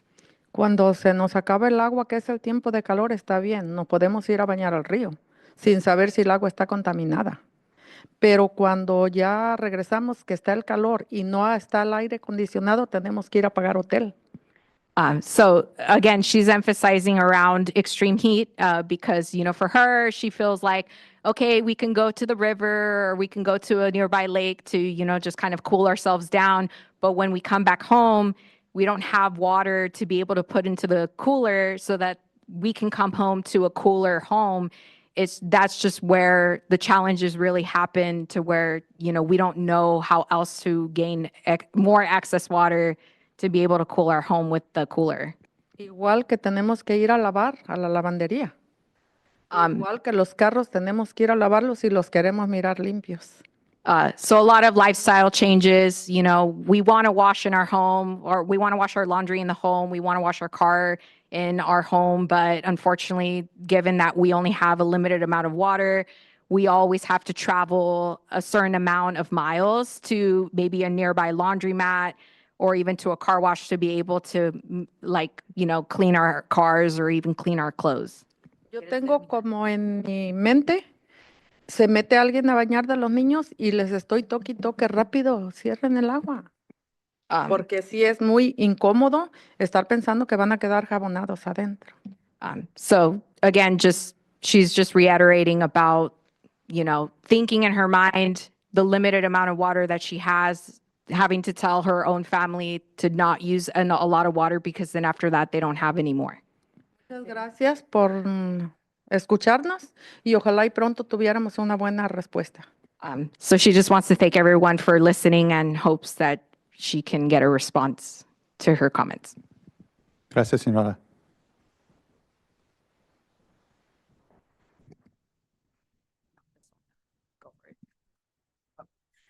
So good afternoon. I'm Alejandra Cruz. I'm also a resident of Perry Colony. And for me, it's been a little over 2 years with no water. So the problem is not being able to get a new well. The problem is we've saved up monies for a new well. It's the surrounding areas where we live in farmland, where our wells can only go so deep, but the ranchers go deeper. And I thank you so much for the water you and the services you guys do provide, because it is a great help for us. We've had to downsize on a lot of things, because not until you lose the water, you realize how much water you actually use. So we've also, on my property, it is 2 families, 1 of 6, 1 of 7. So having to limit the water usage is also stressful. So being able to find a permanent solution to a temporary problem, or this temporary, because the assistance you guys give us, we know it is temporary. A permanent solution would be a great help, because not only has it affected us, our community, it is also slightly starting to affect us physically, because it's like, okay, our nerves, anxiety comes in. Do we have enough water? When will the next shipment come? We have to limit how much water we use in that, because sometimes our deliverer won't give us the full quantity that we have, that we need. So it's like, okay, we have to constantly be checking. And if he arrives, we have to go out there and be sure he gives us the right amount of water. And if we run out of the bottled water, well, we have to travel to go get it. We are not close to the city. We do have to travel. A permanent solution would be nice, even if it's for a couple years, because if we were to dig a new well, the limit of what we are able to go to compared us to the ranchers is a great difference. So yes, they are constantly pumping water, but us, it's like, okay, well, now we have to limit. And for your guys' even consideration with the wells and everything is a great relief, because now we see that it's being heard. Our voices are being heard. So to mimic off what all they have all said, yeah, it's a constant stress. Many of our neighbors are like kind of afraid. They're like, okay, well, what's the use of me speaking up if nothing's getting done? So it's like we're trying to be a small voice. Maybe that'll be something that we know you guys are taking into consideration, and we are so thankful for you guys giving us this moment and this time, because we know there's budgets and limits and everything that you got to, but the fact that even a little bit is coming towards our way is a great help. So yeah, thank you so much. Well, thank you. And, easily provide time here to hear from you. You traveled a great distance here. You're putting in a lot of time. So really thank you goes back, because your voice here is really critical to our decision making. Quick question actually for our folks. It sounds like, Perry Colony, you guys are all on bottled water deliveries. I know Self-Help also does tanks. And what is the decision making around when You're on both. Okay. So you have a tank and, okay, that's helpful. Okay, thank you. Hello, my name's Jimena Cruz Jimenez, and I fully appreciate what you guys have done for us so far with the limited water that we have. To be fully honest, I have technically been afraid of the situation of having limited amount of water in our valley because due to a few of the dry spots around, we've been having more problems like dust storms or if there's a flooding issue, most of it ends up being affected on our part of the land as well. And I'm afraid for our future generations because we wanted to grow up in the same house that our parents wanted to grow up. And if it's a situation of we're limiting ourselves with water, we're not having time to actually clean around the house or clean our cars, clean stuff that is like clothes, that our future generation, like our kids, having to deal with the same issues. So again, I fully appreciate what you guys are doing, and I'm also hoping to get good news. And again, thank you from the bottom of my heart. Thank you. Thank you. This is our last commenter. Oh, no rush at all. And just thank you. Thank you for everyone making the trek up here. Buenas tardes, mi nombre es Guadalupe, trabajo para la Red de Justicia Ambiental. My name is Guadalupe, and I work for Central California Environmental Justice Network. She's our outreach worker. Solo quisiera reafirmar, nosotros llegamos a esta comunidad para ayudarles con problemas como de educación sobre el humo, sobre el calor, y nos encontramos con un problema más grave que era el agua. I had been outreaching in this community in the past, I want to say, ¿cuántos años? Como 3. The last 3 years, I've been working with this community on other issues related to wildfire prevention as well as pesticide alerts. But within the 3 years that I have been working with this community, there was a larger problem that became known to us, which was the water issue in their community. Y solamente quisiera informarles que cuando llegamos a esta comunidad y vimos el gran problema del agua, nos sorprendió y de alguna manera quisimos ayudarles. Upon our arrival, we definitely were very shocked about hearing the issue with many wells going dry. And so we knew that there was something that we felt like we couldn't really do, but we didn't want to abandon this community. We did our best to be able to figure out who to turn to be able to support with services of any kind. Y solo me gustaría que imaginaran cómo las familias racionan y reutilizan el agua. La utilizan para bañarse y esa misma agua la utilizan para sus servicios de baño. Entonces, todo es limitado, todo.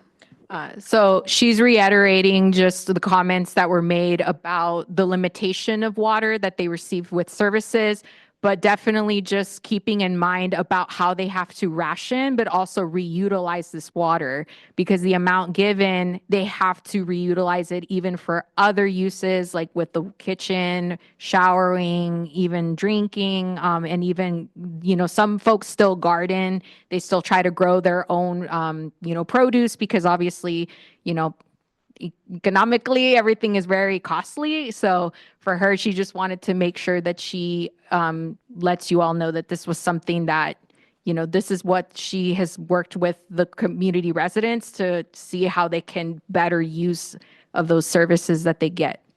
Y bueno, trabajando en conjunto y encontramos los programas que tienen, de verdad quiero decirles que es muy importante este apoyo que nos dan a corto plazo de darles agua.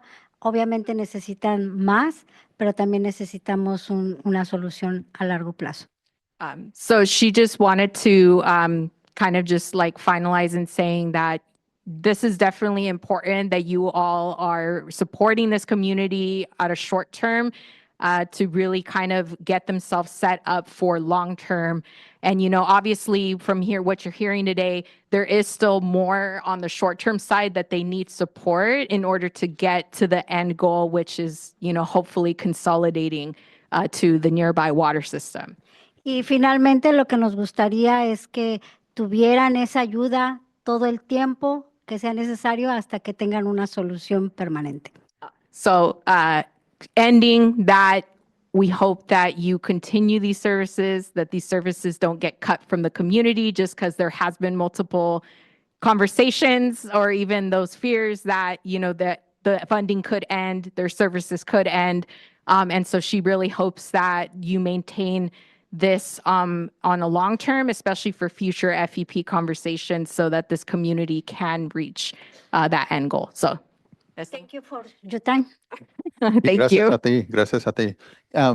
A couple of quick questions. When it comes to the quantity challenges folks have, is it both on the hauled water side and on the drinking water side, or is there one or the other that seems to be more? It's on both that you're needing more. It's both. Or folks are it's, needing more. It's both. So the comments that were made earlier, this was what was communicated to me. There's some weeks that the hauled water does give them the full amount, which a lot of these hauled tanks are about 3,000.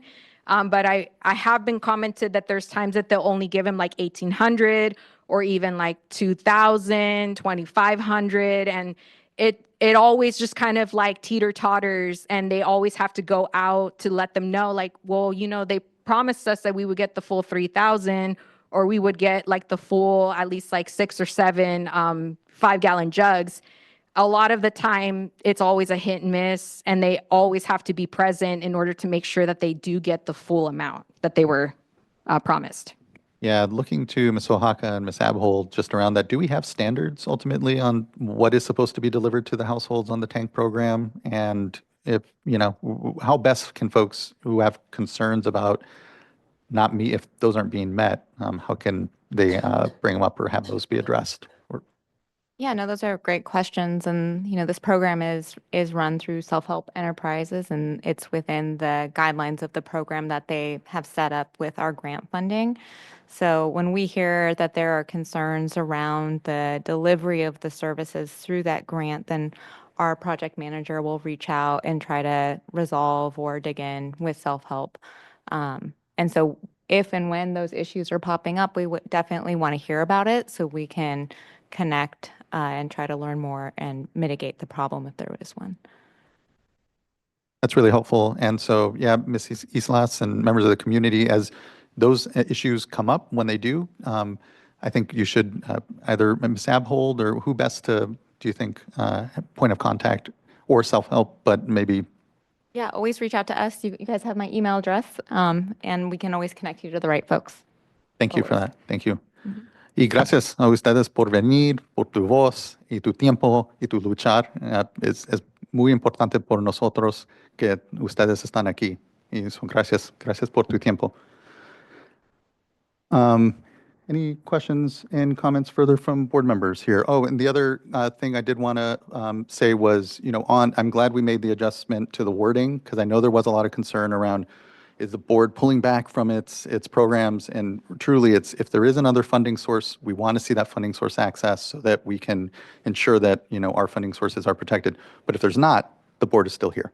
And I think that that's important, that we, again, maintain continuity for communities while also doing our job to make sure we grow that pot as best we can and ensure that GSAs or other groundwater sustainability agencies or others out there are really contributing as well. So know that that's where that intention came from, not a desire to pull back from communities that we're supporting currently. So I want to make sure and emphasize that. Comments, questions from other board members? Board Member Morgan, and then Board Member Firestone. Thank you. I just want to thank everyone who came to comment. It really is important to hear directly from the community and hear what is occurring day to day so that it goes into our decision making. So just really want to thank you. I know it's been a long day. You traveled far. And just really do appreciate you being here. And also, just the reminder about secondary contaminants. It's something that has been top of my mind for too long now. And as the chair said, no one wants to drink brown water. No one is going to. So that is a definite, it's a definite barrier, and it is, it's a concern. If you do not have water that you can drink, that there is, it's a health concern, that is your life. If you cannot turn on your faucet and have water that, not only that you can drink, but because of it being just colored, that does not mean that it is drinkable. No one is going to drink brown water. You cannot wash your clothes in brown water. You cannot wash your dishes in brown water. It is not just a color. And so, that it is very important to me to, continue to highlight that it is necessary for us to also make sure that we are moving forward projects that are considered to be secondary contaminants, make sure that we have drinkable water in a household. And so thank you for highlighting that, and that to be continued to be a focus of the Water Board. And then it's just, the staff, just want to thank you for, pausing, taking time to listen to the comments that have come in, the community, making some adjustments, making some refinement to the language to make sure that the intent is clearly laid out there, because really it does come back to the words that are on paper and what that intent is, because that's what is interpreted, and that is how the program then is implemented. So really do appreciate your time and engagement there, and then also just your commitment for ongoing program coordination and engagement, because that there is also a key to the program and its continued success, is to continue to coordinate and engage and evolve as the program grows, to make sure that we are doing our best to serve those needs of the most vulnerable that are here in California. And those really are those who have been underserved and those who cannot turn on their faucet and have drinking water, regardless of what that reasoning is. Thank you.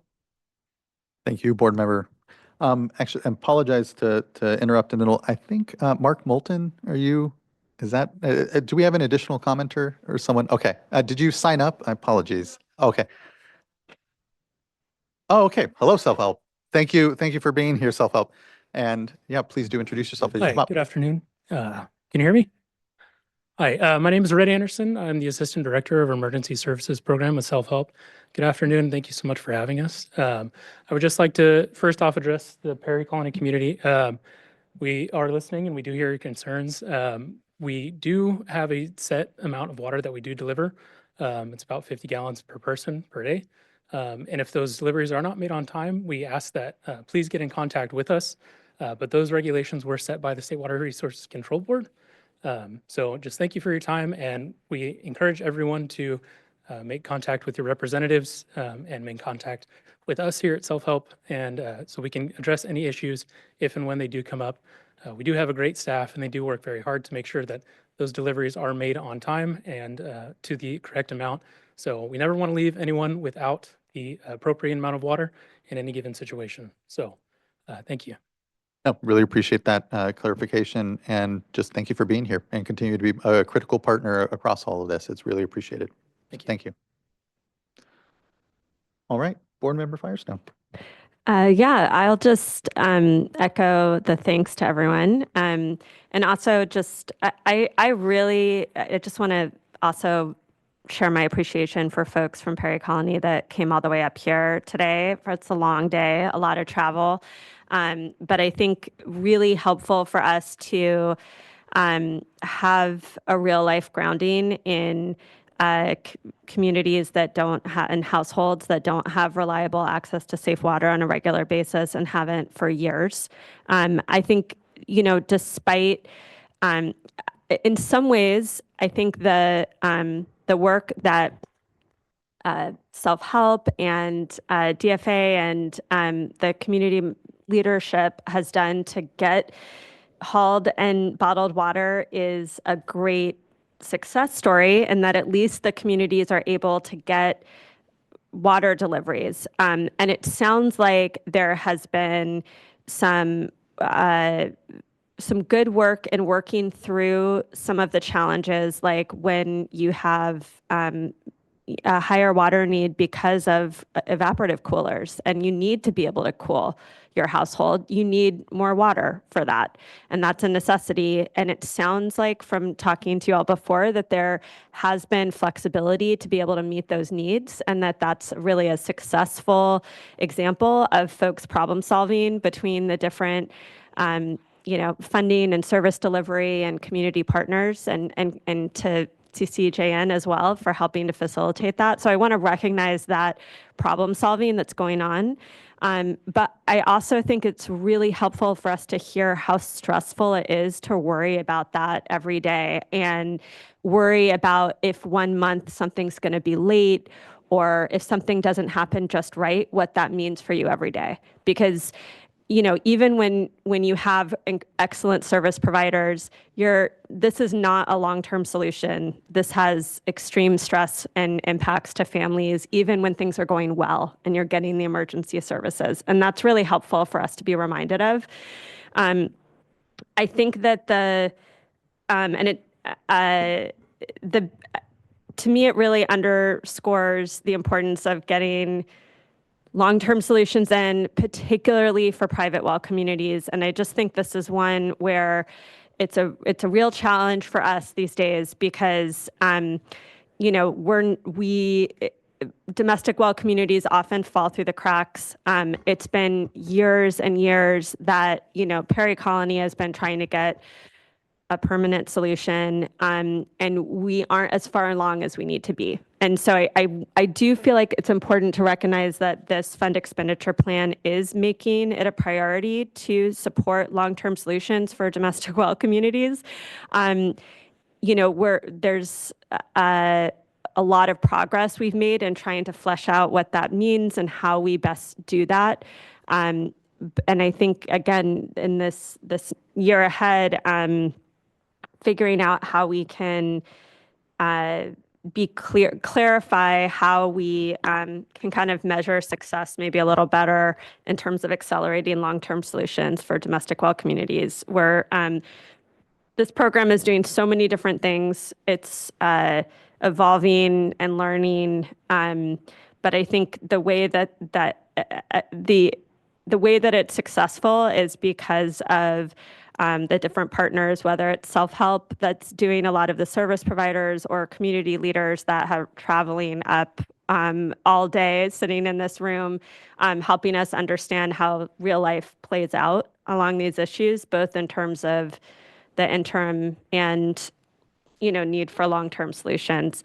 And then I just, I think I was able to talk with a few of the folks here, and it really also underscores how connected we are to things like the Sigma programs. And, this is an area one of the folks here brought up, just where, you've got a huge amount of pumping from that,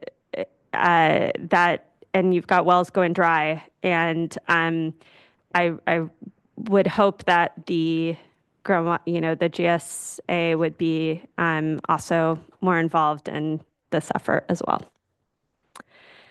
But with that, I really appreciate everyone's work. I'm happy to make a motion, but also happy for other folks to talk. Yeah, looking to Board Member McGuire.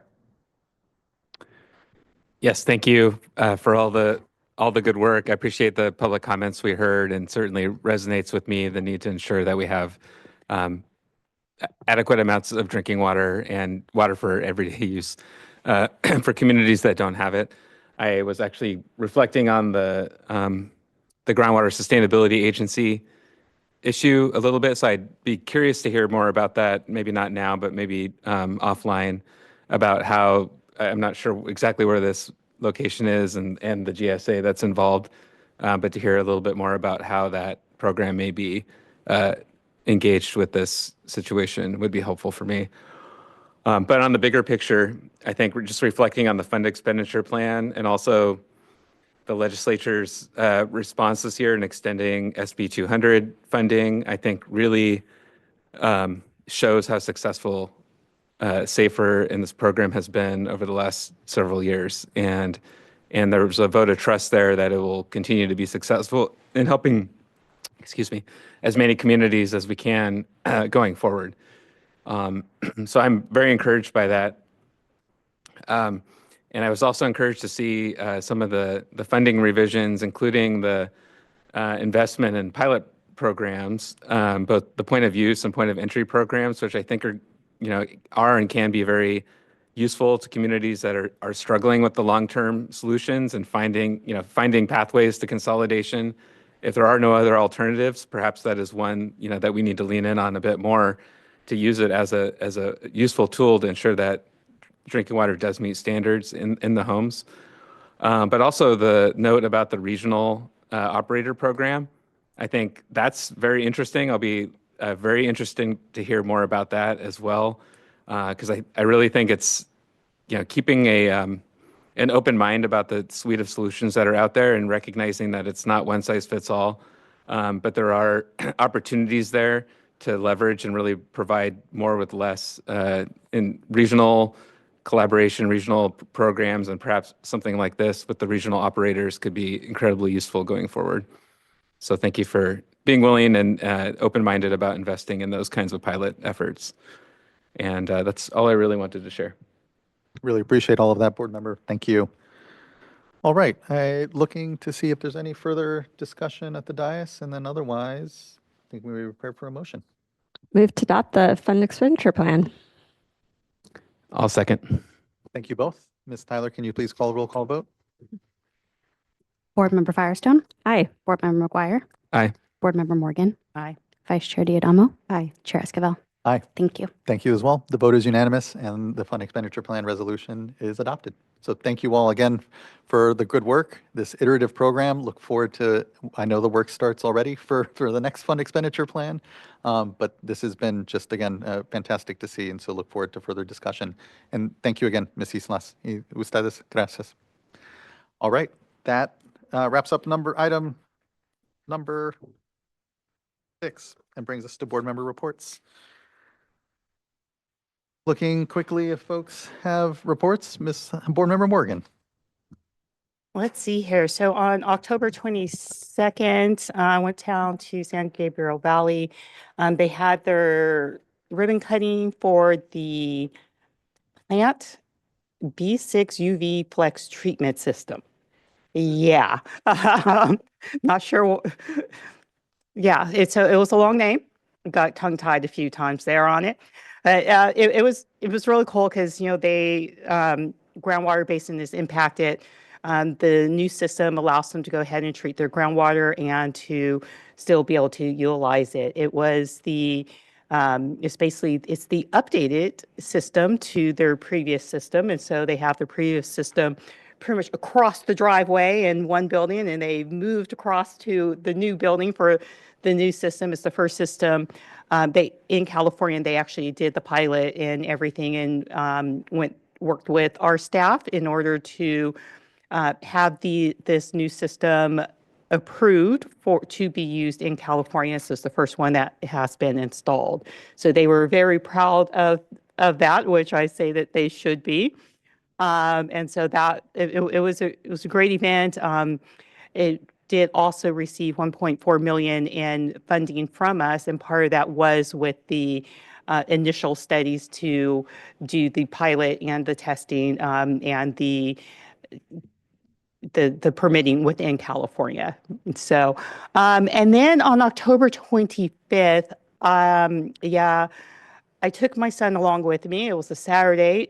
There was a wastewater plant tour that East Bay Mud did. And so he was, again, saying, Mom, another work event? Because the previous Saturday we went, but I was not working.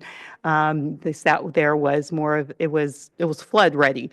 An event that happens within Sacramento every year, the previous Saturday. So on the 25th, we went on a Halloween plant tour that East Bay Mud did. They had been planning on doing it for several years, and they finally finally did it. It was the first time. It was a lot of fun. It was a public tour. And it was really neat because for this one here, I was really just a member of the public. And it was not a tour that was done for me. So I really got to hear how a public tour, how East Bay Mud does a public tour. And they breaking down the information and hear the public feedback of, oh my goodness, I did not know this. I'm learning so much. This is wonderful. This is a great event. And it was raining on us. And everyone just stuck in and really great feedback throughout the tour of how much information the public was learning about their wastewater treatment system and the do's and don'ts, and just a lot of enthusiasm about being there. And the public came dressed in Halloween costumes and just had a great time. So it's just one more type of event that the industry is really trying to do to get out to more public engagement and bring in a different group of people to teach them about wastewater in the industry. And of course, my geeky wastewater self thought it was just the best thing ever, and I just had to be there. So, and then October 29th, I went, West Basin had a ribbon cutting for a recycled water extension. It was an extension to the Palos Verdes Golf Club. The golf club had been wanting to do it for about 20 years. They have actually been saving their own money and planning, and it was a great contributor and partner. State Board also did contribute, and also West Basin. The thing about this was that they were that big end user that made the project worthwhile. So with it being extended to get to the golf club, it also was able to be extended to schools, median strips, parks along the way. So it's one of those projects where the multi-benefit, and while this project would not have occurred without the golf course really pushing and being persistent on, we want to use recycled water for our facility.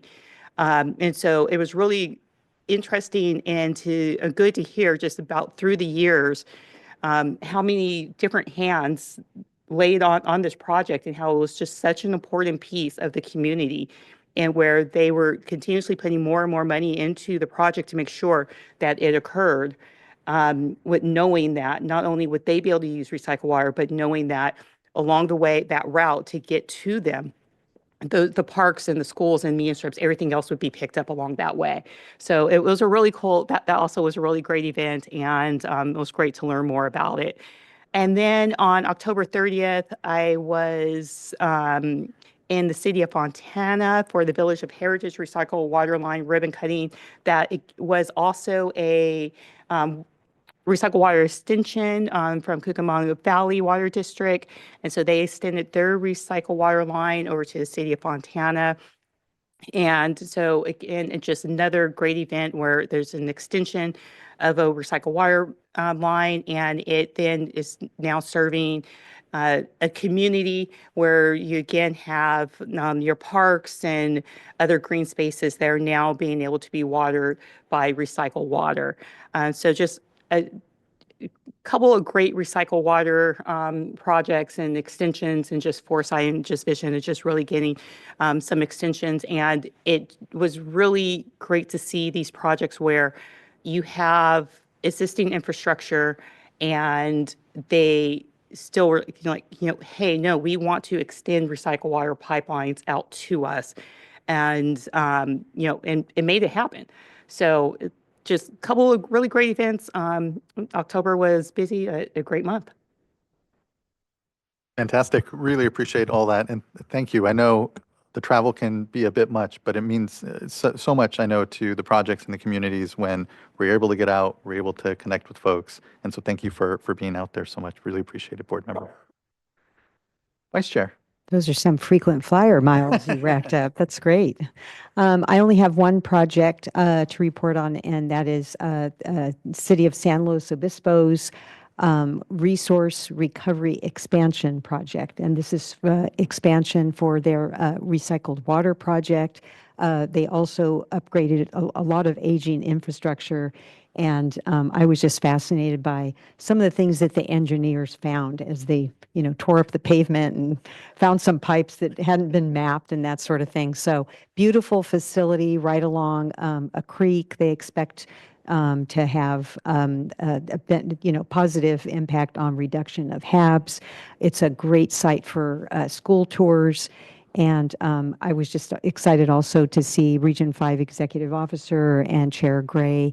A lot of their board members were there, city council members that are just really invested in clean water, and had a lot of questions for me about what the board is doing in a number of fronts. And so just a very active community event. That's fantastic. Really, it really does feel we're kind of at a generational moment, right? Where it's just there is so much going on, and we're fortunate to be funders and partners with a lot of great leaders out there. So thank you for that, Vice Chair. Quickly, on October 22nd, was invited to the Stanford's Water Flagship Destination Kickoff. It's this kind of incubator program that Stanford has, and was fortunate to be on a panel with some folks in the water sector. And importantly, Secretary Garcia did the fireside chat prior. So it was good to be able to share the space with her, connect with folks like Buzz Thompson, Professor Thompson there at Stanford, who I got to work with when I was back in DC in Senator Boxer's office, and catch up with some folks. So it was a good event, and really appreciative of all the innovation that I know that is going on in the water space right now, especially around data. There were a couple, and what we got was a quick, medley download from the various projects that are in the destination flagship program. And there was a number of AI programs. There was one that was really interesting that's taking and summarizing all the GSA meetings into like a daily newsletter, which, I'll have to send the link around to folks. It was really good. And, I know I shared it with our folks internally as perhaps a resource as we keep track of all those many changes that GSAs are making as they're under even our purview. So just really great to connect with the students who just give me a lot of hope because they're far brighter than I am and are so much more accomplished and doing really amazing things, and just glad to be able to connect. So the other thing that I was going to mention was October 28th through 30th, I was down in Southern California in Pasadena and Los Angeles for our Colorado River Basin Salinity Forum and Advisory Council meetings. It is a gathering of governor-appointed folks from all the Colorado River Basin states, where we focus on water quality, but more importantly on salinity. And I think, as folks may know, for every 100 milligrams per liter of increased TDS or salts in the water supply in Southern California, it equates to about $300 to $500 million in treatment. And so this program is incredibly important to us as a state in California because we're at the tail end of the straw, and is a just great forum to continue to connect with our basin state colleagues. Obviously, the quantity discussions get most of the attention these days, but as we well know here, the quality discussion is one that in the long term, if you don't address now at cheaper cost, can really harm you. So really appreciated the space, and actually think it's time maybe for, I don't think we've ever had an informational item on the program, and I think it'd be great to be able to hear about all that work that is going on. There's several salinity coalitions, both in Southern California and other multi-states that, and given our CV Salts recent discussion, I think could be really enlightening to hear about the work of the forum. So potential informational item in the future there. And that's all I have. Board Member McGuire. All right. Yes, just one item for me. So on October 24th, I went down to Seal Beach area at Long Beach, which is the mouth of the San Gabriel River. We have a once-through cooling facility, Alamitos, and actually the Haines City of LA's facility is right there as well. I learned they're right next to each other. And so right at that spot, I have the Los Cerritos wetlands, which is fortunately, I think, the first, if not one of the first, wetland mitigation projects that's being constructed that has a link to once through cooling mitigation funds. Yeah. So it's one of those rare ones where we didn't actually directly fund this. So I'm not here to highlight water board funding, provided for this project. But I thought it was a really important moment to go down there and celebrate the kickoff and groundbreaking of the project with the Coastal Conservancy and Ocean Protection Council and others who were there. So it's should be good. And CDFW was there. They were engaged in making sure that the reconnecting the wetlands to the San Gabriel River will provide habitat for some listed species in the area, and also building a park facility. So it'll be multi-benefit. So they were estimating construction will be about a year. So if someone's interested in checking out the ribbon cutting when that's all done, that would be an opportunity. But I think it's really important to see that that kind of work move forward. So happy to be a part of it.